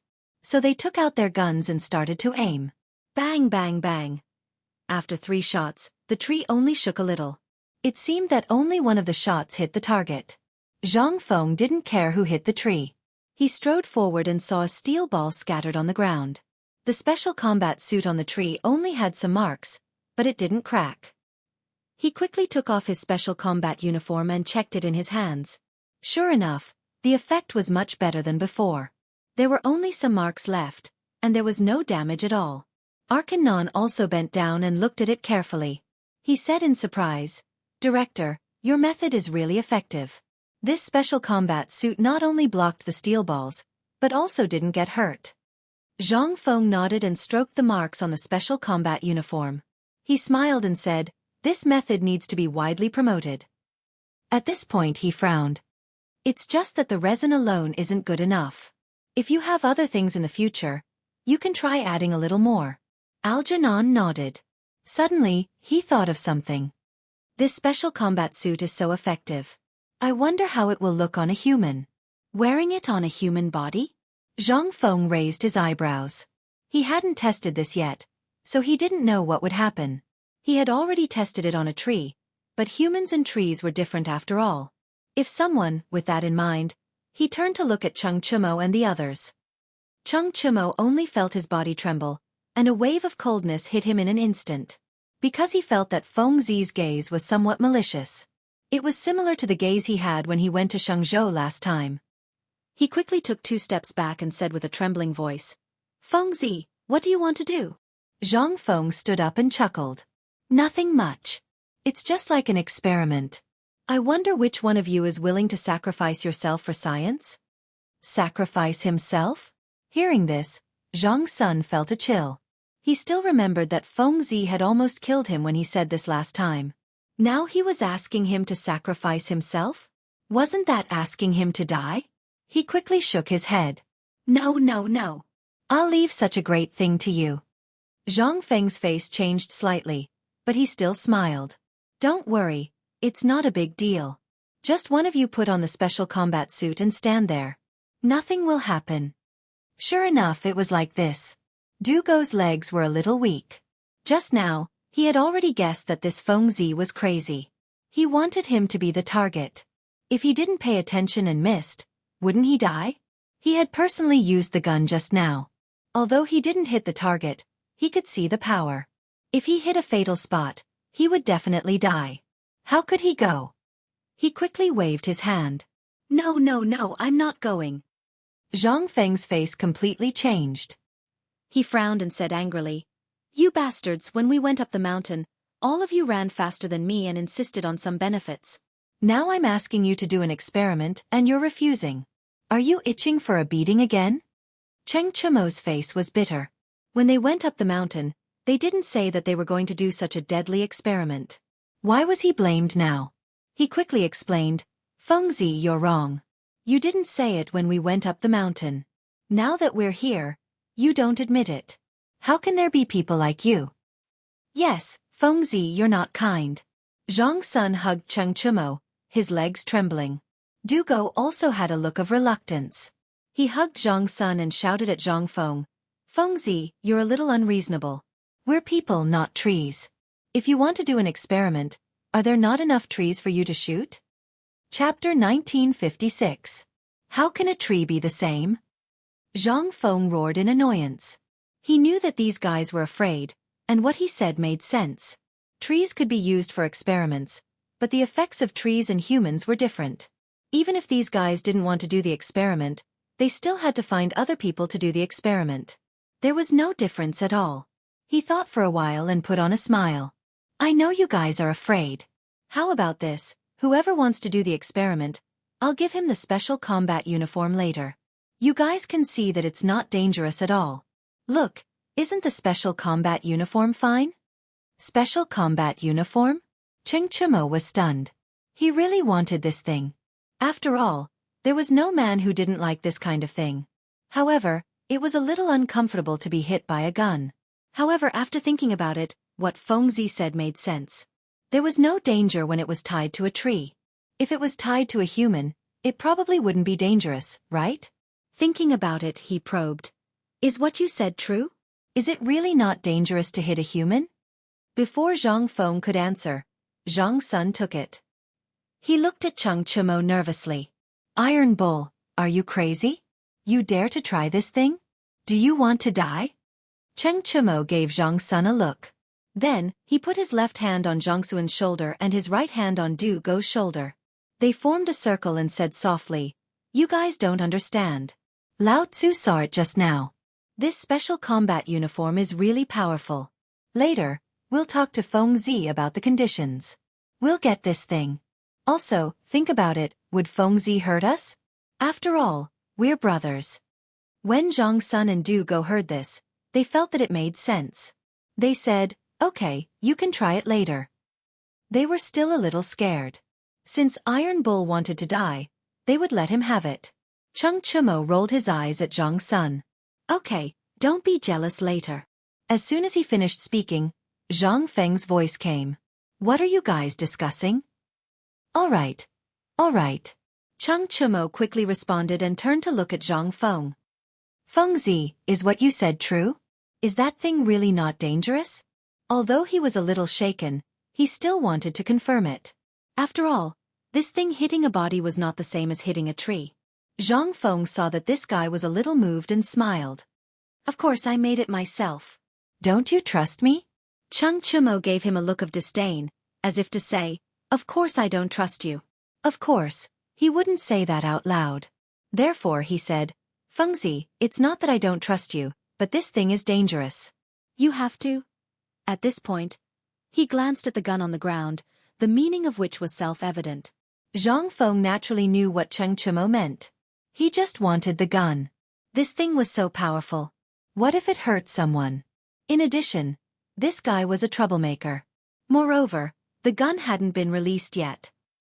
Once it was released, it would definitely cause a huge uproar. With all these reasons combined, he couldn't give it to him. He immediately refused. No, this thing is different from other things. I can't give it to you. You can choose other weapons. Other weapons? Xianxia frowned and glanced at the other weapons on the ground. The Mitsubishi Army knife. He had played with it before.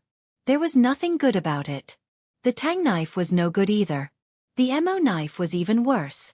After looking around for a while, he still couldn't find a single one that caught his eye. He frowned and said with some dissatisfaction, Fengzi, are you trying to send me off with these toys? None of them caught my eye. I just want your gun. Are you going to give it to me or not? If you give it to me, Lao Tzu will immediately wear it and stand neatly for you. You can fight however you want, as long as you leave some descendants for the Chen family. Zhang Feng was stumped. The gun was so powerful. It was absolutely impossible to give it to this guy. Otherwise, Chang'an City would be turned upside down in less than 3 days. The entire Chen family would be finished. However, if he didn't give the gun, he wouldn't be interested in the other things. What should he do? Should he make a composite bow for this guy? A composite bow and a gun had the same effect. Moreover, for Iron Bull, a composite bow was better than a gun. He just didn't know if this guy could accept it. With that thought, he looked at Xianxia and said with a smile, Iron Bull, it's not that I don't want to give you the gun, but this thing is too powerful. If you take it, what if it goes off and you kill someone? What if you kill a noble? What about the Chen family? Hearing this, Xianxia fell silent. It wasn't Zhang Feng's words that convinced him. It was because he remembered something. If he brought the gun home, the heartless old Cheng would definitely confiscate it. Moreover, old Cheng had a group of brothers, such as Uncle Yuqi and Uncle Qin. They were all famous people. If they saw that he had such a treasure, wouldn't they snatch it? Chapter 1957. But this gun was so good, how could he let it go?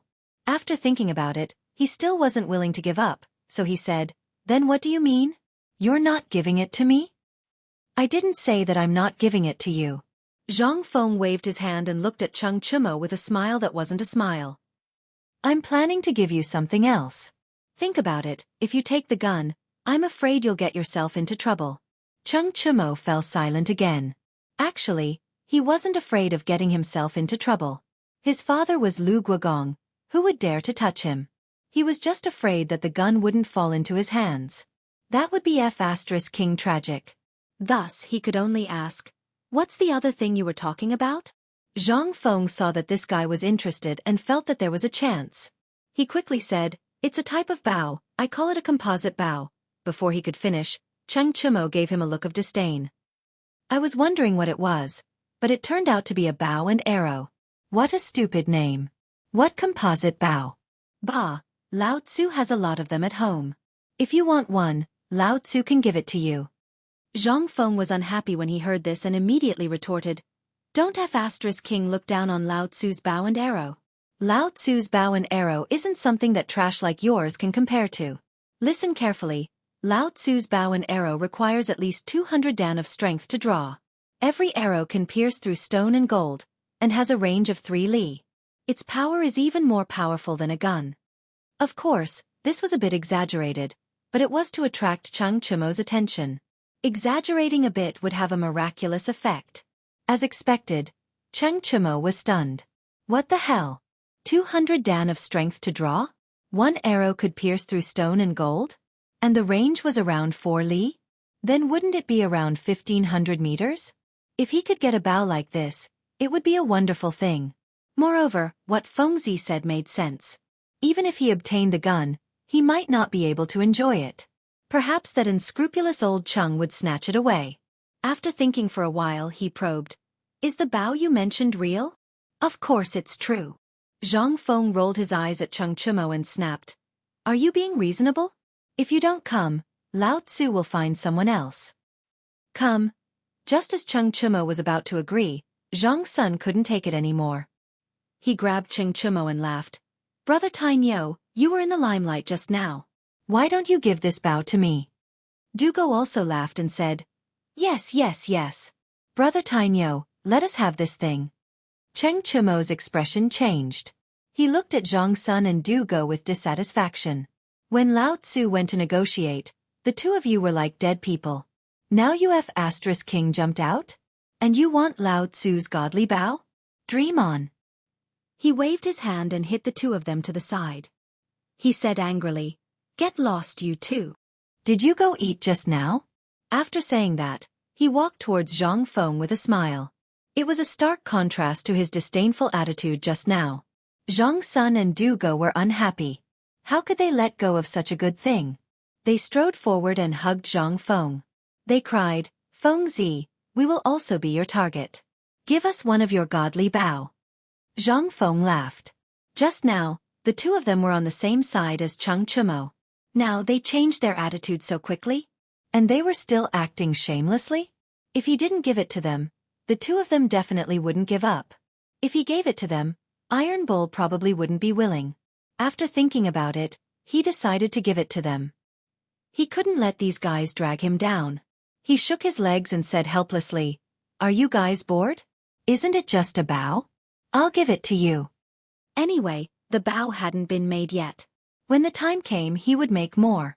Moreover, these two guys' physiques weren't suitable for using a bow. They were just enjoying the novelty. However, Zhang Sun felt different. He thought that the bow was awesome. He jumped 8 feet high and said with a smile, "Fengzi, let's start. Use the gun to hit me. Hit me first. Hit me first." Cheng Chumo pushed Zhang Sun away. He was a little dissatisfied. Looking at these guys fighting to be the first, Zhang Feng wanted to laugh. Just now, they were all unwilling, and now they were fighting to be beaten? He suspected that these guys were a little perverted. He smiled and waved his hand. "One by one. Don't rush. Iron Bull came first. Let Iron Bull eat the bullet first." Cheng Chumo snorted and pushed Zhang Sun away. He raised his head high as if he was showing off. When he came in front of Zhang Feng, He immediately changed his expression and said with a smile, "Fengzi, how do we start?" Zhang Feng handed the special combat uniform to Cheng Chimo and smiled. "Put on this uniform and wait under the tree." After saying that, he seemed to have thought of something and reminded him, "It's best to close your eyes. Otherwise, you'll be scared." Cheng Chimo didn't think too much. He put on the special combat uniform and strode to the tree. Now, he only remembered the bow. Everything else had been thrown to the back of his mind. Chapter 1958. After standing still, he shouted excitedly at Zhang Feng, "Fengzi, you can start now. Hurry up." Zhang Feng nodded. He picked up the gun and placed it on his shoulder, ready to aim. When he saw Cheng Chimo's face, he couldn't help but feel nervous. In the past he had shot a lot of targets, but this was his first time hitting a person. If he missed, then Tai Nyo's life would be gone. However, there was no problem with shooting targets just now. There shouldn't be any problem with shooting people now, right? He tried to comfort himself, but his palms were still sweating. On the other side, Cheng Chimo couldn't help but ask when he saw that Zhang Feng hadn't fired yet. "Fengzi, what are you waiting for? Hurry up." Cheng Chimo's words pulled Zhang Feng back from his deep thoughts. He looked carefully, wiped the sweat on his hands, and decided to shoot. There was no way to be nervous. No one had shot anyone before, and he was the same. This time it was for science. Even if he missed Iron Bull, it was a sacrifice for science. Moreover, he shouldn't miss. Thinking, he narrowed his eyes and looked at the crosshairs and the special combat uniform. He deliberately didn't look at Cheng Chimo's face so that he wouldn't be nervous. Sure enough, this method had some effect. His palms weren't sweating anymore. He focused and gently pulled the trigger. A burst of flame spewed out. Cheng Chimo screamed and fell back. Zhang Feng was taken aback. He had clearly taken aim. Why did this guy fall to the ground? He quickly stepped forward and picked up Cheng Chimo. He glanced around and didn't find any external injuries. Could it be an internal injury? He quickly reached out and checked around, but still didn't find any injuries. Wasn't this thing knocked out by the shock?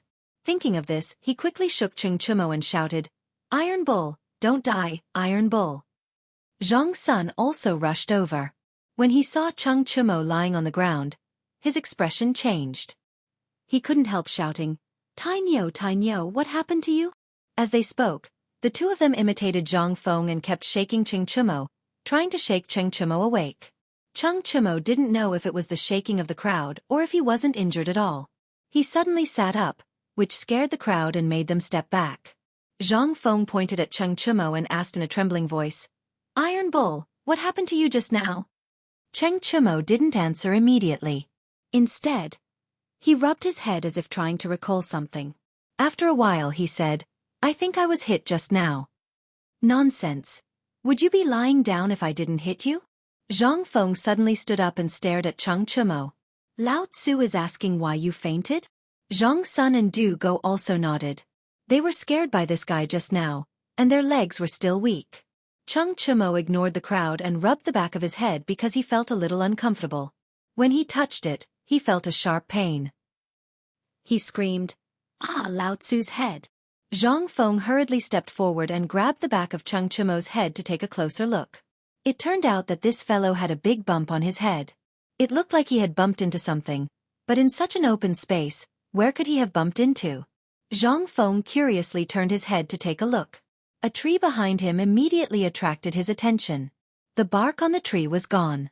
He instantly understood that Iron Bull had crashed into a tree. He quickly turned his head and said, "Iron Bull, King hit a tree." Cheng Chimo's face was full of question marks. He couldn't believe it. How did he hit a tree? Although he didn't want to believe it, he still turned his head to look. He saw that there were still marks on the tree. He could tell at a glance that he hit it. He suddenly jumped up, pointed at the tree and shouted, "How the F***ck did I hit a tree?" Zhang Sun also reacted at this time. He quickly got up and looked at the back of Cheng Chimo's head, then looked at the tree. He couldn't help but laugh. "Iron Bull, King thought you were dead. So you just hit a tree." Cheng Chimo couldn't stand this guy's ridicule. He slapped Zhang Sun's head and said angrily, "You King are the same now." Zhang Sun was still in a good mood. After being hit, He naturally wasn't happy. He jumped up and wanted to fight back. Zhang Feng saw that the situation was not right and quickly reached out to stop him. Don't hit him. Do you still want the bow? After saying that, he didn't care about the other's reaction. He looked at Cheng Chumo and said, Iron Bull, take off your clothes and let me see. Cheng Chumo said, Oh. He unwillingly stared at Zhang Sun and took off his clothes. Zhang Feng took the clothes and saw that there was no damage. It was almost the same as before. However, he had already guessed this result. After all, Iron Bull was completely fine. If there was a problem with the special combat uniform, this guy might really be lying here. Thinking of this, he looked at Zhang Sun and smiled. Bug, it's your turn. Come, put on your clothes. Zhang Sun waved his hand and took 2 steps back. He smiled and said, Feng, didn't Iron Bull already try it? I don't think it's necessary. Chapter 1959. When he saw Iron Bull's appearance just now, he was already a little scared. After all, lying on the ground was not a good feeling, and he did not want to experience it again. However, Zhang Feng did not agree. He stared at Zhang Sun and shouted, Damn it, weren't you very enthusiastic just now? Why are you so scared now? Are you still a man? He did not want to force this guy to go, but this guy had already agreed. It was too unreliable to go back on his word now. Besides, it was always good to have one more person to do the experiment. What could Iron Bull alone prove? It could only prove that this guy had a good physique, and the advantages of the special combat suit were not fully reflected. Zhang Sun did not know what Zhang Feng was thinking. He looked bitterly at Cheng Chumo, but he did not expect that the latter would directly look back at him with a contemptuous look. This immediately aroused his competitive spirit. Therefore, he turned to Zhang Feng and said with a stern face, Fengzi, give me the thing. Lao Tzu does not believe it. Zhang Feng had been waiting for this sentence. He quickly handed over the special combat suit and said with a smile, Come on, find a place to stand. Don't stand against a tree. Cheng Chumo blushed when he heard this. After all, anyone could tell that he was talking about him. Zhang Sun took the special combat suit and glanced at Cheng Chumo with a dissatisfied face. Then, he put it on and found an open space to stand. He shouted, Fengzi, I'm ready. Let's start. Zhang Feng nodded, took a few steps back, and put the gun on his shoulder. This time, he was not as nervous as before. After all, he had some experience. He aimed at Zhang Sun's special combat suit and raised his hand to shoot. Bang! Bang! Zhang Sun obviously took 2 steps back, but he did not fall down this time. He touched the special combat suit in front of him and did not feel anything unusual. He shouted, Fengzi, it's okay. Hearing the sound, Zhang Feng was also delighted. He hurriedly strode forward and checked carefully. Indeed, he did not find any new injuries. This was enough to prove that there was no problem with his special combat uniform.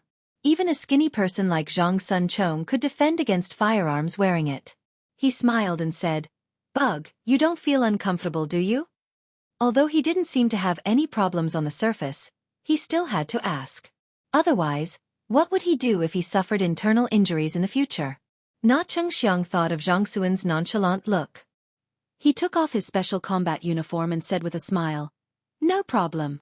Zhang Feng nodded. He just needed to make sure that this guy was fine. Then he looked at Du Go. De Bing, it's your turn now. Du Go was originally afraid. But seeing that Zhang Sun Chong was fine, he thought that he would be fine too. He took the special combat uniform from Zhang Sun Chong's hand and smiled at Zhang Feng. No problem, come on. After saying that, he stood at the position where Zhang Sun Chong was standing just now. His face was full of righteousness, as if he was going to sacrifice himself for science. Zhang Feng nodded and took 2 steps back. Then, he aimed and pulled the trigger. A burst of flame spewed out. Du Go took 2 steps back and touched the special combat uniform in front of him. Seeing that there was no problem, he shouted, Fengzi, I'm fine too. Zhang Feng hurriedly went forward and checked. Sure enough, there was no injury at all. It could be said that it was lucky if there was no injury during the experiment. However, if there were 2 or 3 people and there was no injury, then it was definitely due to the special combat uniform. Thinking of this, he handed the special combat uniform in his hand to Arkanon and said with a serious face, From now on, All the special combat uniforms will be made according to this method. Arkanon also saw the effect of the uniform just now. Naturally, he didn't dare to be negligent. He nodded and said, "Yes, Director." Cheng Chimo jumped up. He remembered that Fengzi had promised to give him a composite bow. Now that the experiment was done, he naturally couldn't let it go. "Fengzi, what about the bow you mentioned just now? When will you give it to me?" "Yes, when will you give it to me?" Zhang Sunchong also asked loudly. He was beaten back a few steps just now. He couldn't just let it go. Zhang Feng naturally knew what these guys were thinking. He smiled and said, "We'll do it when we get back. Don't worry." "You haven't done it yet?" Du Go exclaimed. He thought that the bow and arrows were ready. Who would have thought that they hadn't done it yet? "What the hell are you shouting for?" Zhang Feng rolled his eyes at Du Go. "Lao Tzu didn't say that he wouldn't give it to you. We'll do it when we get back." It was a good thing that these guys were interested in the composite bow. At least they wouldn't pester him for heavy armor and light cavalry. At worst, he could make some to whet their appetites. Cheng Chimo and the others were a little unhappy when they heard that they hadn't done it yet. However, when they heard that they were going to do it immediately, they couldn't help but be excited. Okay. Fengzi, hurry up." Zhang Feng nodded. He called Arkanon and the others and walked into the cave. Cheng Chimo and the others naturally followed closely behind. Chapter 1960. As soon as they returned to the cave, Cheng Chimo couldn't wait to urge Zhang Feng. "Fengzi, can we start now? What can we do for you?" Zhang Feng didn't answer. He turned to Arkanon and said, "Go and prepare some tuber wood and some ox horns. It's best if they're white. If you can't find any, find some cyan ones. Also, some ox tendons, deer gelatin, horse gelatin, fish gelatin, rhinoceros gelatin, cow gelatin, and other 5 kinds of gelatin." Hearing this, Arkanon frowned. At first, he didn't think it was difficult. Tuber wood was easy to find. After all, they were on the mountain and there were countless woods. But as he listened, he felt that something was wrong. Why were there ox horns? Wasn't this a little difficult? Ox horns were on the head of an ox. If you wanted ox horns, you had to kill the ox. But this was the Tang dynasty. Killing an ox for no reason was punishable by death. Putting that aside, where could he find ox tendons, deer gelatin, horse gelatin, rhinoceros gelatin, and cow gelatin? You couldn't buy them on the market. Only the royal family had them. This stumped him and he asked a little worriedly, "Dean, of all the things you mentioned, only tuamu is easy to find. The others are not easy to find.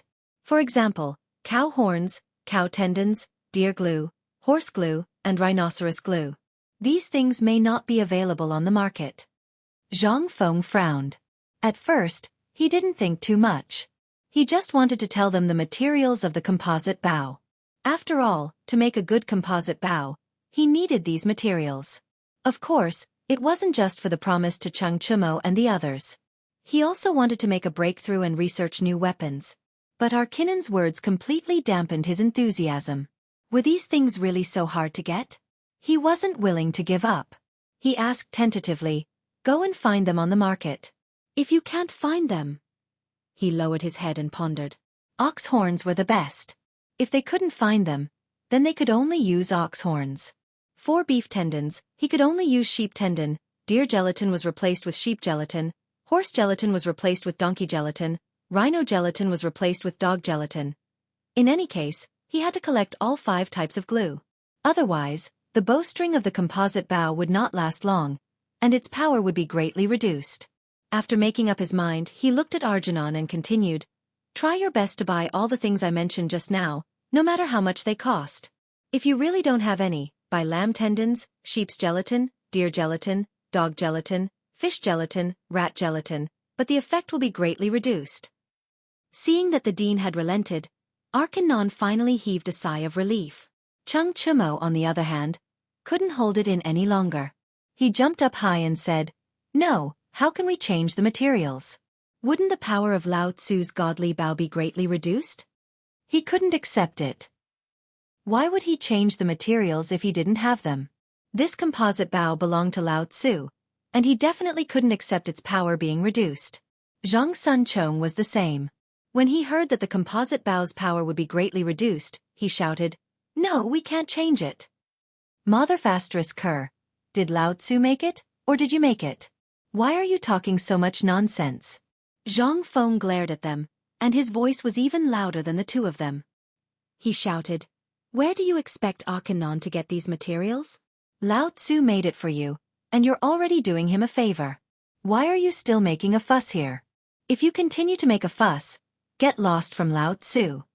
Cheng Chumo was unhappy when he heard this. This godly bow was made for me. How can it have nothing to do with me? Besides, if Arkanon can't find it, can't Lao Tzu find it? He remembered that there was a warehouse at home, and there were many things given by the palace. It shouldn't be difficult to find things like horns and tendons. Zhang Sun Chong saw Cheng Chumo's attitude and said eagerly, "Yes, if you can't find these things, we can find them. But we definitely can't reduce the power of the godly bow." Zhang Feng suddenly understood. Why didn't he think of this earlier?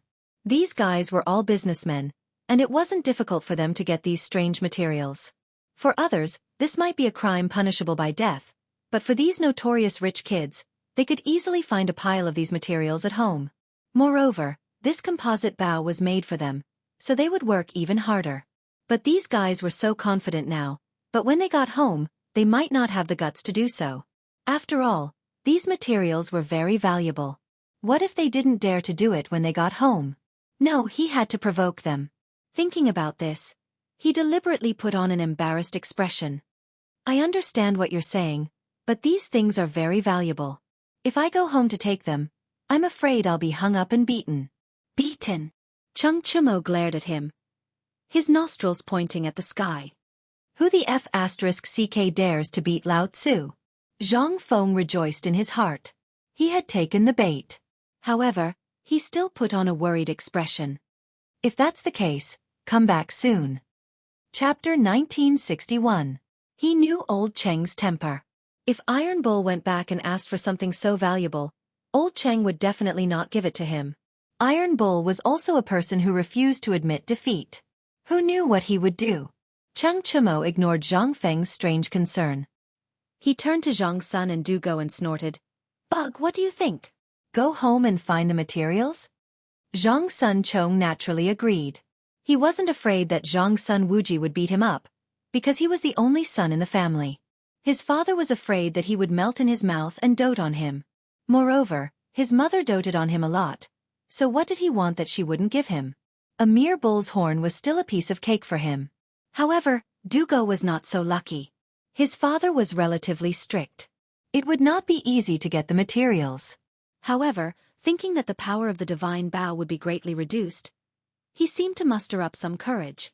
Moreover, Iron Bull and Bug were ready to go. If he did not go, he would seem like a coward. After thinking about it, he nodded and said, "Let's go back and prepare." After saying that, the three of them glanced at Zhang Feng and turned to walk out of the cave. "Go and prepare the logs. The more the better." Zhang Feng saw that this guy had left and said to Arkanon happily. He was not worried that Cheng Chumo and the others would not be able to get the horns and other things back. He understood these guys. As long as they heard that something was beneficial to them, they would be more enthusiastic than anyone else. Arkanon naturally did not dare to be negligent. He called his men and went up the mountain to prepare to cut the logs. Cheng Chumo, on the other hand, was afraid as soon as he came out of the cave. He was regretting that he had impulsively agreed to Zhang Feng's request. How was he going to tell his old man about such valuable materials? If this was known, wouldn't he be beaten to death? What should he do?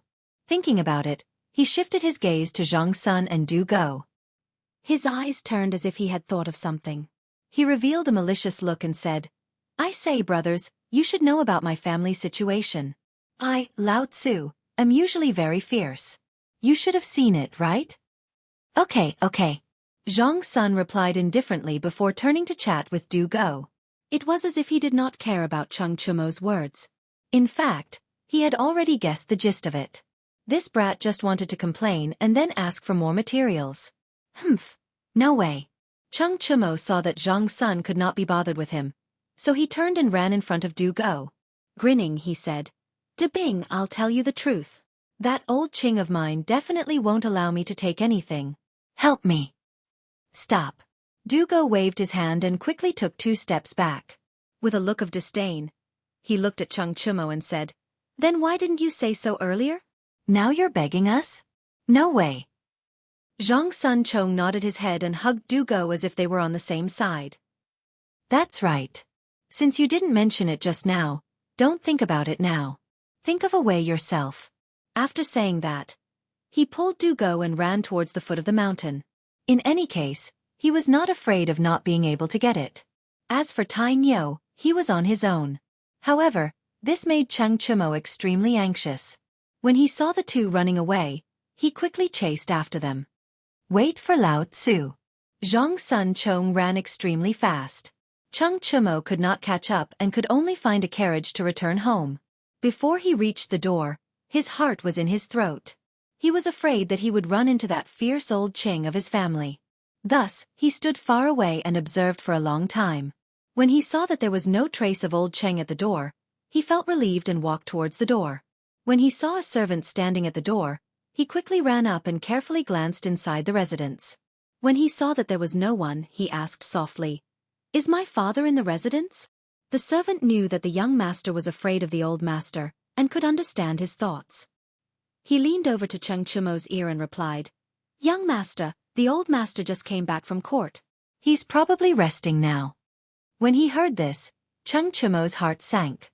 If old Chang was not at home, he might be able to beg his mother. But now that old Chang was at home, what could he do? Go back like this? No, if he went back empty-handed, he would definitely be laughed at by Feng Zi and Gu. Lao Tzu was a dignified playboy of Chang'an. How could he endure this? But how could he get past old Cheng? Could he steal it? It seemed that there was only one way now. Old Cheng might not find out. Besides, even if old Cheng found out, he could just live in the academy in the future and wait for old Cheng's anger to subside. Thinking of this, he tiptoed towards the storeroom. But at this moment, a loud shout came from behind him. "Stop." He was very familiar with this voice. It was old Cheng. His first thought was to turn around and run. He could not let old Cheng catch him, or he would be beaten to death. However, on second thought, he had not stolen anything yet. He felt more strength in his body. He straightened his back, turned to look at old Cheng, and said with a smile, "Father, you." Before he could finish his words, he felt a big slap coming towards him. Then his vision turned black, and his face burned. He took 2 steps back before he could steady himself. He was stunned. Why did his father hit him? He had not stolen anything yet, had he? Chapter 1962. Could it be that his father saw something? Thinking of this, his legs went weak and he almost fell to the ground. "Father, I haven't." "Don't give Lao Tzu excuses." Chang Yaojin strode forward and grabbed Xianxia's shoulder. He slapped him again and roared, "Lao Tzu thought you died outside? You still know to come back? Do you know how long Lao Tzu has been out looking for you? You heartless dog, Lao Tzu will beat you to death." After saying this, he slapped Xianxia's face again. He scolded him as he slapped him. He felt that the anger that had been accumulating in his heart for a long time had finally exploded. In fact, he couldn't be blamed. Anyone would be angry if this happened to them. Thinking about it, the Cheng family only had one son. The huge Qing family was counting on this guy to carry on the family line. In the end, this dog went to Xiangzhou with Zhang Feng? What kind of place was Xiangzhou? It was the border and there were Turks stationed there. If something happened, what would happen to the Cheng family? What would happen to such a huge family business? And the most important thing was that this bastard didn't even inform him when he came back. Instead, he went to fool around with Zhang Feng. That brat Zhang Feng had some talent, but he was full of evil tricks. This trip to Xiangzhou was probably planned by this brat. He also wanted to find Zhang Feng to settle the score. However, when he thought about how Li Erlang didn't make a fuss about it and treated Zhang Feng very well, he thought about it and put it aside. Otherwise, it wouldn't be good to get into trouble. Therefore, he practiced martial arts at home and vented the anger in his heart. Coincidentally, this dog, Iron Bull, came back. He was still worried about how to vent his anger. Since this kid came to meet him, he naturally couldn't avoid a violent beating. As for Xianxia, he could only hold his head and bear it silently. He didn't dare to resist because he knew that the more he resisted, the more excited old Cheng would be and the stronger he would be. When that time came, he wouldn't be able to bear it. He only felt his cheeks burning, as if they weren't his own. After the time it took to smoke a cigarette, Cheng Yaojin was probably tired. He lifted his hands and threw Cheng Chumo to the side. He sat on the ground and panted heavily. As he panted he said, "You dog, Lao Tzu let you go this time. If it was Lao Tzu in the past, he would definitely beat you to a pulp. Now, let's talk about Sheng Zhou." Cheng Chumo's face was bruised and swollen from old Cheng's beating. One side of his face was bigger than the other. It was bruised and red, and he was dizzy. He felt as if there was something on his head, and he couldn't hear old Cheng's words. He was panting like a dead dog. When Cheng Yaojin saw that his words were not effective, he raised his eyebrows and kicked him. He roared, "Did you King listen to what Lao Tzu said? Is there something wrong with your ears?" This kick made Cheng Chumo quiver. In an instant, he felt a lot sober. He held his cheek and said vaguely, "Father, what did you say just now?" "Lao Tzu is asking you about Sheng Zhou? Why are you King pretending?" Cheng Yaojin glared at Cheng Chumo angrily. Cheng Chumo suddenly understood. It turned out that old Cheng didn't beat him because he wanted to steal something. He wanted to ask about Sheng Zhou. When he thought of Sheng Zhou, he felt as if his body had hardened. There was no other reason. It was because this incident in Sheng Zhou had made the Tang dynasty proud. This time, if his father wanted to ask about Sheng Zhou, he would brag about it. Maybe he would have a chance to talk about the materials later. Thinking of this, he wiped the saliva leaking from the corner of his mouth and tried to squeeze out a smile. However, this smile was uglier than crying, but he didn't realize it at all. He still said, "Father, this time in Sheng Zhou, we were really awe-inspiring. When I think of it, Feng Zi, Zhang Sun, Chong and Du Go, we were so scared in the sky." Ck, get to the point. Cheng Yaojin frowned and was a little angry. He originally wanted to hear something he didn't know, but this guy didn't say anything to the point. "Oh!" Cheng Chumo nodded repeatedly. He saw that old Cheng's face was not very good, so he didn't dare to be arrogant. He said in a well-behaved manner, "The four of us set off from Chong'an and then went to Shangzhou. Just now, it was Feng Zi who suggested that we go to bomb the Turkic camp. The three of us naturally didn't agree, but Feng Zi forced us to go." "Wait!" Cheng Yaojin waved his hand and was a little confused. "Why didn't you agree to go?" He had been fighting all his life, and he hated those foreign races the most. Every year, they came to the Tang dynasty to burn, kill, and loot. For this reason, he and Yu Qigong had jointly submitted a memorial to ask for troops to be sent to the Turkic kingdom. Unfortunately, they were rejected by Li Erlang because of the lack of provisions. Now that this guy had such a good opportunity to kill the Turkic kingdom, why didn't he agree? Was there shit in his brain? He was now very suspicious. Was this Iron Bull his son? Why didn't he have the ruthlessness he had in the past? No, he had to ask that woman of the Chui family later if she had a lover outside. Thinking of this, he narrowed his eyes and carefully looked at Cheng Chumo, as if he wanted to see something. Chapter 1963. Cheng Chumo was chilled by old Cheng's gaze, and he didn't dare to answer. Because he couldn't answer. If he said that he was afraid, then according to old Cheng's temper, he would probably be beaten up again. Cheng Yaojin's eyes were sharp, and he sensed something was wrong. He snorted coldly. "Were you King scared at that time?" He knew his son very well. Although he was usually more arrogant than anyone else, as if he had inherited the temperament of the Cheng family, when it came to life and death, he would run faster than anyone else. Of course, he didn't object to his son saving his life. But this time was different. He wasn't in any danger, and he was even killing Turks. Even if he died, he would be fighting for the glory of the Cheng clan. At worst, he would just have to work hard for a few more years to give birth to another child.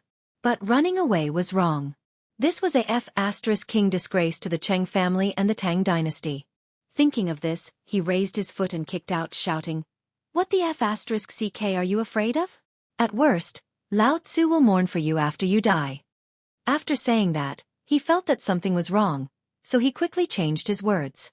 At worst, he'll be a hero again after 18 years. Cheng Chumo was so scared that he stepped back. His fear of old Cheng was deeply buried in his bones. If he was kicked again, he would probably be crippled. He quickly begged for mercy. "Father, don't hit me. I didn't run away. I went with Fengzi and the others." Hearing this, Cheng Yaojin withdrew his foot.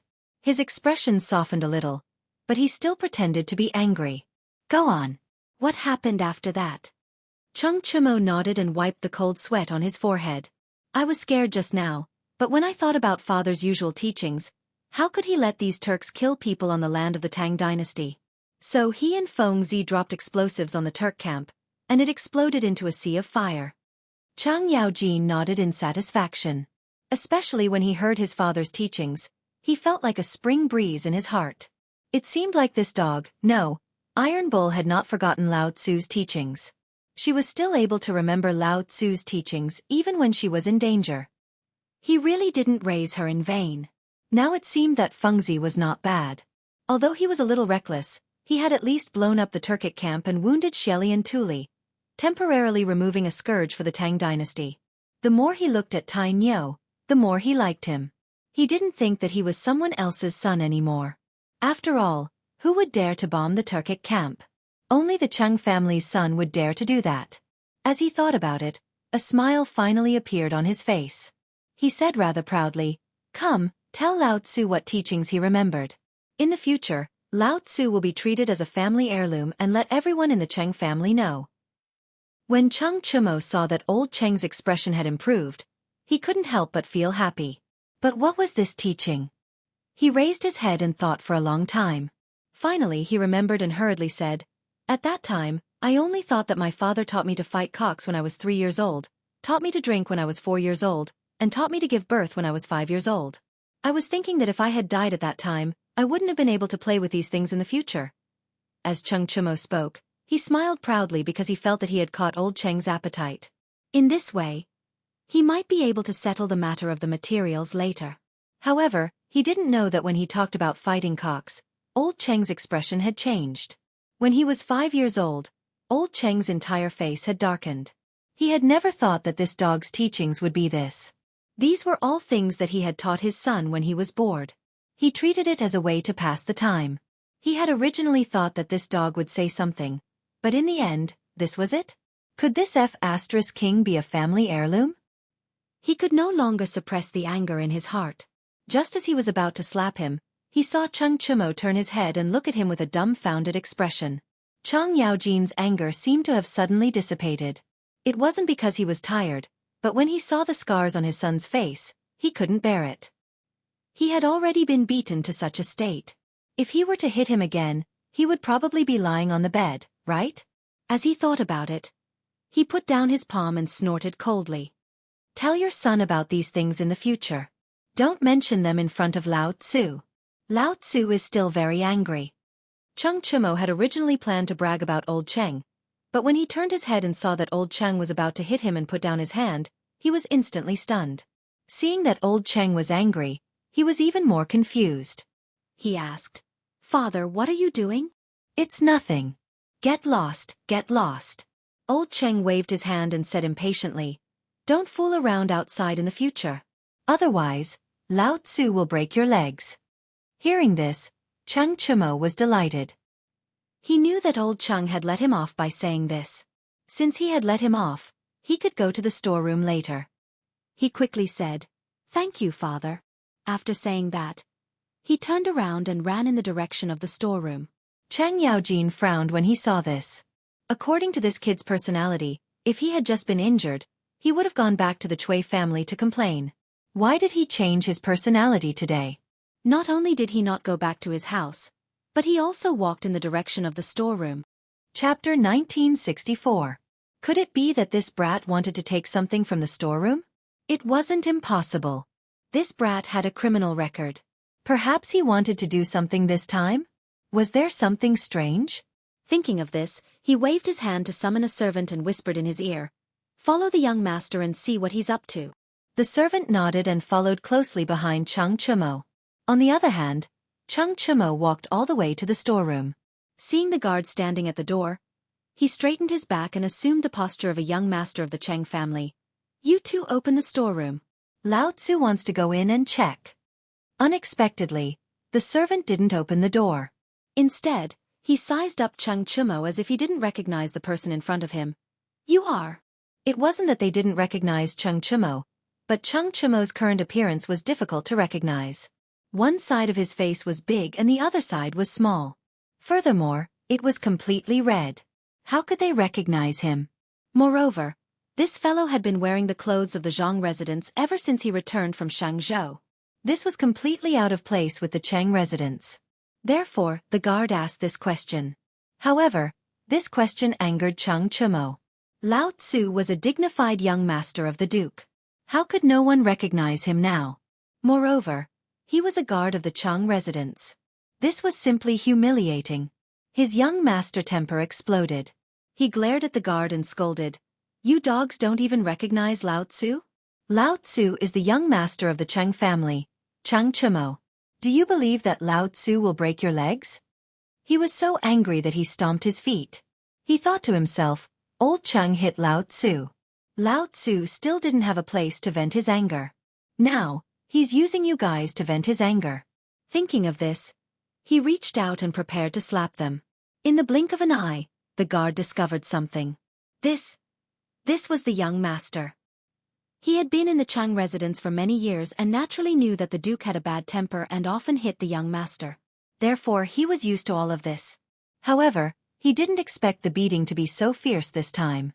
Young master's entire face was swollen. No wonder he didn't recognize him just now. Now that young master was angry, he wanted to vent his anger. Hiss! He sucked in a breath of cold air. His mind suddenly flashed with the notorious reputation of the young master. His legs couldn't help but go soft. He quickly knelt down. "Young master, please spare my life." This slave had eyes but failed to see. Chang Chumo coldly snorted as his palm missed. It seemed that he had yet to vent his anger. He kicked the guard's shoulder and scolded, "Lao Tzu can't teach others a lesson, but can't he teach you a lesson? Open the storeroom door immediately." The guard staggered and quickly returned to his original position. His hands trembled slightly as he said, "Young master, this." The storehouse had always been managed by the madam, who was the young master's birth mother. This madam could be said to be the tyrant of the Chang mansion, or even the tyrant of Chang'an. She had once said that no one should open the storehouse without permission. But now, the young master wanted to open the storehouse without permission. Wasn't that courting death? He didn't dare to provoke this. The young master might be fine if he barged in, but he might be beaten. Chang Chumo naturally knew this, but he didn't dare to ask his mother for permission. That guy was more powerful than old Cheng. He might as well barge in. Anyway, his father wasn't angry. The Xiangzhou incident had already been reported to the Chang mansion, so it should be fine. Even if there was trouble, it would be this guard. He clenched his fist and continued to threaten, "Now I'll give you two choices. The first is to be beaten to death by me. The second is to open the door. Choose one." The guard quivered and felt a chill run down his back. He knew the young master's notoriety. If he dared to claim second place in Chang'an, no one dared to claim first place. Now that he said he wanted to beat him to death, it didn't seem like he was lying. But if he opened the door, how could he get past the madam? She was someone who was more troublesome than the young master. What should he do? Just as he was vexed, an idea came to his mind. If he fainted and the young master took the key, it shouldn't have anything to do with him, right? After thinking it over, this method was the safest and the best. After making up his mind, he took a bunch of keys from his waist and threw them on the ground. "I don't know anything." With that, he closed his eyes as if he was really in a coma. Chang Chumo smiled. This guy was really clever. Did he really think he could pretend to be in a coma and everything would be fine? But he didn't expose him. He picked up the keys and looked around. Seeing that no one was around, he opened the door and walked in quickly. Chang Chumo thought that no one saw all this, but he didn't expect that a pair of eyes in the distance saw everything clearly. This person was the servant sent by Cheng Yaojin just now.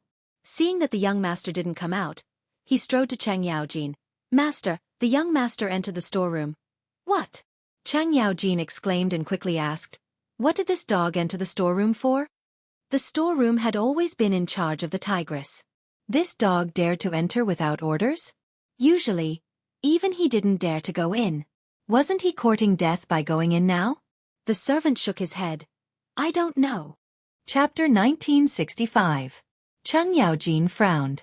He had a vague feeling that something was wrong, so he strode toward the storeroom. As soon as he entered, he saw Cheng Chumo rummaging through the box. His expression changed, and he scolded softly. You dog, what are you doing? He didn't dare to raise his voice now. If the tigress found out, then his son would be finished. Originally, he didn't want to get involved in this matter, but Tang Yo had gone to Xianghu and won glory for the Cheng family. How could he bear to see him being trampled by the tigress? That was why he came over and planned to save Tang Yo. When Cheng Chumo saw old Cheng coming over, he was first shocked and then afraid. He was afraid that old Cheng would attack him again. But now, it seemed that old Cheng wasn't as angry as before. He instantly understood and went up to him with a smile. Father, I'm looking for a few things. Just pretend that you didn't see it. T. Cheng Yaojin shook off Cheng Chumo's hand that was trying to beg for mercy. He glared at him. Don't you King know that this storeroom belongs to that old mother? When the servant behind him heard this, the corner of his mouth twitched. He also knew that the master was afraid of the madam and was dissatisfied, but he didn't expect him to say it so openly.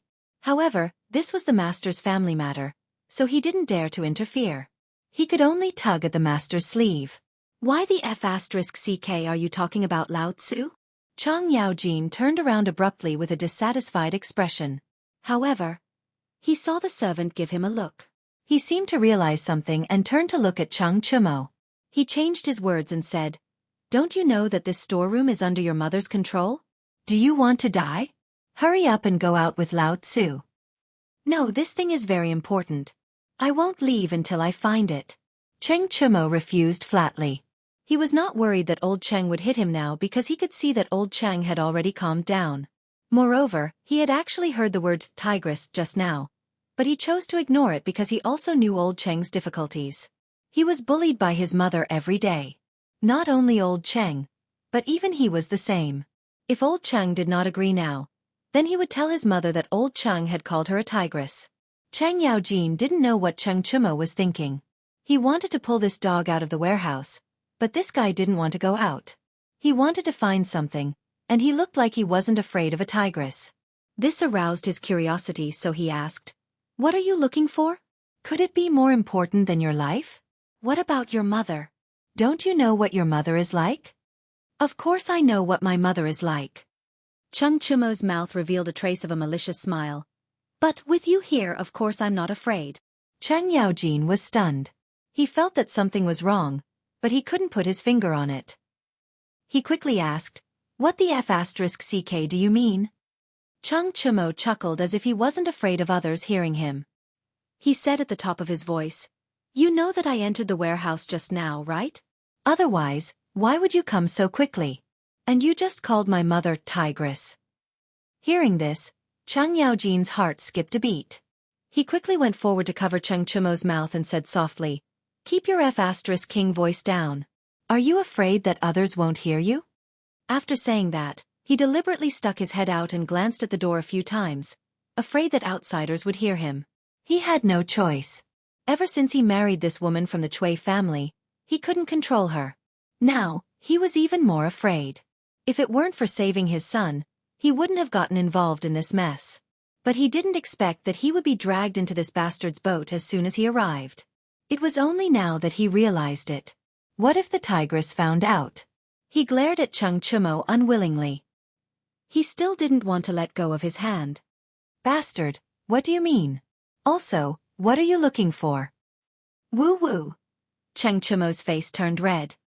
He quickly pointed at the big hand on his mouth. Cheng Chumo realized that he was still covering his son. He glared at Cheng Chumo and said, Bastard, if you dare to play any tricks, Lao Tzu will beat you to death. After saying that, he gently let go of his hand. Cheng Chumo gasped for oxygen. He almost suffocated to death. Finally he felt better.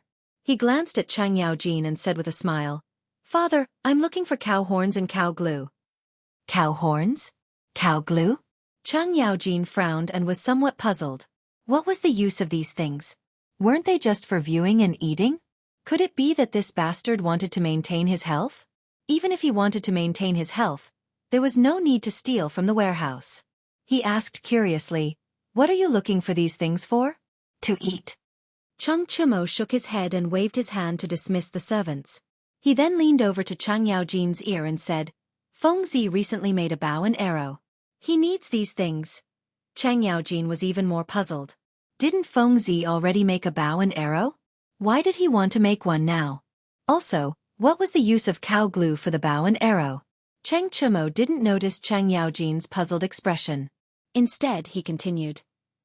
He said that his bow and arrow needs 200 stones of strength to draw. It can also split golden stone and take people's lives from 1,000 miles away. Chapter 1966. Hearing this, Chang Yaojin's eyes widened. What kind of bow would require 200 stones of strength to draw? Wasn't this F***king terrifying? Some soldiers didn't even have the strength of 200 stones. What was there to split gold and stone? Killing someone from 1,000 miles away? This was even more impossible. Even the military's bows couldn't reach this level. Could it be that Zhang Feng's bow was so powerful?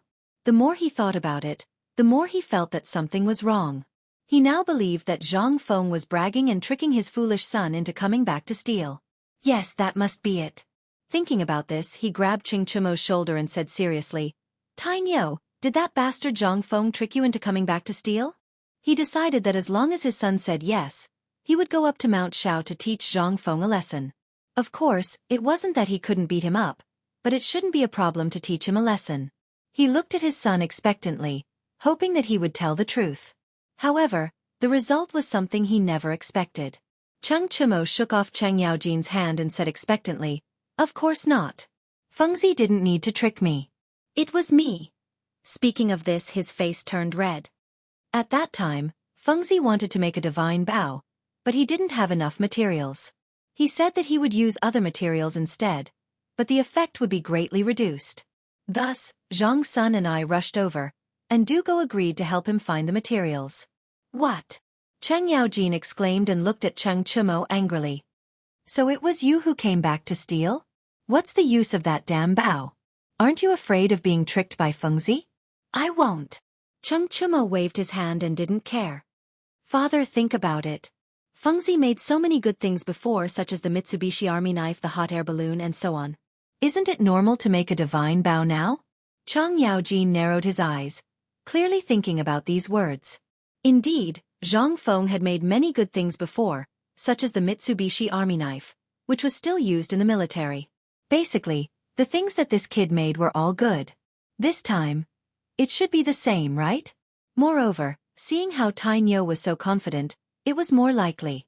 Taking these things wouldn't cause the Cheng family too much loss, so why not just go along with it this time? Maybe he could make something good? Thinking of this, he grabbed Cheng Chumo and stared at him, revealing a smile that made people feel that he was up to no good. "Boy, I will pretend that I didn't see what happened just now. You can look for whatever you want, but when you go up the mountain later, you have to take me with you. I want to see what kind of bullshit bow you're talking about." Then what if Mother finds out? Cheng Chumo looked at Chang Yaojin timidly.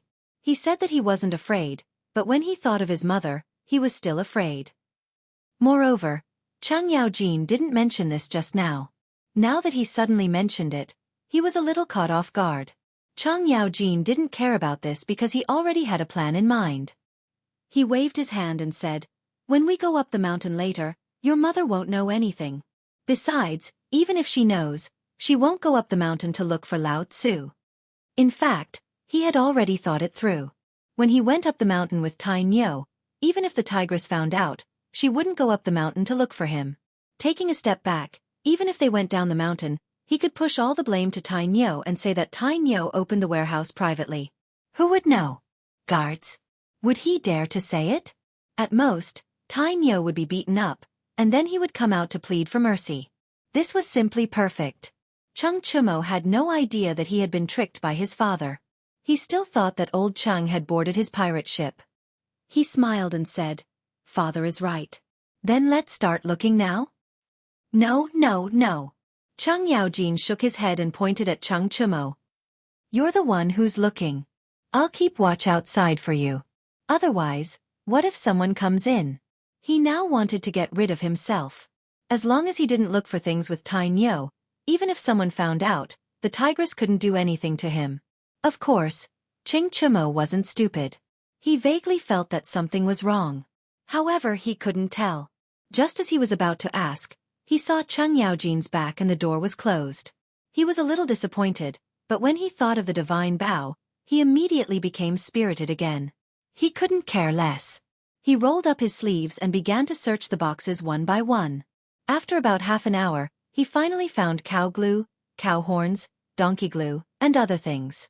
He was so happy that he almost jumped up. He hurriedly opened the door and was about to go out when a fat head blocked his way. It was Cheng Yaojin. Cheng Chumo chuckled and waved the cow glue in his hand. "Father, I found something." Cheng Yaojin was delighted. He turned his head and looked around. Seeing that there was no one around, he snatched the cow glue and other things. "This thing is precious. Lao Tzu will keep it for you first."